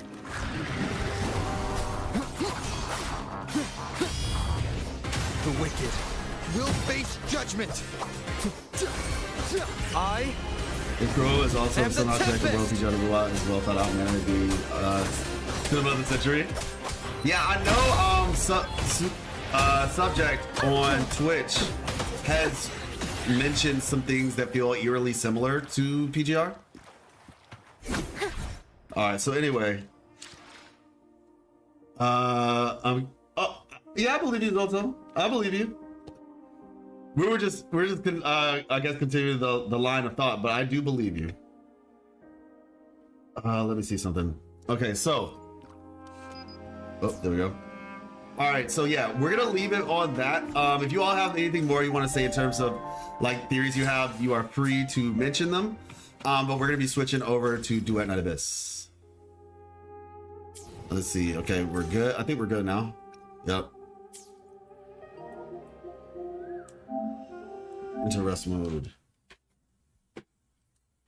We're going to be heading over to the beta for Duet Night Abyss to get through the story there. Let's see.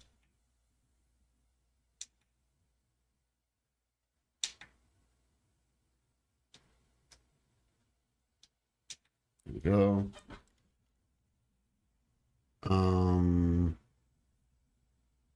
Here we go. Rise, you are so right. I need to stand up. I've been sitting way too long. Let me see. I think we'll look at this later though, Tin. I'll check this out. I know you posted it, so let's look at this later. This actually seems really solid. I'm about to say, Tin, are you still here? Can you message me directly on Discord? Just say here, because I want to talk to you about something. Duet Night Abyss releases one day before the second part of the story, WUWA. How cunning of them. Wait, hold on, what? A release date was announced? Was a release date announced for Duet Night Abyss? What? The only ones I've seen is a fish from Riccioli, Nanami, and Black Shores, and possibly the Red Tower. Wait, when did they announce the release date? Where was I?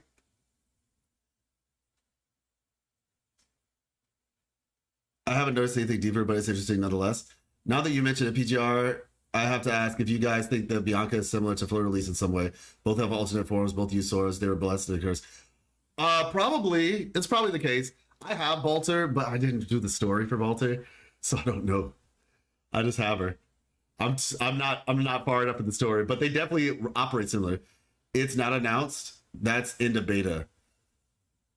Oh, that's just the end of beta. That's not an announcement. Never mind, my bad. July 2nd in second beta. Oh, okay. I was about to say, I think the game's going to come out like either this summer, though, sometime this summer or the fall. I could be wrong, mind you, but that's my thought process. I was about to say, that's crazy. That would actually be crazy.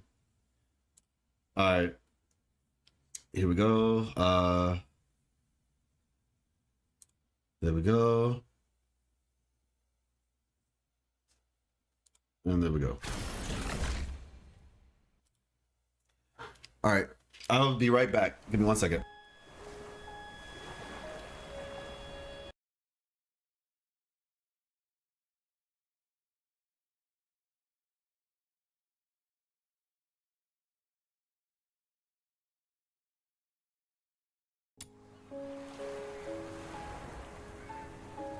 One moment.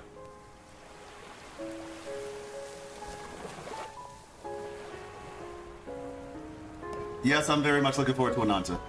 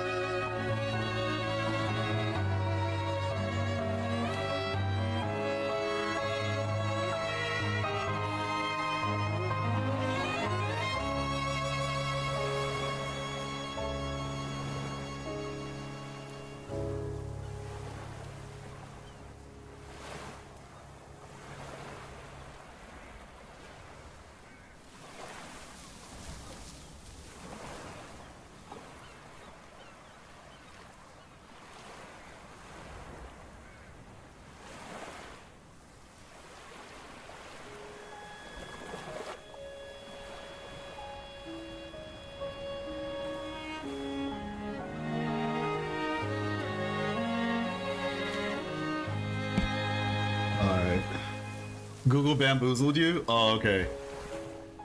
Let's see.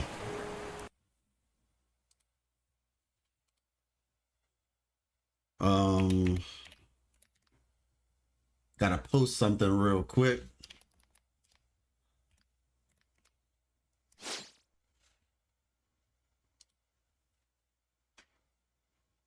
Um,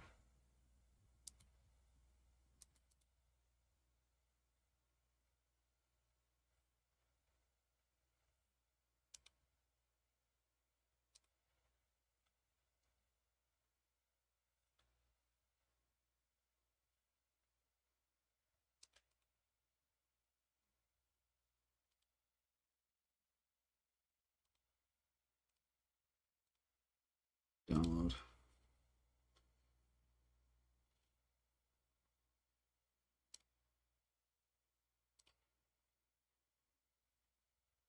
And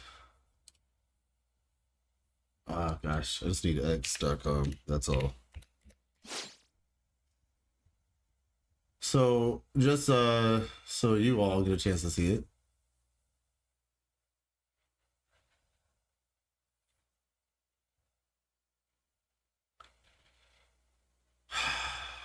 Okay. Nonsense. Nonsense everywhere.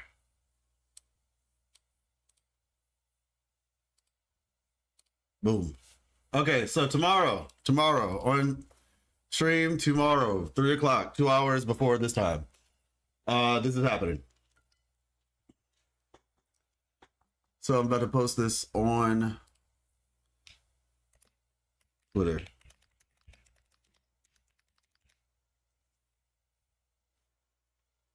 Let's see. Okay. Yeah, so tomorrow at 3 o'clock, it is 5:15, so 2 hours before this time, 2 hours and 15 minutes before this time, we will be having a chat with Narushio. Saw the animation comparison just now. Similar as Bianca. Oh, okay, yeah, I got you. Bam. You'd love to see it.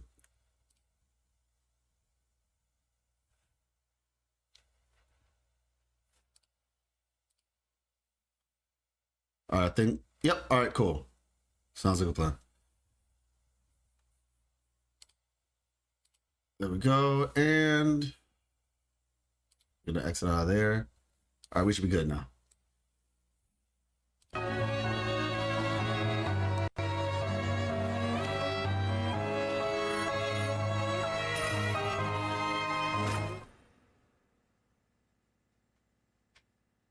All right, it's loading in. Sounds good. All right, let's go find Camilla, little minion.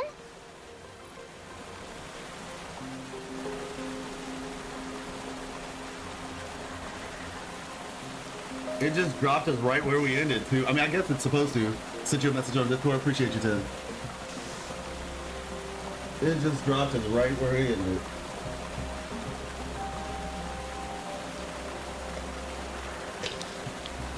You know, it's kind of funny, though. The reason why I think that's weird is because normally, like, in Wuthering Waves, like, whenever I log in after a day, I'll see, like, a battle pass thing.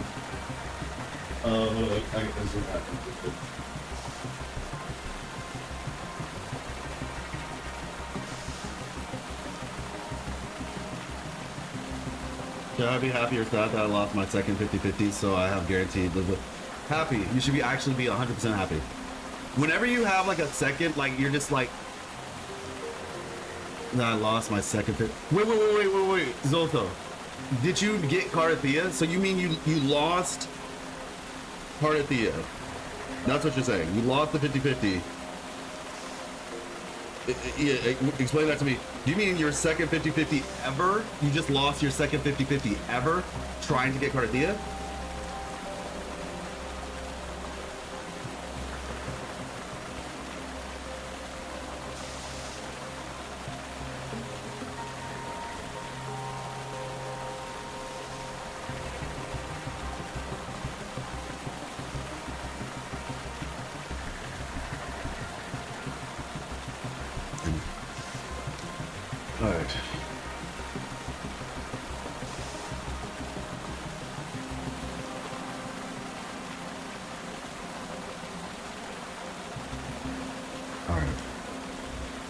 So, enter isolate. Okay.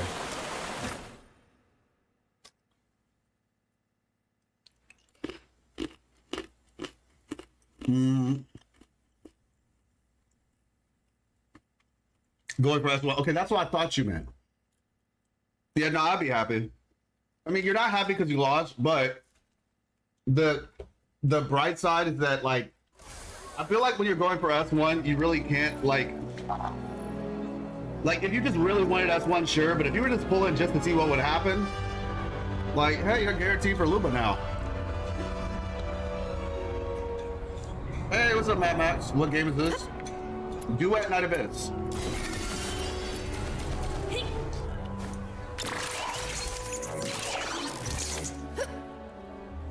This is Duet Night Abyss. Really? I like Jianshin.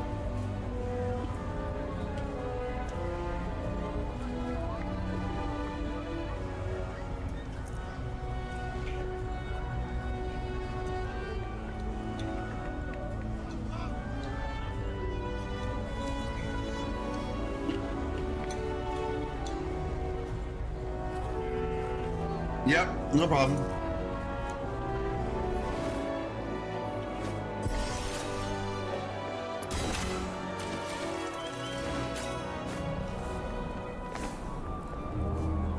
Let's see, what is this? Neutralize the target with ranged attacks and complete the challenge. Oh. But say I have a shotgun. I will do my best. Nice.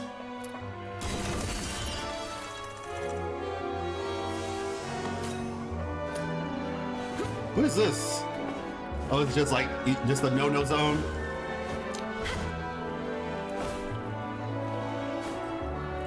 Oh, that's where we're going.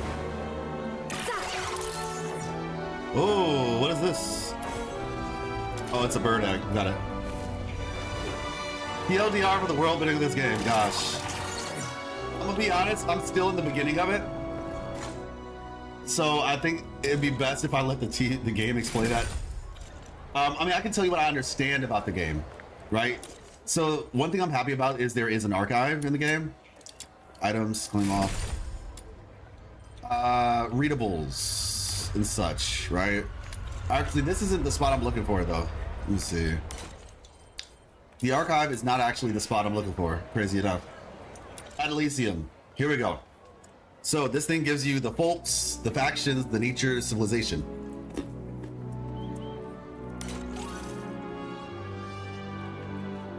What I understand about it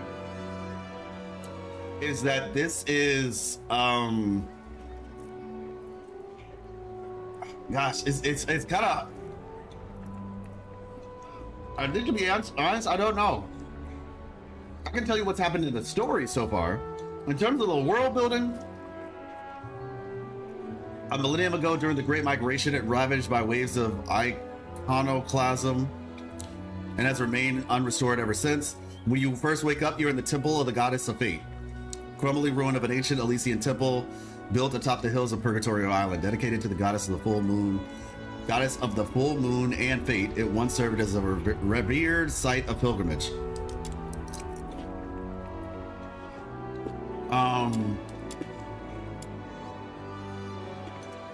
Let's see.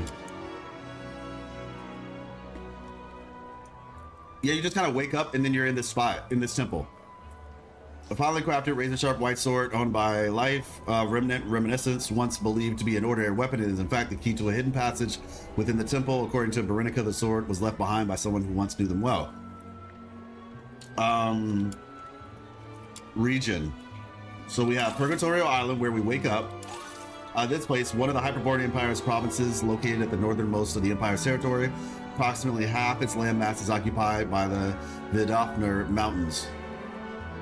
I think this is like the place where we have to go. Ice Lake and Dismania, the capital of the Hyperborean. Yeah. I think this is the place that we're trying to get to. Oh wait, associated entry. Wait. Largest city in northern Hyperia, situated south of the mountains. It falls under the jurisdiction of this province. The city takes its name from the name nearby Lamenting Lake, which remains frozen. Okay, yeah. So truth be told, it's still very early. Yeah, the little griffins are unkillable. Absolutely. So that's civilization. Then you have like information about nature. Adelicia, the name of the vast continent upon which the story unfolds. The Dofnir Mountains. The far north, home to the ancient fjords of Asgard, where the oldest Kalron tribes still dwell. So essentially, the way I would describe what's happening: living beings, Filthoids, Phenomena, recurring dream life is experienced. Yes, Selmram, resonance of hidden power that awaken with life. Yeah. So, what I understand is you play as a main character who I can't switch into right now. I cannot switch into them right now. I think after a little bit though, I will be able to switch into them. But you play as the main character. You wake up. You're like, you know, you're kind of in. They thrust you into the story, and you're with this character right here named. Weapons, supplies, power levels, mission plans. Check completed for the 17th time. Veronica. You're with Veronica, and like I said, I'd say we're probably like 1 hour into the story as a whole, or into the game as a whole. You're with Veronica. You all are in this temple. You wake up. Then there's a character that I don't have right now, but technically I can show you in a different part of the game. But that character with her soldiers and this other guy end up finding you. They're like, all right, we're gonna take them hostage. They figure out there's something special about Veronica, and then they take Veronica. They also figure out there's something special about us, but we escape. Unintentionally. And then after escaping, we get found by Snow. Snow being... Let me see. Where can we find Snow?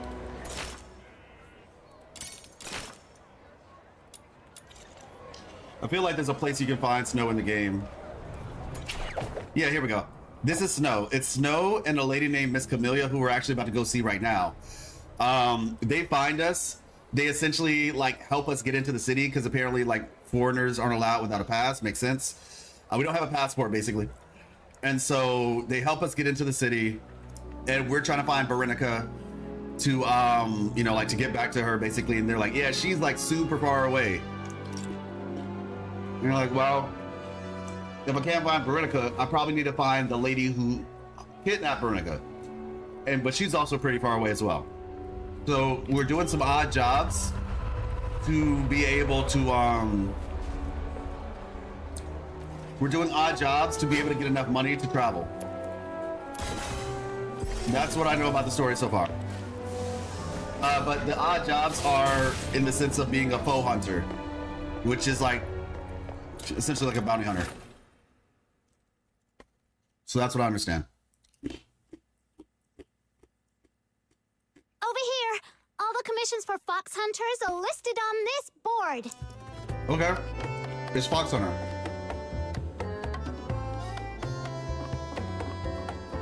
And this is familiar. Run dry on deals or drinks in the Aspen.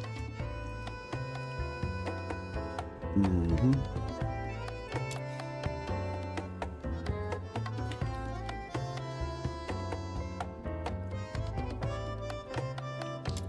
The main hook. So actually, that's a good question. Ah, hi, Hold Snow. on. Lending a hand to fox hunters again.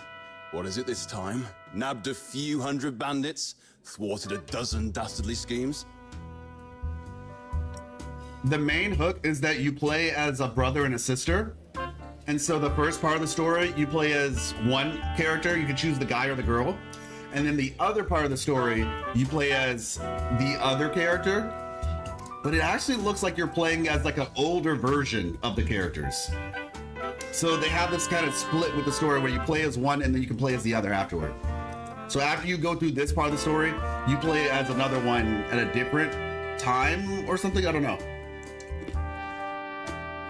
Is it Yin Lin? Is that who she sounds like?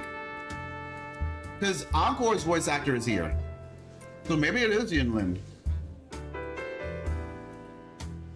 Yeah, so I never played as the alternative character. I only played it as one. So this time I intend to actually play the whole thing through. Hi, Snow. Lending a hand to foe hunters again? What is it this time? Nabbed a few hundred bandits, thrown a dozen dastardly schemes? Today I'm keeping it low-key. Just nabbed a petty thief. Just one? That sounds almost believable. I've got to see this. That's funny. I've never fibbed before. Come here, my little minion. This is Mr. Wells, the most hardworking fox hunter around here. Hello, Mr. Wells. Yeah, this is the one I picked first. So it was you. Looking all neat and tidy. Who'd have thought you had it in you? Thanks. It was just a small thing. A small thing. Oh, also, Let me tell you, it's all these small things that have turned Ice Lake into what it is now. If it was something big, Ice Lake would be turned upside down. we are parents. So the like humans seem to be at the top of the pecking order. Then there's the character that we are, which is a Karen, Charon. Basically, we're looked down on in society. And then Snow is also kind of another character called a Luno. They're underneath, but they're not really looked down on. It kind of exist. But Karens are like the bottom of society. No, there are humans, and they're basically the people at the top. They're kind of like Nazis, where it's just like they look down on other races, specifically like not like in terms of skin shade, but in terms of like, at least from what I understand, mind you. Haven't seen any other skin shades yet, so I don't know. But yeah, if you have like horns and all that, that means you're a Karen. Then I should try harder. Learn from professionals like you. Learn from me? Oh, give me a break.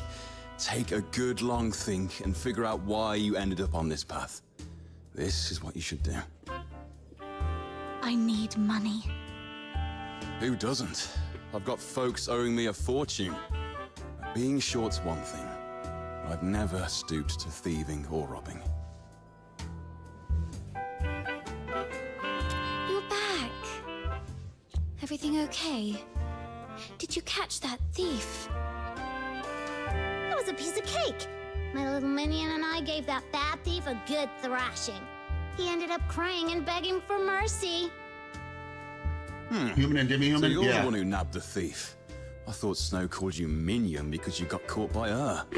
But then again, who in their right mind would get caught by Snow? Renova? Who's that? What was I thinking? She was the witness of my deeds. You had it all wrong.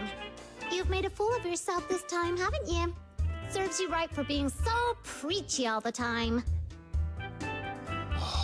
Sorry for what I've just said. Care for a drink? Just let Camilla know. It's on me. Consider it an apology.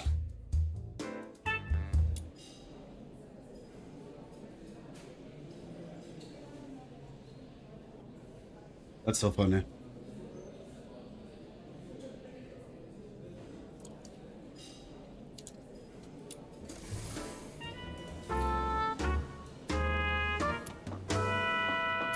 Yeah, this is You'll Lian never Lin. run dry on deals or drinks in the Asphodel.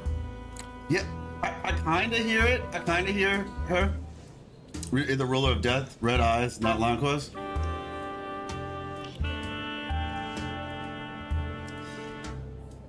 We saw her? We saw her? Hold up. You're talking about the main quest, right?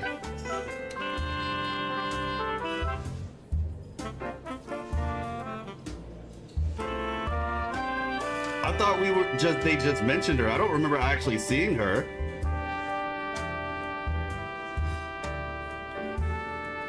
Yeah, but I say we never actually saw her though.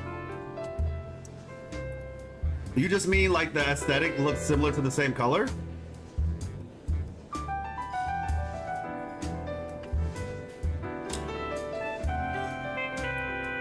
Wait a second. You think is this the idea that Renova is the person we saw at the beginning of the game?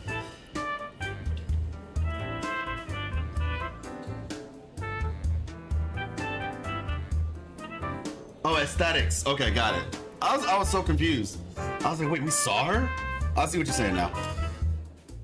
Your first gig was quite slick, and you got on with Wells. Your career as a fox hunter is off to a good start. Here, a hot drink to warm you up. I was gonna treat you to one, but since Wells has offered, we'll put it on his tab. Right. I did mistake this lass for a thief. It's the least I can do. Oh, and I can also catch her up on our line of work. To be honest, it's been pretty tough lately. Any commission worth a jot has to be fought for. I just had a gander at today's jobs, and they're all thankless. Except for that hot potato. Yeah, the voice acting is not bad. A right bother of a job. Finding some daft stone. There's no point in telling you. Even us old hands don't dare touch it. Let alone a newbie like you. It's looking for a rare mineral called Crystallo of Stella in the old Glevin pit. The client is Henrik Ethelred. Yes, the very same Henrik you know. Glevin pit is now a den for filthoids. A few fox hunters tried their luck, hoping to find some foxine scraps there, but not a soul came back. So even with Henrik dangling 5,000 silver coins, no fox hunters taken a bite. This one right here? Fox hunters are born adventurers, but we're not reckless fools. The stone's very existence aside, who knows if Henrik can even cough up the cash? Everyone knows he's recently gone bankrupt, even looking to sell off the family house. Is he planning to gamble it all on trading Crystallo? Wait a minute. Crystallo trading's been banned for years. How's he planning to unload it?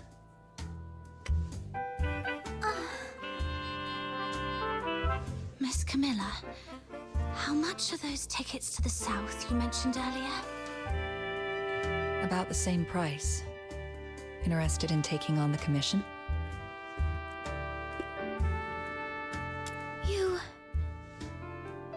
You serious? Kid, I'm not joking. This is no child's play. Thank you, I get it.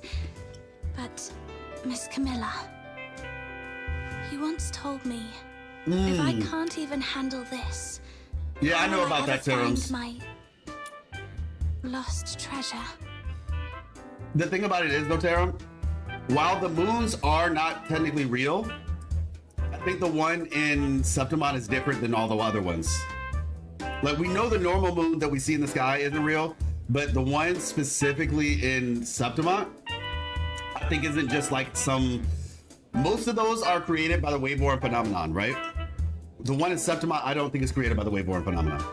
I think that one is actually an intentional illusion. Probably created by Cristoforo, 9 times out of 10. Like, it doesn't even seem like a normal Waveborn phenomenon situation. It feels like the entire thing is more so just like an illusion or a projection that was created.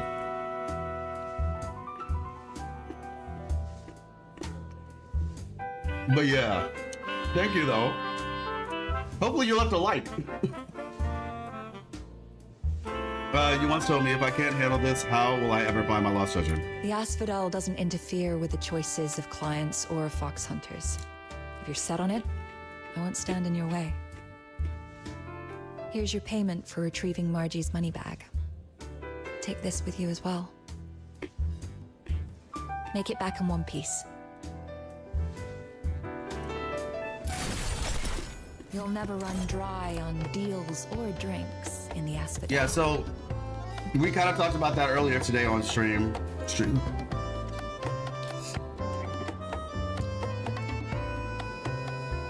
Demon Wedge crafted by the Spath toy.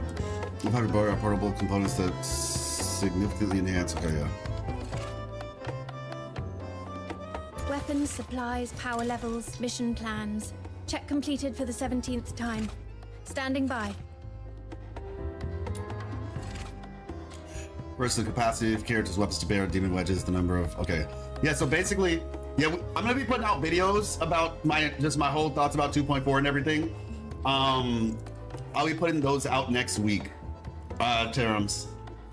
I don't know if you're familiar with my channel or not, but I have like a whole playlist of lore videos for Wuthering Waves. But yeah, I'll be putting out some videos for 2.4 starting next week. Yeah, for sure, also. The top left corner indicates it requires, yeah. You can drag a wedge into empty slot to equip it. Yep. Select a demon wedge to check its effects. Confirm.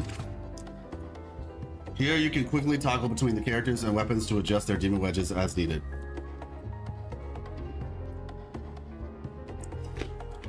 Got it. Upgrade. Sanity. Cool. We'll do up to 2. We'll do it up to 2. And then we put that one here. Basically, like they said, this is your tolerance. This is how many of these things, when they all, like this says 7 out of 30, you basically fill it up, you're over. So that's kind of how that works. Now you have this for the actual weapon. I'm just putting stuff here for right now. I'm not really thinking too hard about it. As far as I'm concerned, it's stats, but it is important to actually read like what they do, attribute bonus, stuff like that. Boost total attributes, view the info, slash attack crit chance, trigger probability, so forth, so on. If you highlight over it, it basically tells you suitable for melee weapons. Let's see, there we go, tolerance plus track 4. And then tolerance plus track 6, crit chance plus 10%, trigger probability, attack, slash attack, and then this one right here, it says crit damage. So actually, yeah, I'll switch that with that one to get crit damage. This is essentially what you have when it's all said and done. I'm not like a beast at this part. I think BitX knew a little bit about this, but yeah.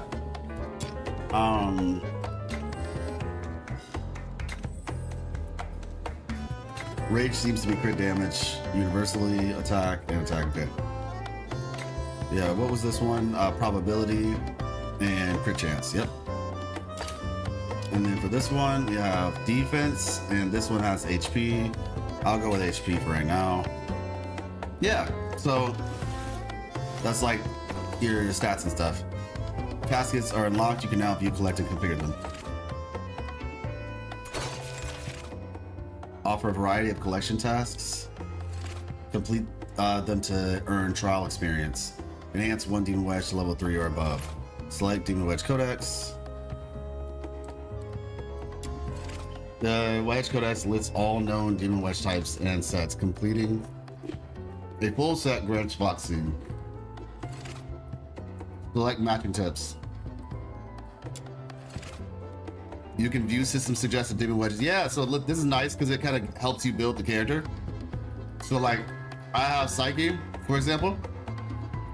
And so it seems like, okay, this is what you would want to get, the Squall, Wings Impo, so forth, so on. To help build them. So forth and so on. Weapons, supplies, power levels, mission plan. I knew you'd bring me along. You said we have her. Oh, that's cool. You can like turn her around. I didn't even know that. I'm about to say I'm gonna give her. Let's see. This is defense. This is shield, and this is attack. There we go. And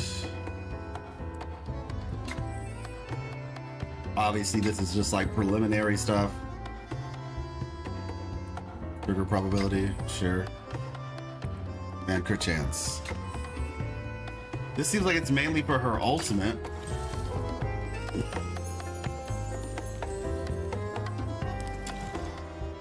All right. We're tasked with diverse array commissions. That to.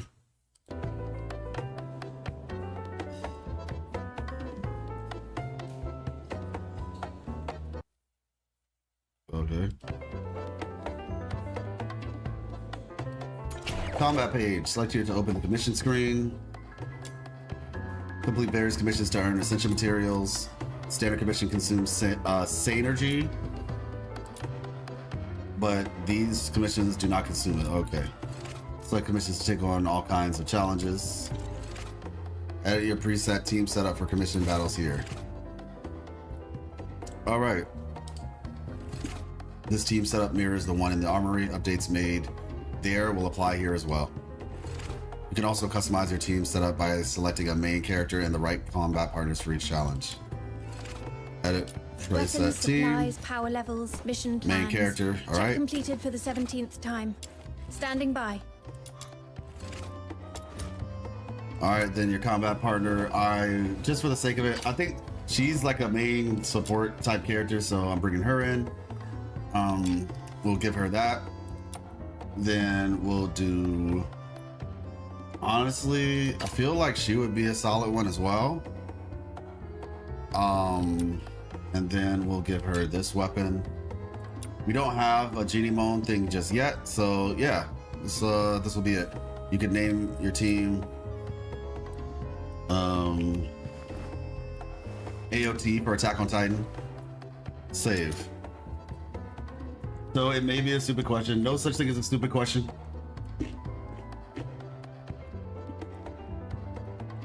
When it comes to the lore, I just want to make sure, are all the people at Septimont in Rover's universe, so reality or whatever, are real or not? I don't know. I've asked that question myself.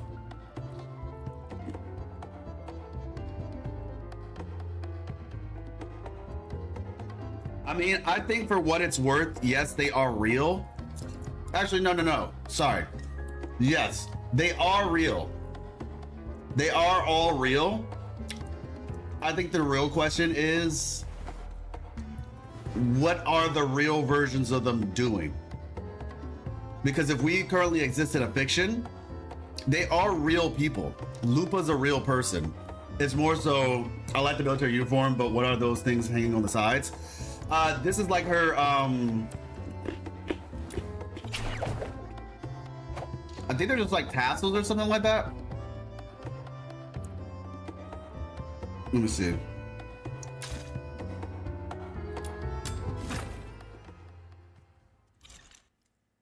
Yeah, like I said, we're in the fiction world right now. So we are experiencing a fictional version of real characters. All right, time to see just how grindy this game is.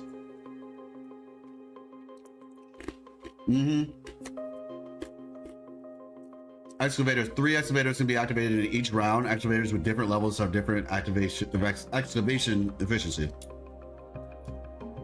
They require excavator modules to run, which can be obtained by defeating certain monsters.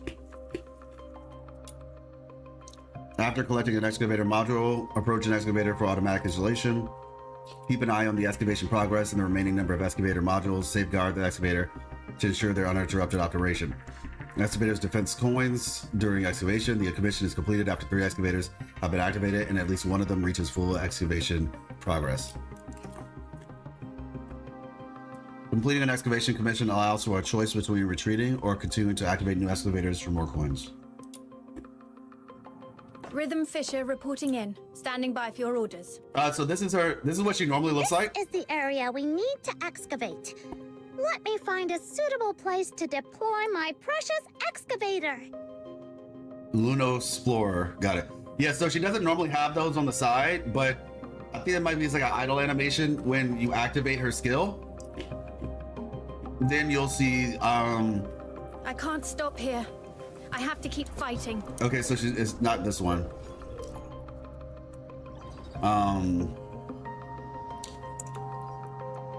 Let's see.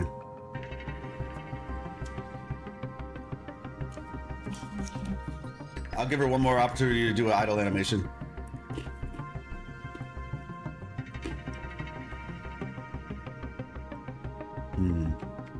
I can't stop here. All right. I have to keep fighting. But basically, when she uses her skill, that's when it shows up. Absolutely, Zozo. If I use my skill, let's see. Yeah, you can see it right there. It shows up when she uses her skill. 10, if you saw that. The things on the side, they show up then.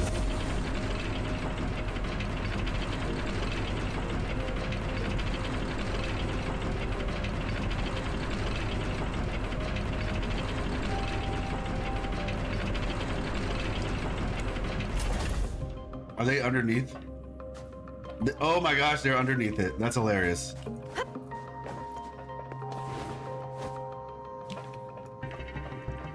All right. Excavator deployed. Remember to protect it. I just realized I am in the way of the characters' faces when they speak. So let me move a bit higher. There we go. That should be good. If it stops moving, find some excavator modules by defeating...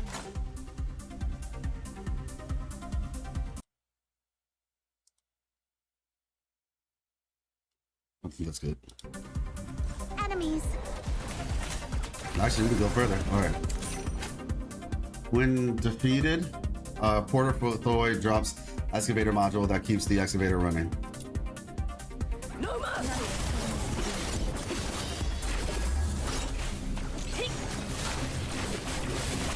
The excavator stalled.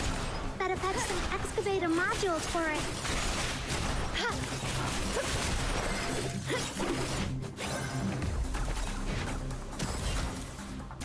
Here we go.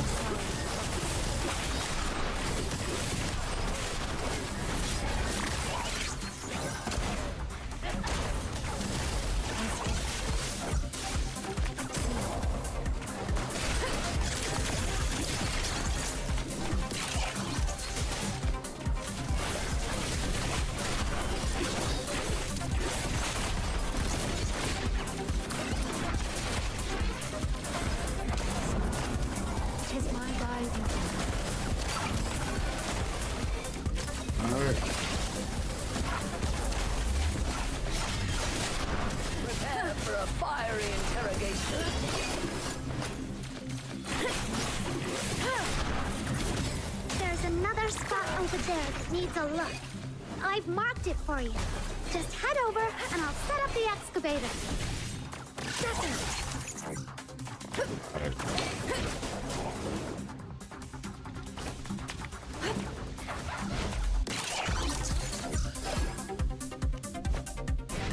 Here we go. Hey! Here functional has been called, application was running.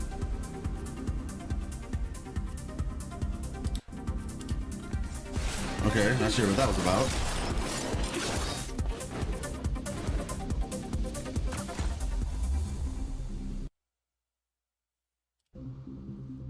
I'm going back to check out and go to sleep. It was fun being here. Absolutely, Ted. Yeah, but it's like I said, hopefully you saw the response with like her outfit. Those things on the side show up when she uses her skill. They're not normally there, but it's because of this thing right here. Like I said, the whole, like, the Attack on Titan 3DM, I think it's called, gear. Like the merciless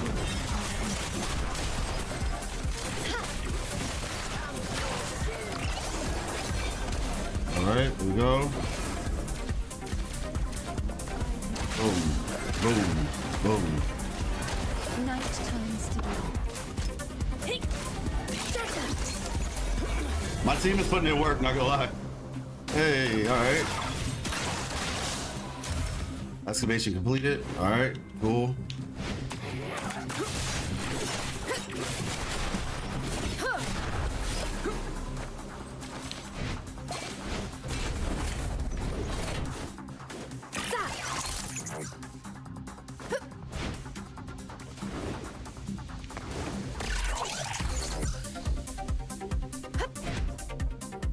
And this is the last one, I think.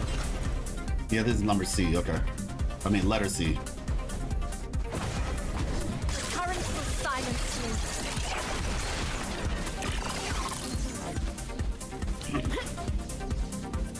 Every river returns.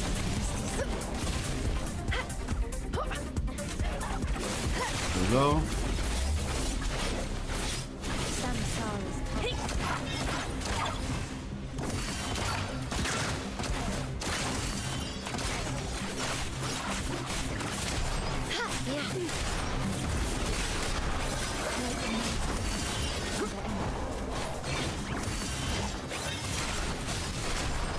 Alright, there we go.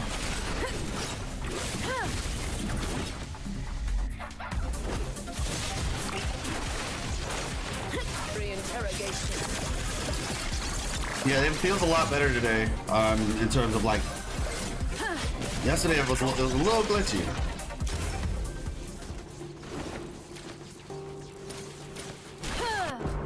Wave 1 ended. All right, there we go.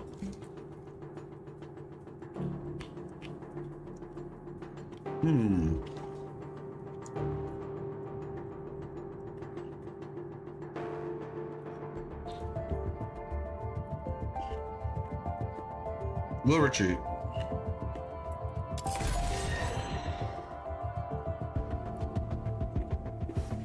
Such a pity it ended so quickly. Take me on the next mission. You'll win and I'll stay occupied. She is so cool. I love her attitude.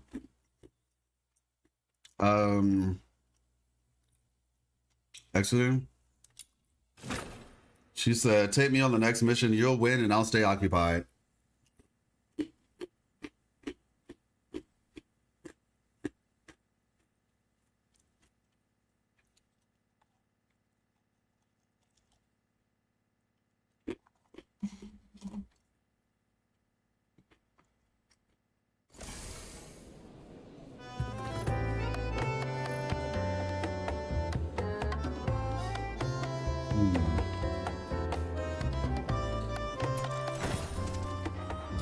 There we go.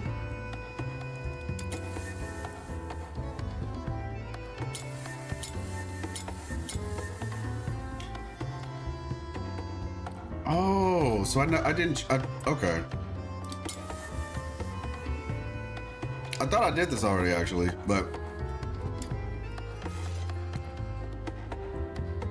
All right. Such wretchedness would surely draw heaven's own tears. I'm sorry to hear about that, Buck.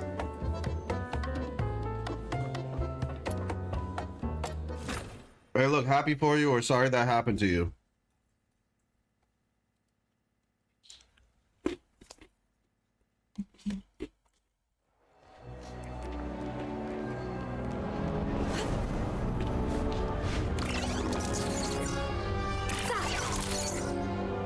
I love this so much. It's like you don't have flight in this game. Mind you, this character is a 4-star character, by the way, right? So you don't have flight, but there's definitely oh, they think that I'm using the helix leap. That's crazy.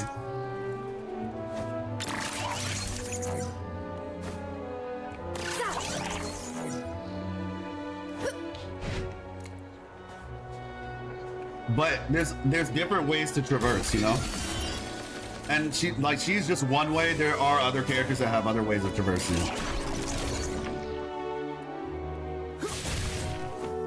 Let's see. So take that for what you will. Plus, Snow is fussing over something. Better go check in on her. Little minion, big news! I mean, like, really big. I haven't seen it yet, but just thinking about it, I'm getting goosebumps already. Calm down and take a breath. What's going on? No time to breathe. Listen, someone spotted a gigantic pig outside Ice Lake. and is taller than you, with a head the size of a van. And if it stomps its hoof, bam! The city walls will come down. Maybe they were talking about you, Snow. Like, they might have been comparing it to you. So is this like Truffles? I forgot their name, something in Truffles. Is there like companion quest or something? Should we go with roast or braised? What's your pick? What are you talking about? Are you thinking with your stomach again? Anyway, I'm really curious. Come on, let's go check it out. You weren't doing anything important, right?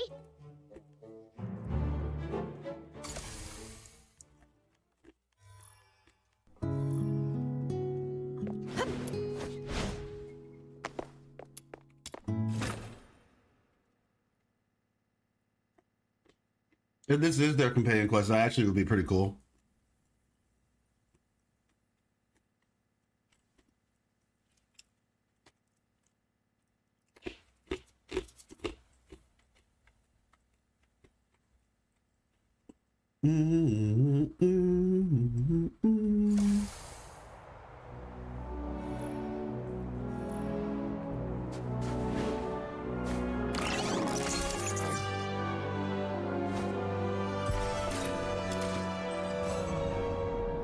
Collect all lost sheets and isolate. Someone found my secret stash last time. This time I consulted a professional, suggested I hide it somewhere outside the city, perhaps somewhere near a puddle. Sure, scene won't go bad in water, but what if the box gets muddy or rots from the moisture? Then my stash would literally be muddy down the drain, right? Still, it's better than having it stolen. I'm gonna give it a shot. I'll check in on it next week. Okay, interesting. Hey, what's up, Kuma? Uh-oh. Tools without spirit simply won't cut it.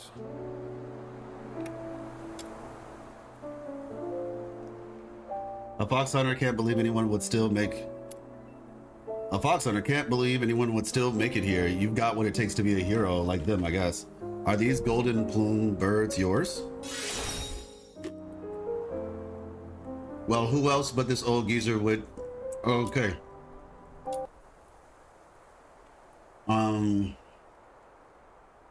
Would bother keeping these birds nowadays. Miners today have gotten so reliant on the high-tech gadgets from the Alchemy Academy that they have forgotten the old ways. Recalling what you read about golden plume birds, their behavior and their utility as detection tools. Agree with him and lament the disregard for tradition.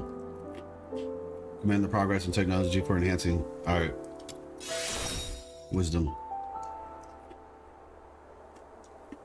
Exactly, their amazing sensitivity to harmful gases made them a must-have for us miners in the old days.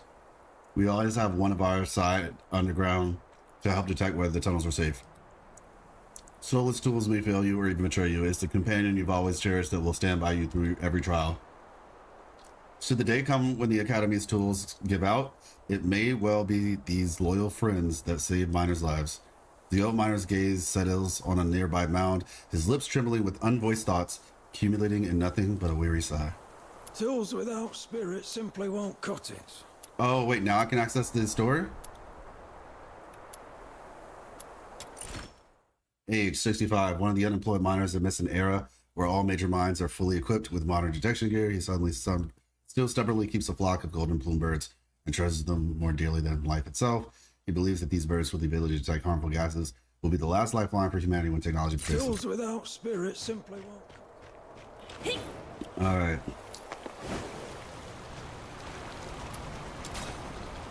Let's see. Let's see, if I recall correctly, the thing that guy was hiding was somewhere around here. But maybe I have to get that other thing first, the other lost page or whatever, before I can actually access it.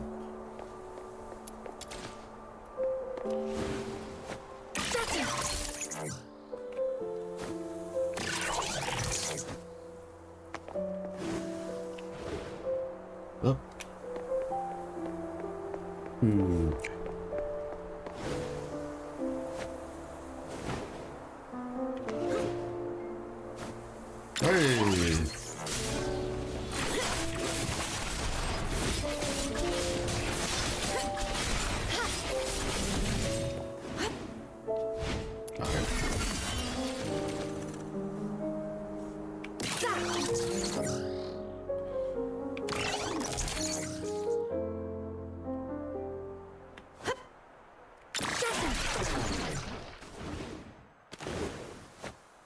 Okay, it's over here.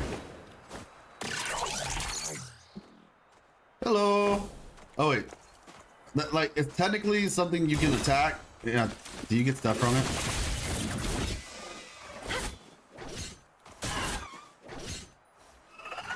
Okay, so it does attack you, but only if you attack it. Okay. All right. Here we are, south of Lamenting Lake by the big slope. This is where people said they saw the giant pig. I don't see anything.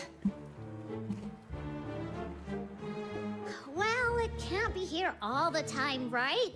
Maybe it just wandered off somewhere. All right, I'm leaving. Oh, wait, look over there. See those two? They've been standing there. Maybe they're waiting for the giant pig too. Let's go ask them. Come on. If they're not, we'll head back. Hello, may I ask? Shh, keep it down. Can't you see we're expecting something? Oh, my bad.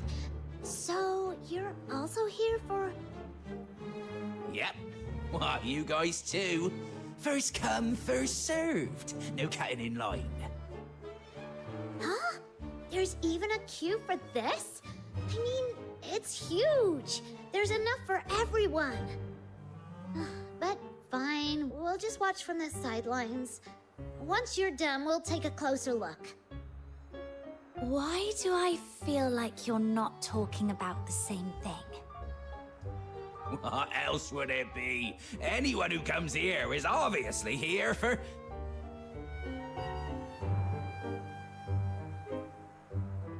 Now, pull the rope! More car creatures wobble into view, their tiny heads bobbing as if sniffing around. Oh!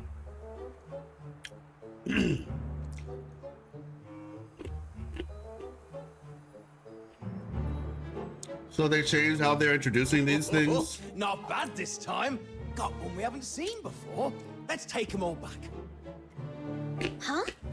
Wait, what are you doing? Don't hurt the genie mons! Filbert, knock them off! Oh, Filbert and Truffles. There we go. For crying out loud! How many more times do we have to run into her? Hurry up, grab all the genie mons and move. They're getting away! Miss, and your little friend, could you give me a hand? Whoa! The giant pig is real! And it talks! Okay, I say we do what it says. Those guys look super sketchy anyway.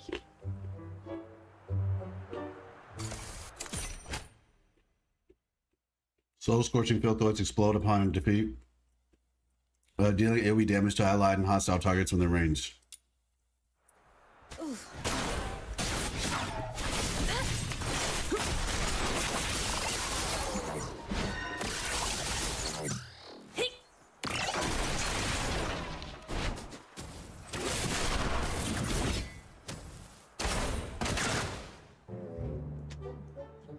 Oh, well there's that. Ugh, they ran so fast and disappeared in a flash. Should we chase them? They bolted like they knew every shortcut in this place. There's no way we're catching up. Besides, let's not forget why we're here. So, this is the giant pig that's taller than me and has a head the size of a van? You were taken in by exaggerated words, Snow.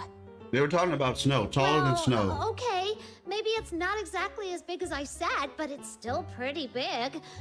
And don't forget, it talks! That's gotta be worth looking into! Yeah, except it doesn't seem like it actually talks. That was me. Phoebe's here! Hello, I'm Truffle. I came from really far away. And this big sweetheart here is Filbert, my best friend and most trusted partner. Thank you for helping us save the Genie Mons and drive away those Genie Mon hunters. Genie Mon hunters? Yep, Those guys back there, they go by the name Geniemon Hunters, which sounds not cool at all, because they've been running around catching every Geniemon they can find. Do you know about Geniemons? They're the ones. Though coming in all sorts of different species, they're all actually Geniemons. Okay, got you, Zoto. Thank you so much for coming through. Rest well. Do you know about the Geniemons? They're the ones they're coming in all sorts of different species. They're all actually Geniemons. Got you. Holocarons and Celeste look different, but are both humans. Okay.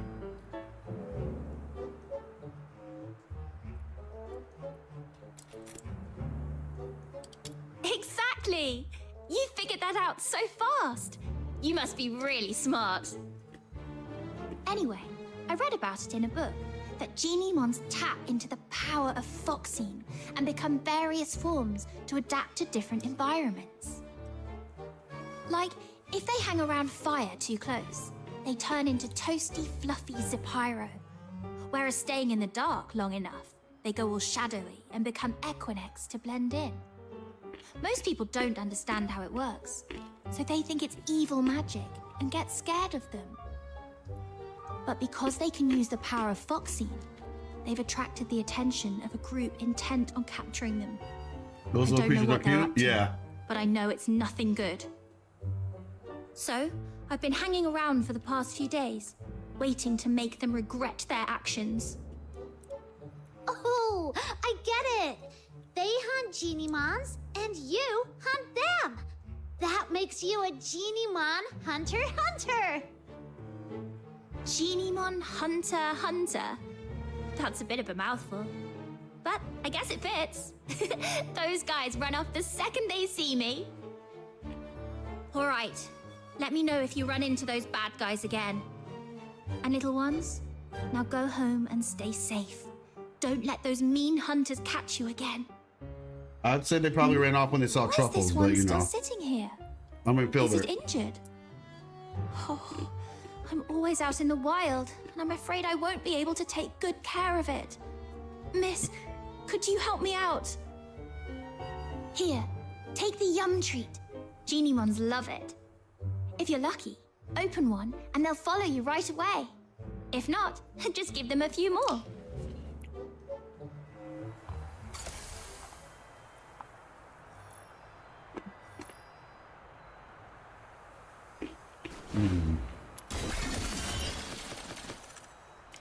All right.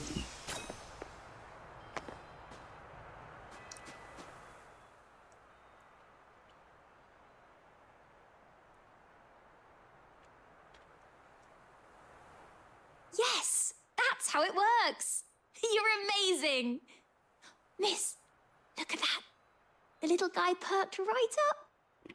I think it really likes you. What is it, Chirpy? It's talking to her.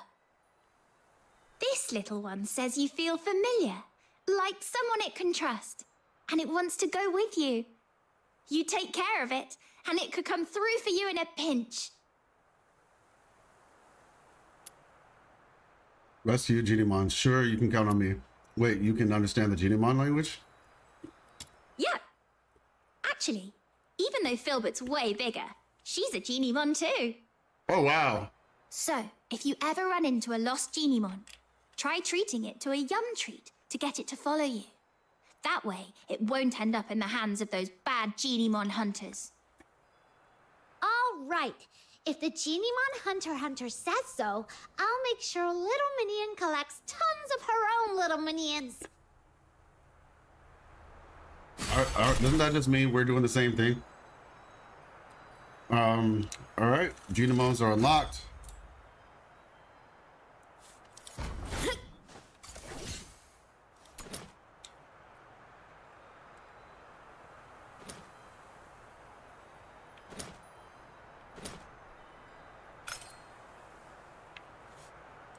Weapons, supplies, power levels, mission plans. Check completed for the 17th time. Standing by. Wait, what? Oh, okay, it makes noise. Upgrade.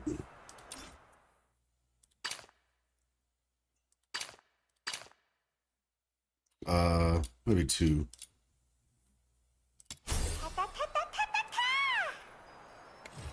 Was not expecting it to make sounds.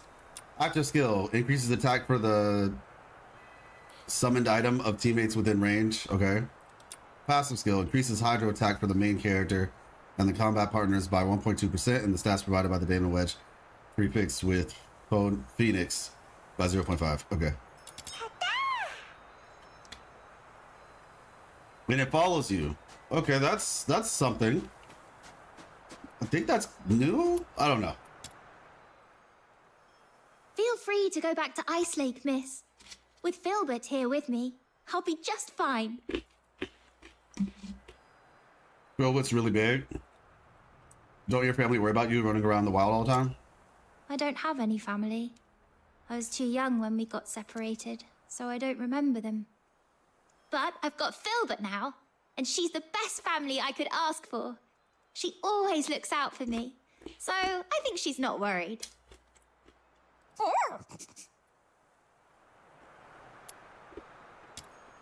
Aw. Feel free to go back to Ice Lake, miss. We get that a lot. Don't let her size fool you. She's actually really gentle and sweet. Oh, and she's amazing at sniffing out food. Too bad it's too cold around here for mushrooms to grow. Or I'd totally show you how we can find an entire hill of rustlers in just half a day. All right. Oh wait, there was one more thing, I think, right? Feel free to go back to Ice Lake, miss. With Filbert here with me, I'll be just fine. Cool.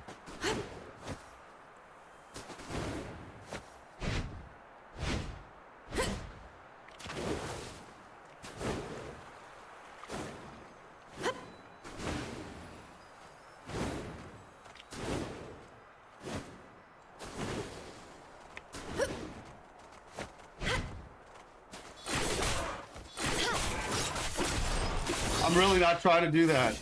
I promise I wasn't. Okay. Like, I was not trying to attack those things. It auto-targeted. Oh yeah, I already did that. So, we're cool on that.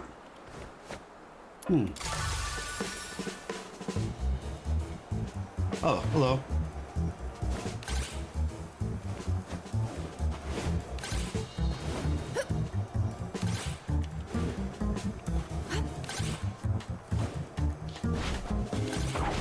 Yeet.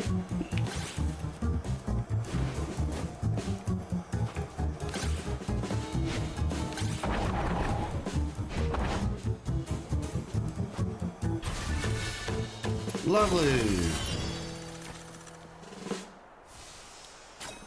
All right. Oh, hello.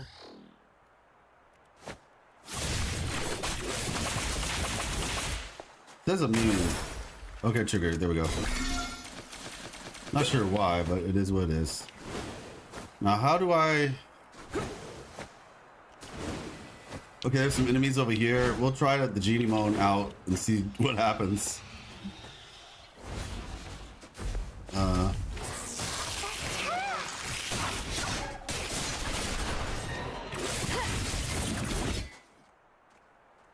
Alright, well, we heard it, so I guess it's... I mean, it basically, like, it's like it gives the team a buff, it seems. Maybe that's the buff at the bottom of the screen, actually. Let's see. I'm gonna hit it again. At the bottom of the screen, it's... You can kind of see the words. I know the snow isn't really helping. So let me see. I'll go over here. Okay, here we go. You can see at the bottom now if I hit Z. Alright. I wonder if the buff isn't visible unless you're in a fight.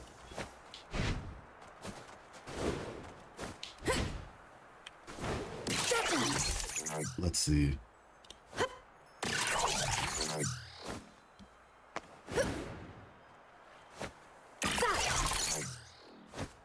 Oh, all right. Didn't mean to do that.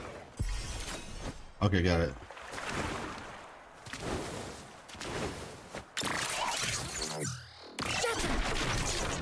Oh, hello. Aye. Huh. Okay, here we go. Kind of surprised there aren't any enemies in this direction, though.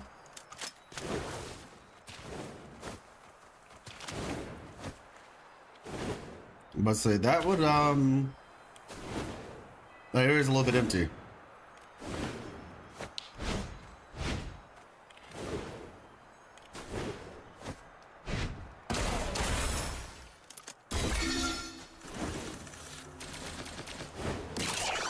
Okay. All right, let's see. Yeah, I don't know. Doesn't seem to be a visual representation of the buff. I mean, there's a visual activation. At the very least, I guess we can do that. But in terms of how long it lasts, not so sure.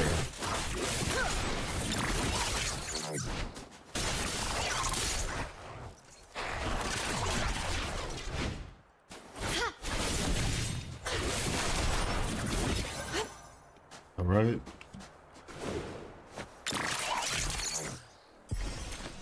Nice.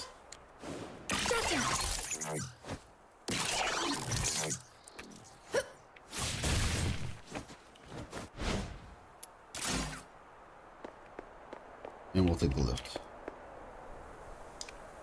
I thought we were going to take the lift. Why are we taking the... Oh, shoot. Got it. It was calling the lift. Reading is fundamental because it probably told us that and we just missed it.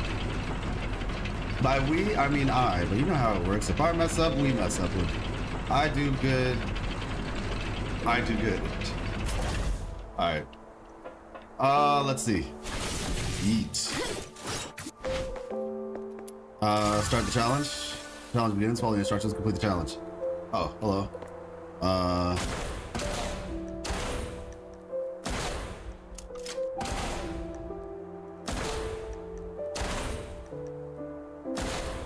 Let's see.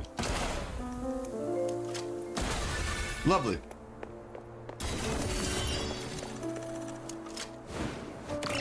Wait. Okay, yeah, we're good. Have I done this one?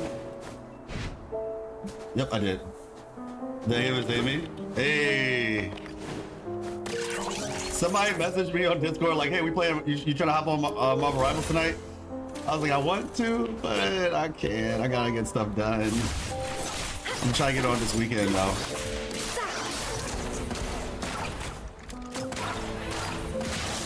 I'm gonna see, are there headshot things, I wonder?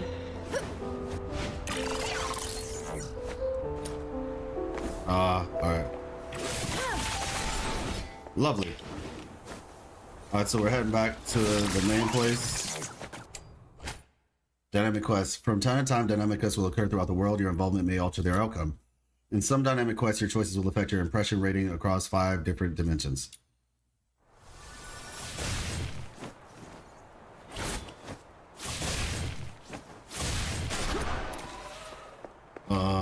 Wait, what was that? Track?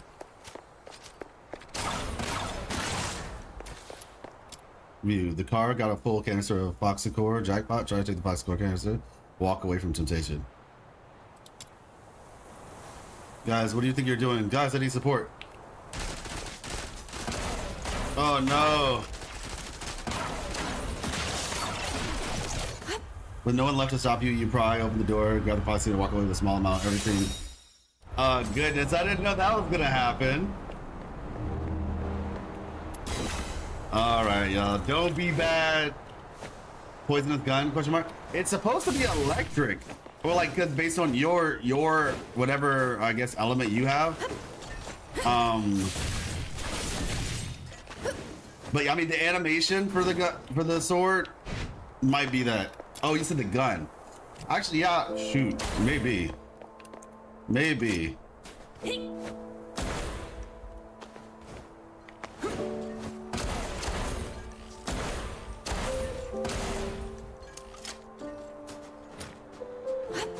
me see.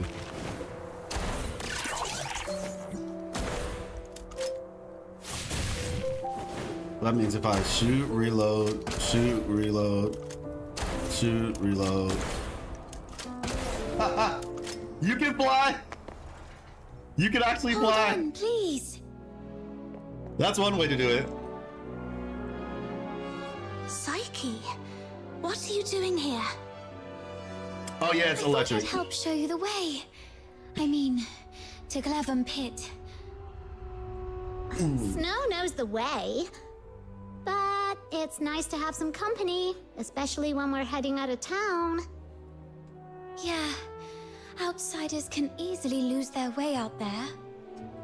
I saw you accepted Mr. Henrik's, our request, so I thought I should help out. Thinks I owe you another one. Actually, I was looking forward to a little walk myself, too. Shall we get going?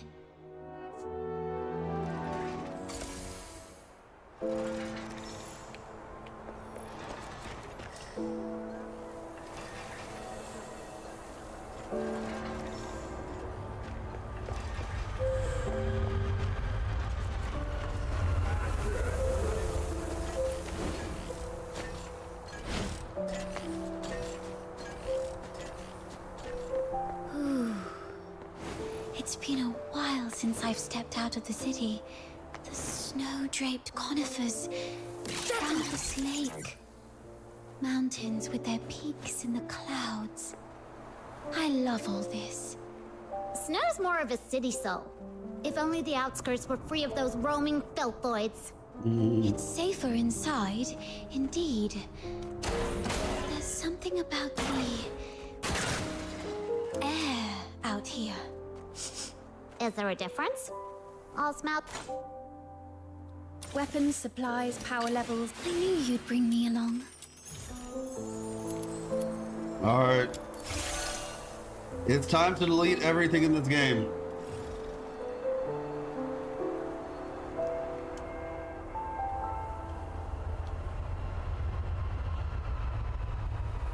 Hold on.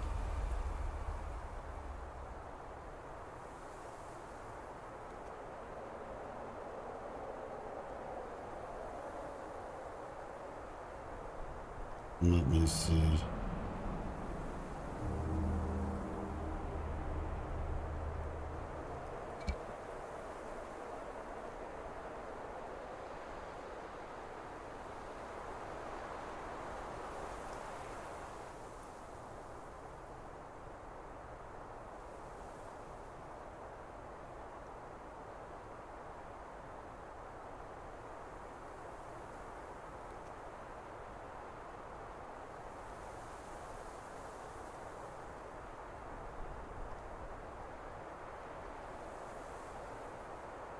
All right. Yeah, like I said, now that she's actually leveled up, well, not even just leveled up, but just in general, she's gonna be, we'll use this weapon because actually, I guess we could maybe do a different weapon. Let's see. I mean, we have this one. It kind of matches her, so I guess we could rock this one. We can equip it. Upgrade.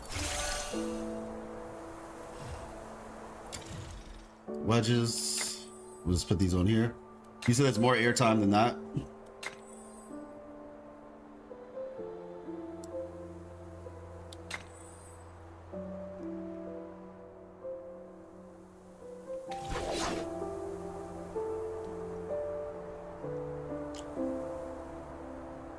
Okay.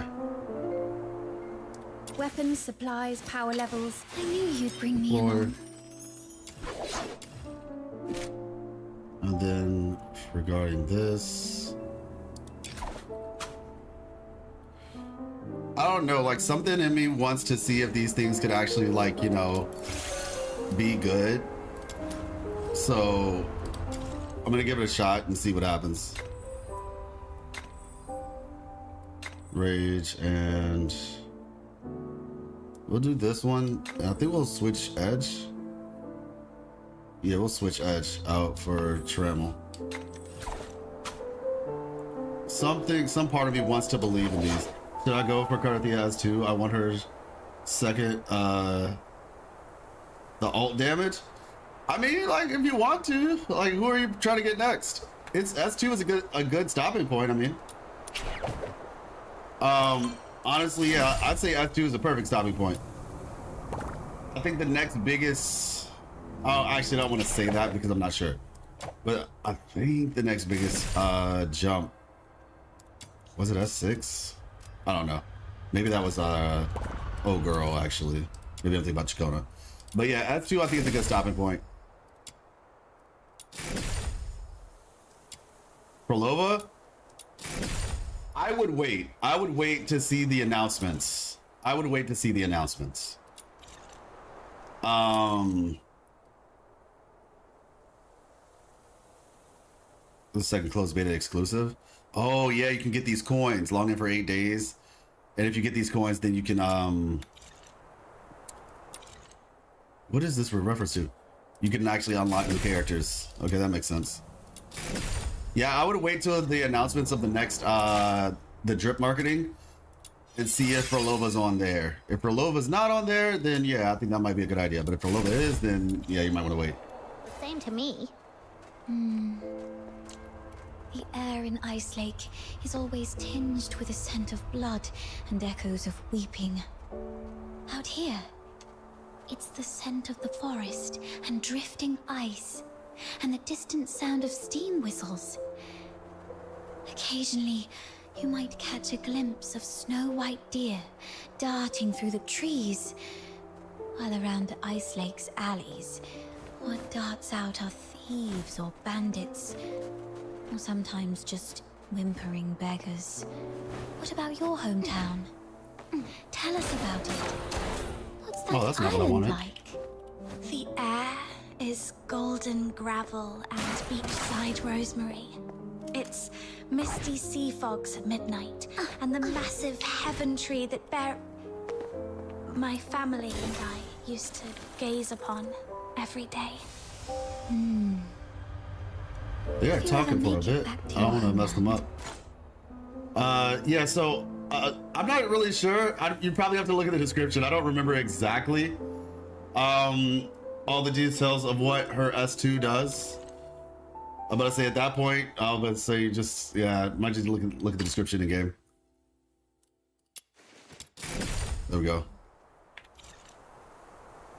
All I remember explicitly is that her S3, like the S1 gives you like crit damage, like scaling crit damage from her S1.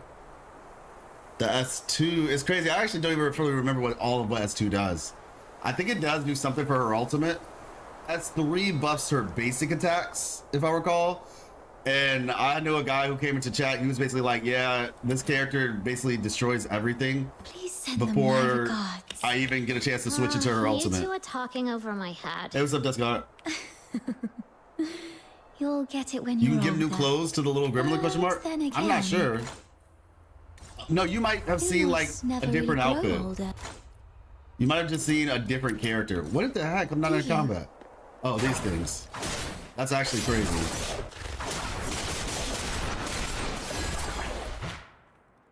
I'm about to say there's no music for the fact that like they detected me, so hopefully that gets fixed. At least it didn't appear to be anyway. Okay, equip. Currently using, confirm. All right. With new clothes in the menu you just opened.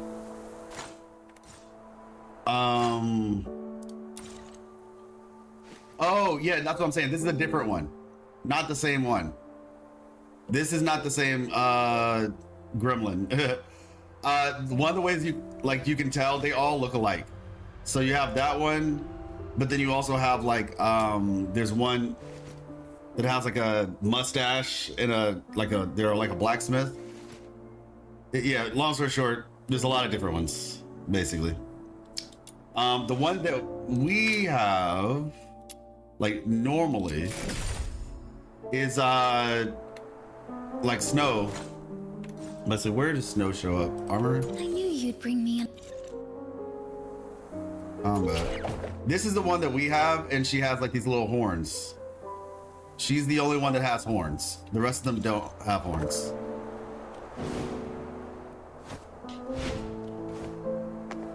All right, let's see.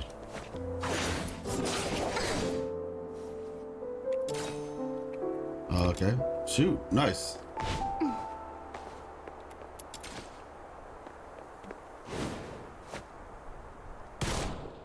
Okay, yeah, so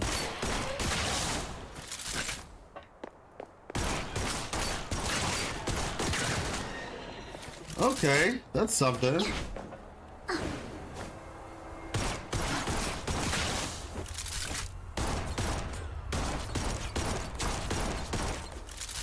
That's something. The entrance to Glevum Pit is up ahead. Please be extra careful. Thank you. You've been a tremendous help. But you two should head back now. I can take it from here on my own. No way. This Demon King can't just scarp her from the battle and let the little minion think less of her. Psyche, you should also come with us. Me? Yep. Come with the Demon King to clear out this monster's den. I bet you've never been on such an adventure, right? What a pity. Your life is certainly incomplete. Wow. All right. I'm in. Let's go then. Don't listen to So. She just wants extra help. Empathy. Let's go, let's go.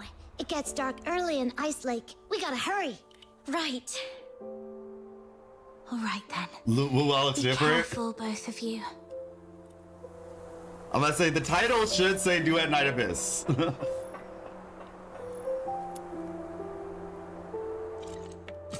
In the future, I've been thinking about making like a thumbnail that shows both games.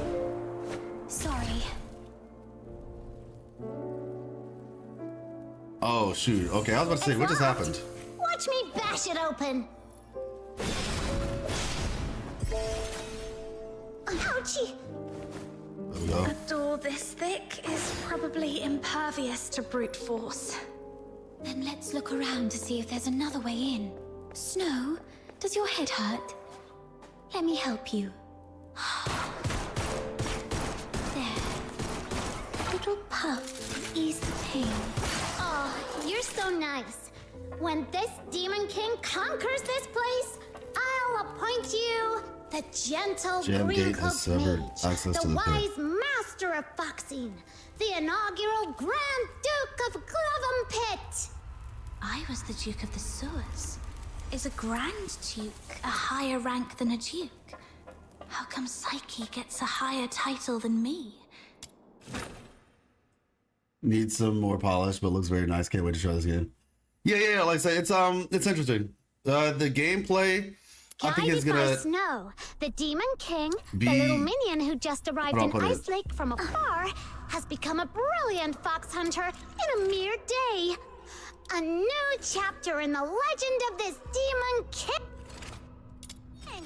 Fox Hunter is a cool name. Do they all hunt something called fox? Nah, fox hunters nowadays are actually bounty hunters. It has something to do with... Oh, how I regret it. I should have never told Hans those tales like the ones. Yeah, I think what's gonna come down to is like the challenge of the game in some ways. I think I kind of wish there were more enemies in the open world. I feel like it does feel empty in certain parts. There's like a lot of enemies technically in like the areas that you like farm and stuff like that.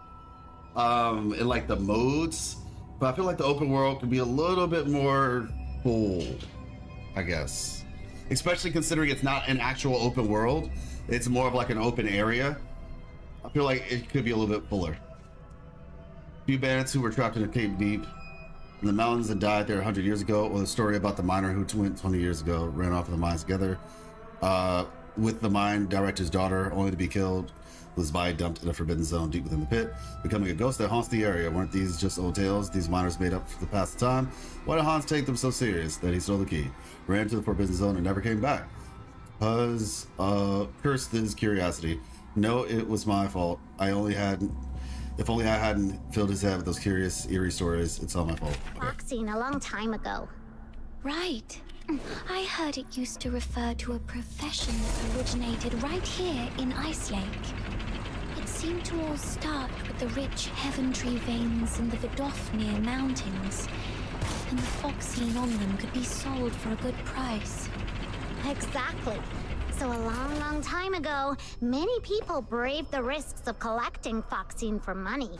But then the big merchants and the Empire took over the mines around here, and ordinary folk hardly had a chance with foxine anymore. After that, the local veins gradually ran dry. Looks like a scrawled note left behind by a fox hunter. The paper's yellowed with age. This bloody mice. Okay. The chef for ages. Nothing down here but dust and filthoids would have come to this. Wouldn't have come to this dump if there weren't for two little pests. Had to scrape up some foxine just so they could stay in school. Don't see the point in burying your nose in books. When trouble hits, a punch will sort things faster than any page ever could. Didn't think I'd actually find any foxine, let alone this much. Ought to keep those two brats in school a while longer. Places crawling with filthoids wouldn't take much for someone to get themselves killed out here. Well, since I'm in a good mood, maybe I'll leave a warning for the next poor sod who stumbles, though. Might even fix a few busted lamps while I'm at it. I think one of my issues with the way this game works... So this fox hunter used lamps and signposts to mark a safe path for those who come after them. Are you a new player? What do you mean by that? If we have the time, let's help maintain these lamps too. When you say, are you a new player? Like, in what do you mean? Because this is a beta, so technically everybody's a new player. Refuel the lamp. Yay! The lamp's glowing again. Repair the signpost. Warning! Super scary treasure hoarding filthoids ahead. Do not approach. Pretty convincing, huh? Are we sure a sign like this won't just make people want to go even more? I feel like they talk too much. And I know that's a weird statement to say, but it feels... Oh, this looks different. I don't remember this before.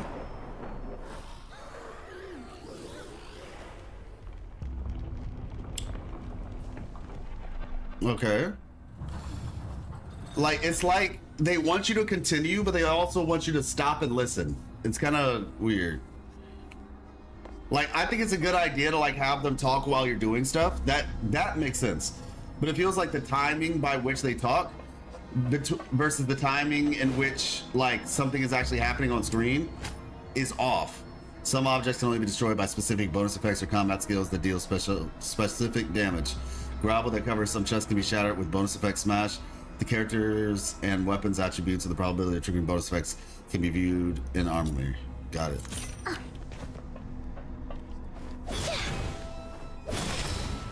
Alright.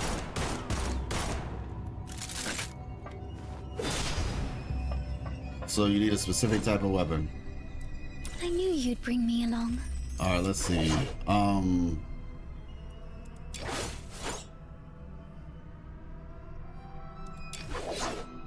Increases damage dealt to targets inflicted with bonus effects by 40%.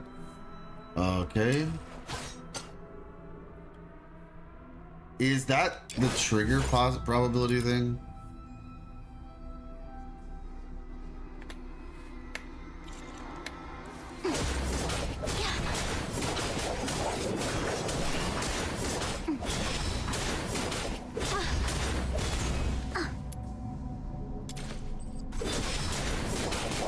Okay.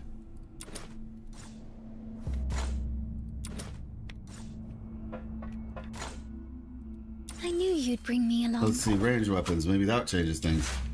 With shotgun makes sense. Smash attack, 7.55. Okay. Does this have a smash attack? It does not. It has a slash. This has a spike attack. Okay. That makes sense. That makes sense. Interesting. That one has a slash. Equip.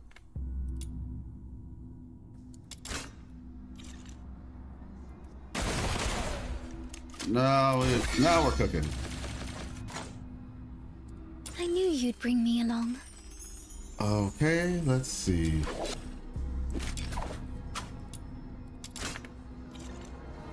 All right, so yeah, I didn't know all that was up there. Not really sure how one would get all the way up there, but you know, sure we could figure it out. Yay! The lamp's glowing again.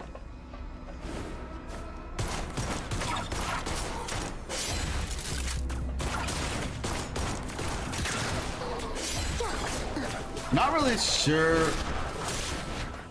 the value of these weapons, though, to be fair.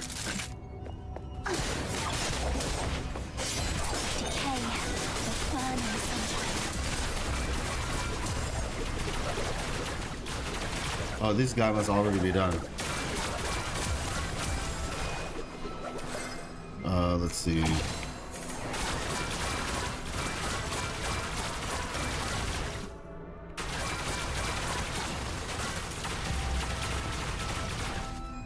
Oh, hello. I'm gonna say, I guess this is one way I could get up there, theoretically. Oh, wait, did they... Hold up. Did they just take me out of it? Was I just forced out of the ability? Hey, what's up?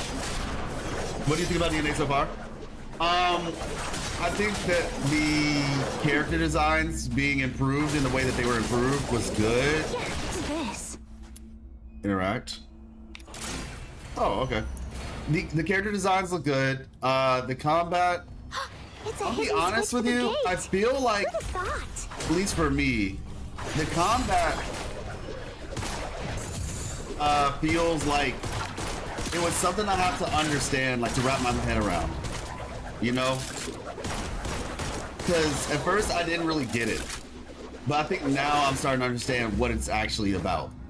Like, it seems like the combat in this game is mainly about new weapons. That's where like a lot of the gameplay is. While the Demon King isn't looking, how about we split the treasure? I'm good. You can keep it all to buy yourself some nice clothes or something. Oh, okay. I think you need the treasure. I think they talk too much though. They make combat a bit easier than CBT. Not sure if I like it. Yeah, like I think that they talk too much as well, and it's weird because I think talking is good, but or not so much that they talk too much, but I don't think they know when. Not so much say they don't know, but they haven't up to this point. The placement of the talking is weird. Like you'll be doing a quest, and then they start talking, and it's like, okay, yeah, that's cool. You know, while I'm running around, I can like listen to them talk or whatever. And then they decide to keep that conversation going for like a really long time, to the point where you're basically waiting for them to finish talking before you complete the mission. Not even dialogue after the dialogue. There's dialogue between the important dialogue. It's like, okay, y'all talked. Okay, that's cool. I'm listening. But then there's like something I'm supposed to read. And so then I read that. But then that also means that the talking that you did on the little side gets cut off. Then when I'm done reading that, it continues. Not necessarily a problem. But then as soon as I get to the elevator, then there's the actual mission dialogue. You know what I'm saying? So like their little sidebar conversations, it feels like it's like... It feels like the sidebar conversations are too much. Is it too late if I mess up once? Okay, it is. Yeah, it feels like the sidebar conversations last too long. Or like I said, they just don't know where the best place to put some of them are, because, yeah, maybe I guess I'm gonna need the shotgun the whole time. I knew you'd be But, I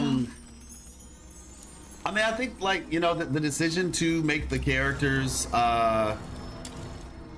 you know, like the characters are free, right? The first time, that's cool. Equip. Your first go of getting the character is guaranteed, and then you know the actor is 50-50. So that's a nice little detail. I think I got this one already.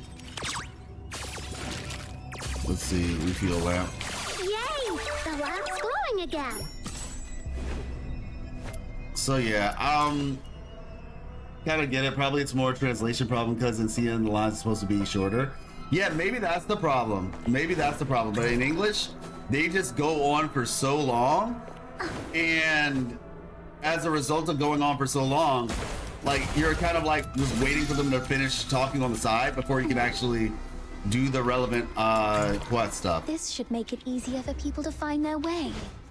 I'm still not really sure how I feel about the yeah, like, okay, so you can do that 3 times, I guess. Okay. Yeah, I'm still not sure how I feel about the like the farming. In the live stream they did mention like, yeah, we know that the farming was a problem and it took way too long to farm, because it definitely did. Is that in the air? Oh, that's cool. So yeah. Like,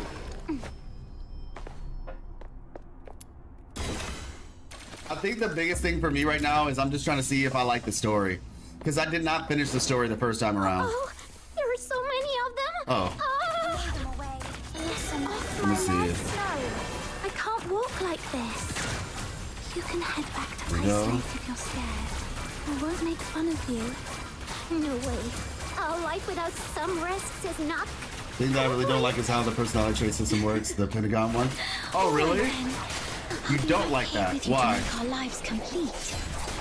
Like, oh, is it because like when you make a decision they don't tell you like what your decision's gonna be? Let's move on. Oh shoot. These filthoids Is there some ways that I can get? what happened to Barry and me on purpose. How do I heal? After fighting alongside, Sheesh. I Revive. go over the self-defense moves Barry once taught me and wield my sword I carefully. think I was a little bit late on that. I can do this. Also, I guess I could fight in a team.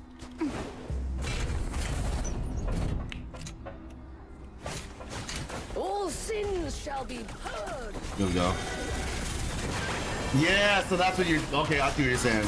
It's not really clear what your response is gonna be like. Tell me, is this gonna like up my chaos or up my? Yeah, okay, I can respect that. That happened to me too. Where like on the bridge when you have the option to take something out of the car. I didn't know that was about to put me on the chaos run. I had no idea. Let's see. All right.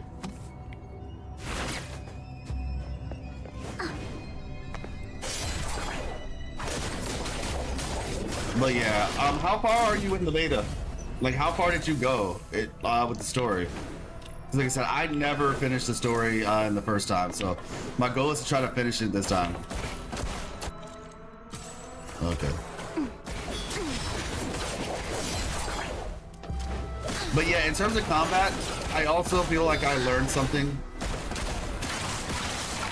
which is just that, like, how important the weapons are. The weapons are very important, it feels like.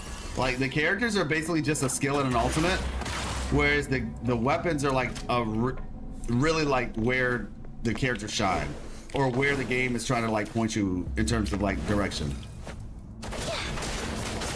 Like, I didn't really take the time to like, you know, try to get different weapons and all that stuff in the first time around. So I'm gonna see if I have the opportunity to do that with the time that I have. But if I, oh, okay. Yeah, so basically that's around the time where I stopped. Like, I never continued to play the second portion of the story. So that's why I'm gonna try to do this time around. Sheesh. What is that purple stuff? It looks like it's like shield or something though. Why does it feel like a shield isn't really like active?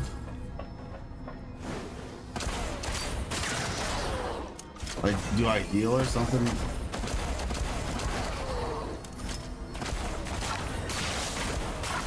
Nope, doesn't seem that way.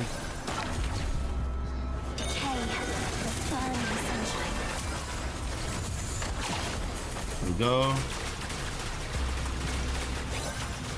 Wait, my ability of taking my health away? Yo, I didn't know that was a thing for her. She loses health when she stays in that mode? Oh shoot, no wonder I'm so low on health. Weapons feel more valuable for me? Yep. That's what it seems like it is, the direction they're going with this game. That's why they're making it to where characters are so much easier to get because of the fact the weapons are going to be the main thing that people grind for in this game. Which I think is probably similar to how things operate. Who are you?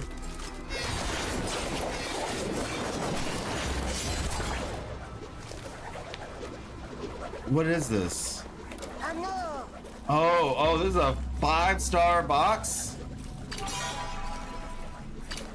Oh gosh, yeah, this is a... Yeah. Successful? Okay, that's actually insane. We just got a 5-star. That had to be luck. Me along. Well, like not so much luck, but like that had to be just like... That was not supposed to happen. That was not supposed to happen at all.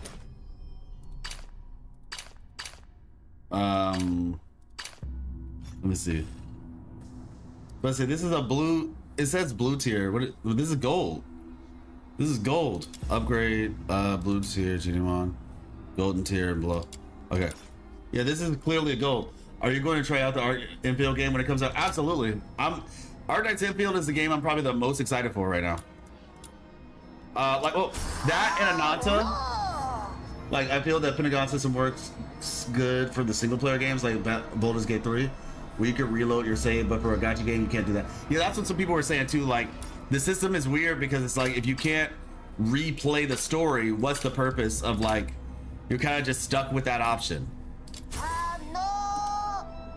Yeah, I feel that. Confirm. Deals damage equal to this of the main character's attack to surrounding enemies and can directly destroy special destructible covering chests. Protects one Genimon and one chest within 100 meters. Range marking their location for 30 seconds. Alright, ascend. Oh, okay, got it. Deploy. Yo, we just got a 5-star Genimon. That's actually pretty cool. Like, that, honestly, in my opinion, I don't think that was supposed to work. All right, there we go. Okay, that wasn't supposed to happen. Oh my gosh, her health is just depleting. I did not realize that that was a thing for her. I need to read her stuff then. How do I get my health back as her? Like, I am genuinely curious. Phew. Okay, that works. That was close. Wait, the path ahead is clear now. What characters did you end up getting though, Ani? Depths of Glavon Pit? Okay. What characters did you choose this time around? Oh, hello.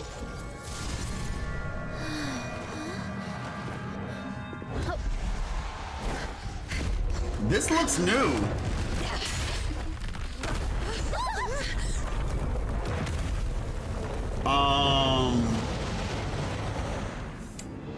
I don't remember, like, I know this fight happens, but I don't remember it happening this quick. Armor is destructible, each destructible part of its own HP. I got the 5-star purple one, Sibylla, love her playstyle. True. I'll be honest, my favorite character right now is the 4-star. The 4-star with the Attack on Titan thing. When I saw her in the last beta, I was like, she looks cool. I really like her design. She's probably my favorite design-wise in the entire game right now. But yeah, she was really cool. For 5 stars, who did I choose? I think I chose the Lady Nightfall lady. Yeah, Lady Nightfall. Because she looked like a support, and I was like, oh yeah, that'd be cool. When the HP of destructible parts is reduced, okay, got it. Loses his balance. All right, we fought this thing before. Everything all right? Excited. Wait. I suddenly couldn't see clearly back there and ended up startling that monster. There we go. I'm so sorry. Hey, are you feeling better now? Oh, also, I ended up getting like 2 copies of Psyche back to back. Like, obviously, you know, you win the first one, but then I literally got in the same temple. I got the other copy of Psyche. I'll do my best to support you. Oh, using her skill heals her. Oh, okay. Beasts can be brought down by targeting their weaknesses. It must be the same with this filthoid. Let's take a breath and find its weakness. Yeah, I'm about to say, we're just gonna do the thing. This Joker is level.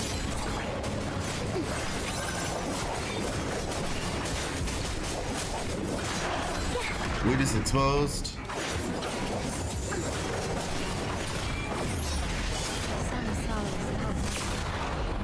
Nice. Ooh. This feels like it's... Oh. Cristallo of Stella. Look at its beauty. No wonder everyone wants a piece of it. Okay. What a commotion I just heard. This cutscene's a little bit upgraded, it looks like. Took out that giant thing? Impressive. Outsider! How come the Cristallo is in your hands? It was my little minion who first... I feel like this part was sped up. Because I feel like when we were in this dungeon the last time, it took way longer to get to the ending. Which, in all reality, I think is a good thing, because the pacing of the story did feel a bit slow in parts. Like, unnecessarily so. I don't recall getting to this part so quickly. But I'll continue. It was my little menu first. It was just lying there with no one's name tag on it, wasn't it? Come on. In our line of work, there's no such thing as dibs. And you're new here, right? Someone has to teach you this lesson, and that someone just happened to be me today. Consider this Cristallo as tuition, shall we? Please give it back. That Cristallo is important to her, and to all of us. We defeated that filthoid, give it back. If there's no such thing as dibs, that means we can just beat you up and take the Cristallo back. Chaos. Since you refuse to be a reasonable person, this conversation is over. Easy, kiddo. Don't get mad. That's the spirit! Come on, get him! Whoa! Calm down. There's no need to resort to violence. What do you say we split it 50-50? Sound fair?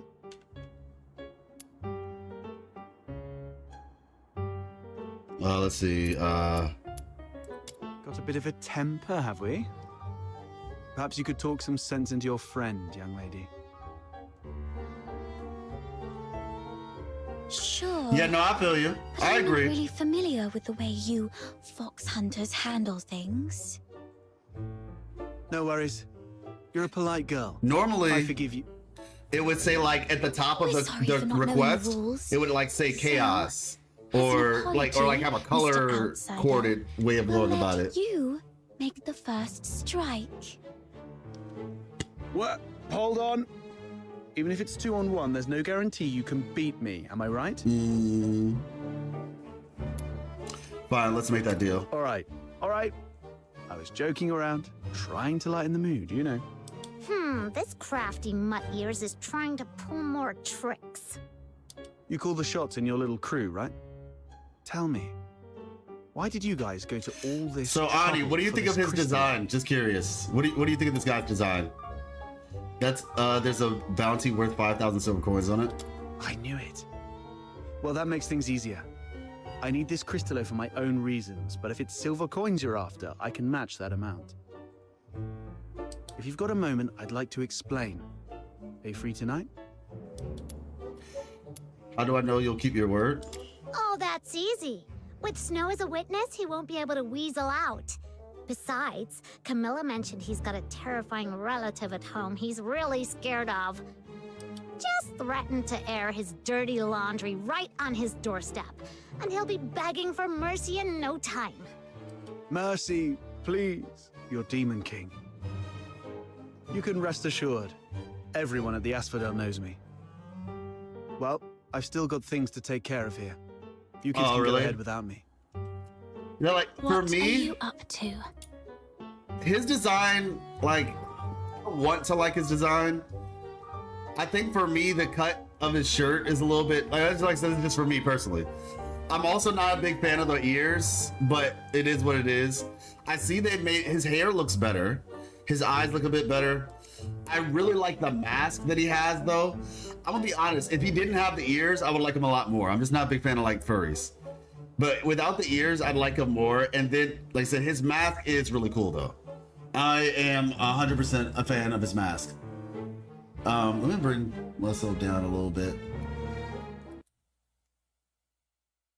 Oh, gosh. Let's see, I'm pretty sure I can bring this down just a tad bit because I don't think I'm covering up the thing too much. I probably just need to put myself on the other side, but you know what? Yeah, we'll just do that. We'll just put myself on the other side. See these packs? Yeah, because you know, in his like his combat, he has a mask that he wears, which I thought was like really cool. If it hadn't been for this monster, their owners might be chilling at the Asphodel, sipping drinks and swapping stories. I want to see if I can identify them and return their belongings to their families. Now that I'm here, I can't just leave it be. Thank goodness it was you Daemons that broke in today. If it had been ordinary folks, they might have ended up just like them. Daemons? Those Charons who've undergone an awakening and gained special powers like us. How come you're as clueless as a newly hatched quail? I bet even that little white button mushroom beside you is more informed. Of course! Snow's really smart. Wait, what did you just call me? How rude! That's not rude, I'm just being honest. My heart is as genuine as this crystallo. I won't descend to arguing with small potatoes like you. Come here, my little minion. Let this Demon King enlighten you. Simply put, awakening is a stage of growth every Charon goes through, usually around adulthood. During awakening, their body emits a very bright light. You must have some memory of it. Wait a second. Hold on. Outside, thank goodness it was Daemons that broke in today. If it had been ordinary folks, they might have ended up just like them. Those Charons who've undergone an awakening and gained special powers like us. Wait. If I hadn't been... if it hadn't been for this monster, their owners might be chilling at the Asphodel sipping drinks. I wanted to see if I can identify them and return their belongings to their families. Now that I'm here, I can just leave it be. I can't. Thank goodness it was you. Thank goodness it was you Daemons that broke in today. If it had been ordinary folks, they might have ended up just like them. Daemons? Those Charons have undergone awakening. Okay, got it. After awakening, some Charons become much stronger, like you, and gain the ability to use special magic. They are called Daemons. It was that moment. No wonder I felt lighter than before, and my wounds must have healed around that time too. Let's say his design is good, but there are certain things that will make it better. No, like listen, I'm of the opinion it's just like the design can be fine. It's more so just that was just my personal opinion of it. Like, I think the armor aspects of him look really cool. I'm just not personally a furry person, but there might be people out there who like that. And maybe it's just for me, it's just I'm not the biggest fan of male furries. I think that might be the issue too. Like Lyakun from Zinlin Zone Zero is different because he's like what he is a little bit different. But like when I see like a male guy character with like the animal parts, that's what it's just like it does kind of like take me out of it a little bit. It's something I guess I just have to get used to. I don't know. Because I'm about to say, I know Arc Knights is coming out, and I think they have like basically everybody there is like some sort of like hybrid. But I'm cool with like, because Ling Yang too, because he's a kid, I guess it's different. But when I see like adults with it, it just like it throws me off a little bit. There's a moment, no wonder I felt lighter than before. Okay. As for my magic ability, could it be resonance? She's Kuroko no Basket. So you guys are lucky ducks.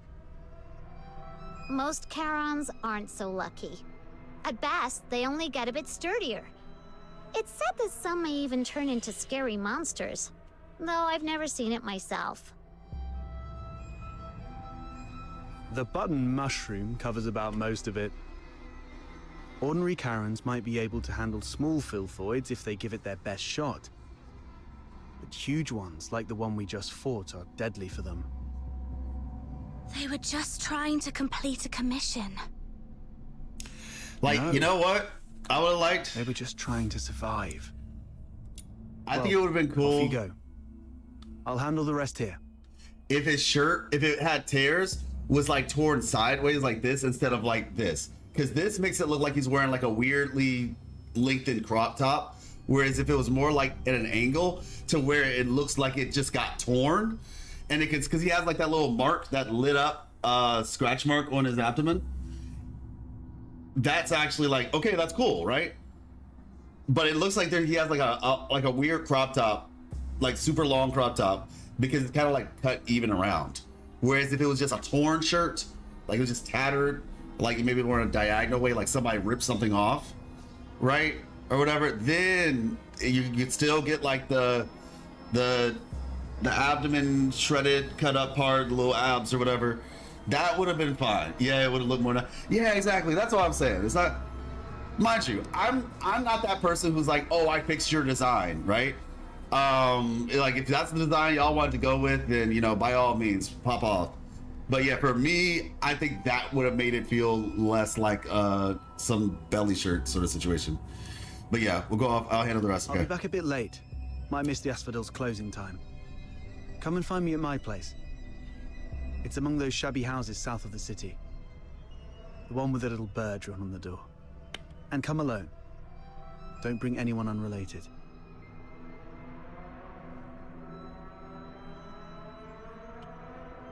Looks like there's a path over there. Let's get out of here. This place gives me the creeps. Wait, when he said anyone unrelated, he wasn't talking about me, was he? Let's see. Rest in peace. Oh, it's you. See you tonight. Oh, okay. Search. Ancient shield can be sold for coins. Yeah, using her skill grants her health, it seems. So it looks like, yeah, I guess I must have missed that.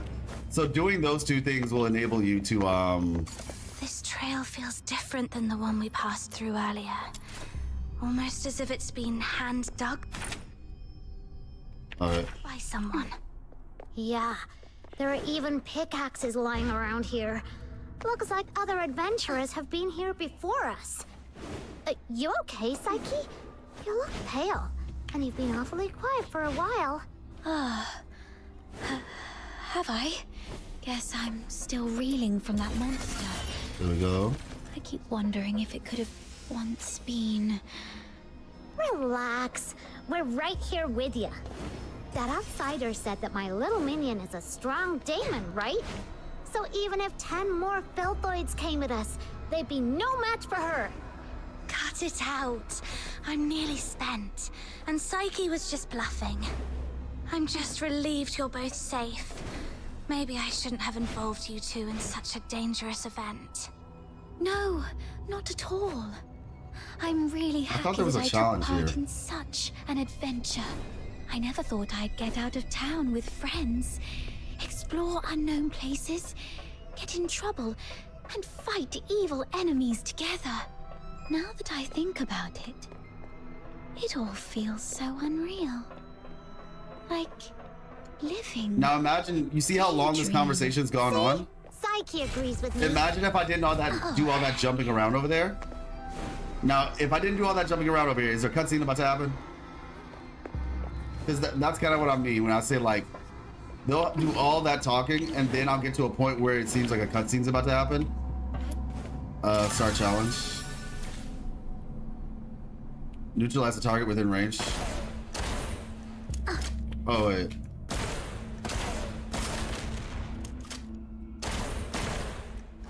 Hold on, what? What? How exactly was I supposed to break these? to complete the challenge. 1 out of 5. It doesn't seem like that thing even does it in enough time. Hold up, pause. Armory. I knew you'd bring me along. Maybe this. Equip. Confirm. I'm just gonna.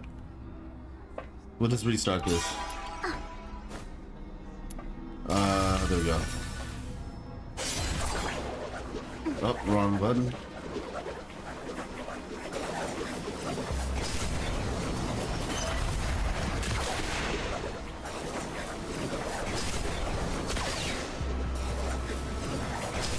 Do I like get more time when I destroy something?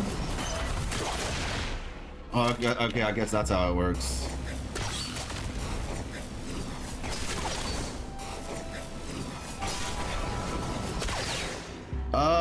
Okay. Not sure.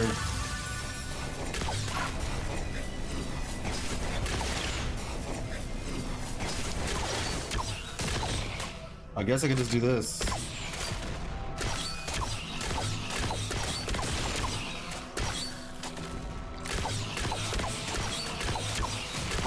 Okay.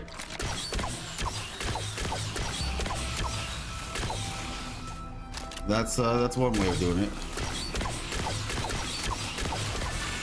All right, we'll take it.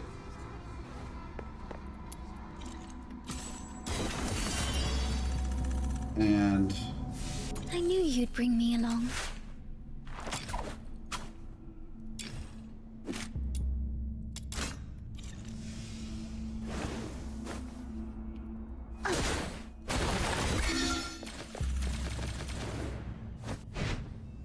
Uh-oh, watch out.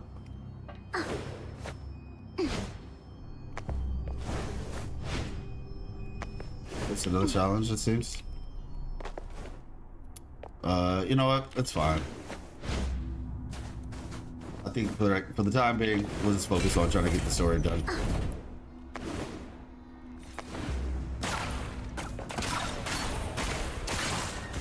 Load them away. Sorry. Okay.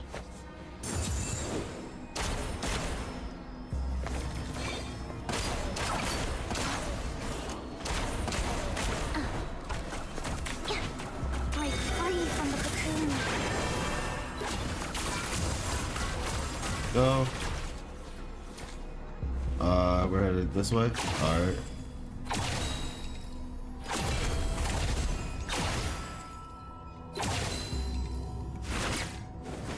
All right, cool. Now it makes more sense.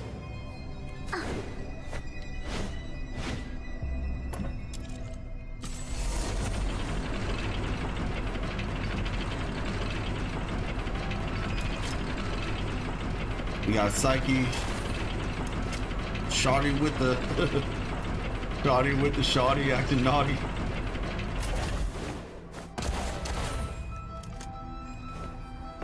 Shorty with the shawty acting naughty. Let's go. Let's see.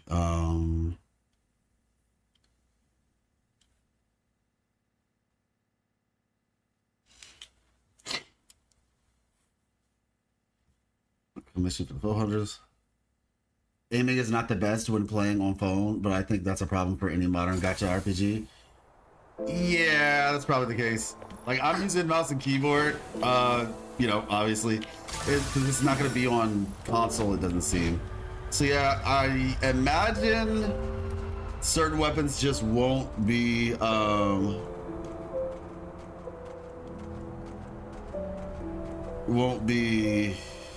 utilized as much.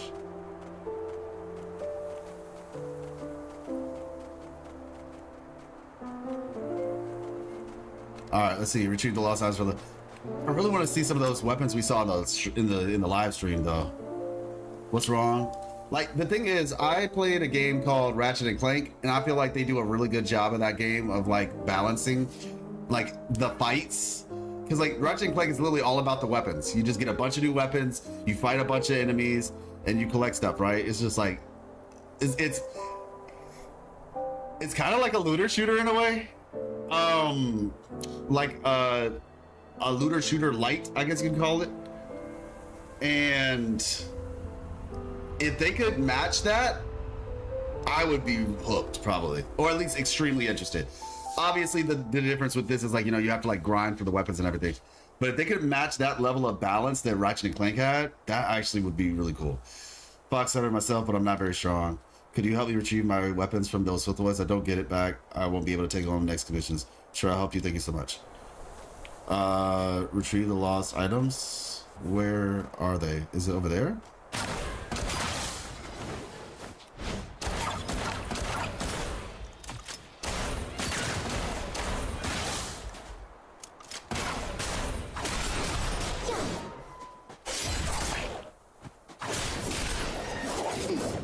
Okay, here we go. Is it like a daily commission, or is it just a out in the wild sort of situation? Who's that guy? There you go.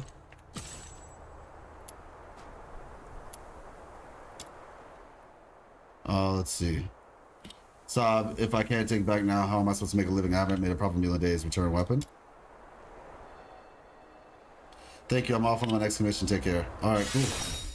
Empathy. Wait, there's a guy? Why was there a guy there to begin with? Let's see. Alright, well, time to bring out my, yeah, like I said, this character... Weapons, supplies, power levels. This is my favorite so far. Weapons, supplies, power levels, mission plans. This weapon's also pretty cool. For the 17th time. Standing by.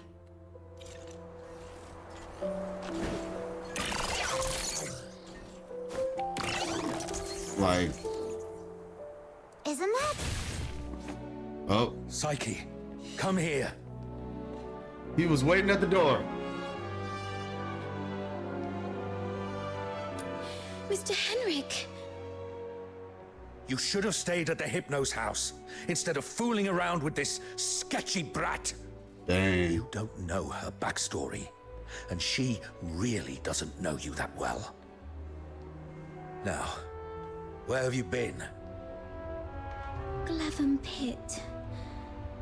I wanted to help find the Crystallo of Stella. Forget the Crystallo.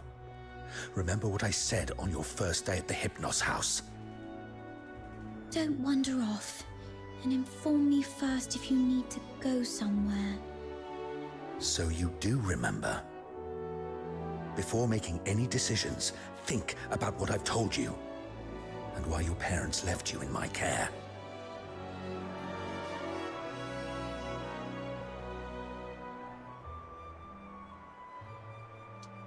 Wait, I just remembered something. If anything happens that messes things up, or if people start asking questions, you know what's at stake. I'm so sorry, Mr. Henrik. You're a good kid. Just don't let this ever happen again. As for you... tend your own garden. And don't drag irrelevant people into your business. It's better for everyone. She's not your daughter, you know. You're a quite polite, friendly person. Let's talk about something else then. For example, are you this polite and friendly to everyone? No wonder that house of yours never sells. That's my problem. For you, the thing to worry about should be where to crash after tonight. Dang, he called us homeless. By morning, I expect you to move out. Let's go home, Psyche. That Henrik always knows how to rile people up. I just hope he won't be too harsh on Psyche. As for whether this is my last night in that house, I need to talk to Outsider. You two are gonna have that secret little talk without me, huh? That Outsider is such a pest. Like I care. Off you go. I'm gonna go chill out at the Asphodel. Listen, why does this place look like something big is happening? Oh yeah, you can just sit inside the cars.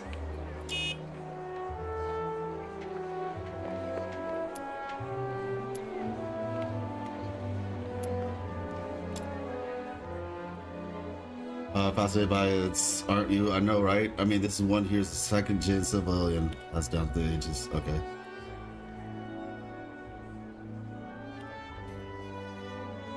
Alright. Nerding out about the car. Understood. Yeah, but I say it looks like something big is happening here, but you can't go inside. How boring. Alright, so that's there. Like the city looks cool. The city it looks interesting. Door frame resembling a face. At first glance, it seems like an ordinary door frame. Can't you see anywhere in the Empire? You get those two squares. Panels. Oh, okay, got it. Oh, just little ghost, you know, just doing his thing.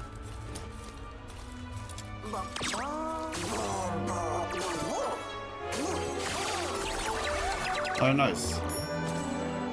Not replacing the box, but you know, it is what it is. Cool. Oh yeah, meet the outsider. Okay, got you. All right, so we're gonna stop here. We'll be back to it tomorrow, but we're gonna stop here. And I think what we'll do tomorrow is we'll probably do a considerable amount of this tomorrow. We'll probably honestly like start stream with this, I'd say. If anything, maybe we'll do like an hour of Wuthering Waves. Yeah, we'll do an hour of Wuthering Waves, and I think we'll just start the stream after Wuthering Waves. But it won't be as long as a Wuthering Waves stream tomorrow. Because like I said, I really do want to try to just do the story, get it out of the way so I can say that I did it, and kind of go from there. But yeah. Oop, there we go. So, all right. Well, thank you all so much for coming through. Appreciate you. As always, I'd say check my More Life Lessons channel for like things you might have missed from the stream prior. I'm gonna try to upload a lot of that stuff this weekend, actually. So yeah, tomorrow we're gonna do an interview. Just got like a conversation. It's an interview, but whatever. It's a conversation with Narushio. So that'll be fun as well. It was nice to see you. Absolutely the same, Ani. Now, Ani, quick question. Did you get into Project Wave? Thank you so much. Very grateful. I'm gonna say, did you get into Project Wave? I know a lot of people have been posting about that.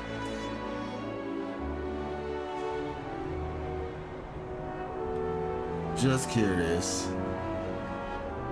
Nope, I haven't got their answer yet. Okay, got you. Got you. Yeah, I've been seeing some people talk about it, so I wasn't sure all of who got accepted / invited / what have you. So yeah, just curious.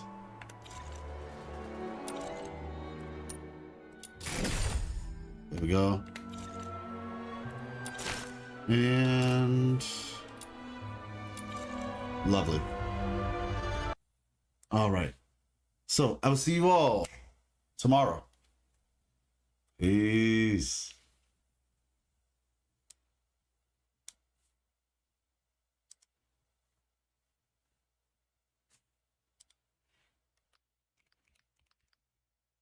you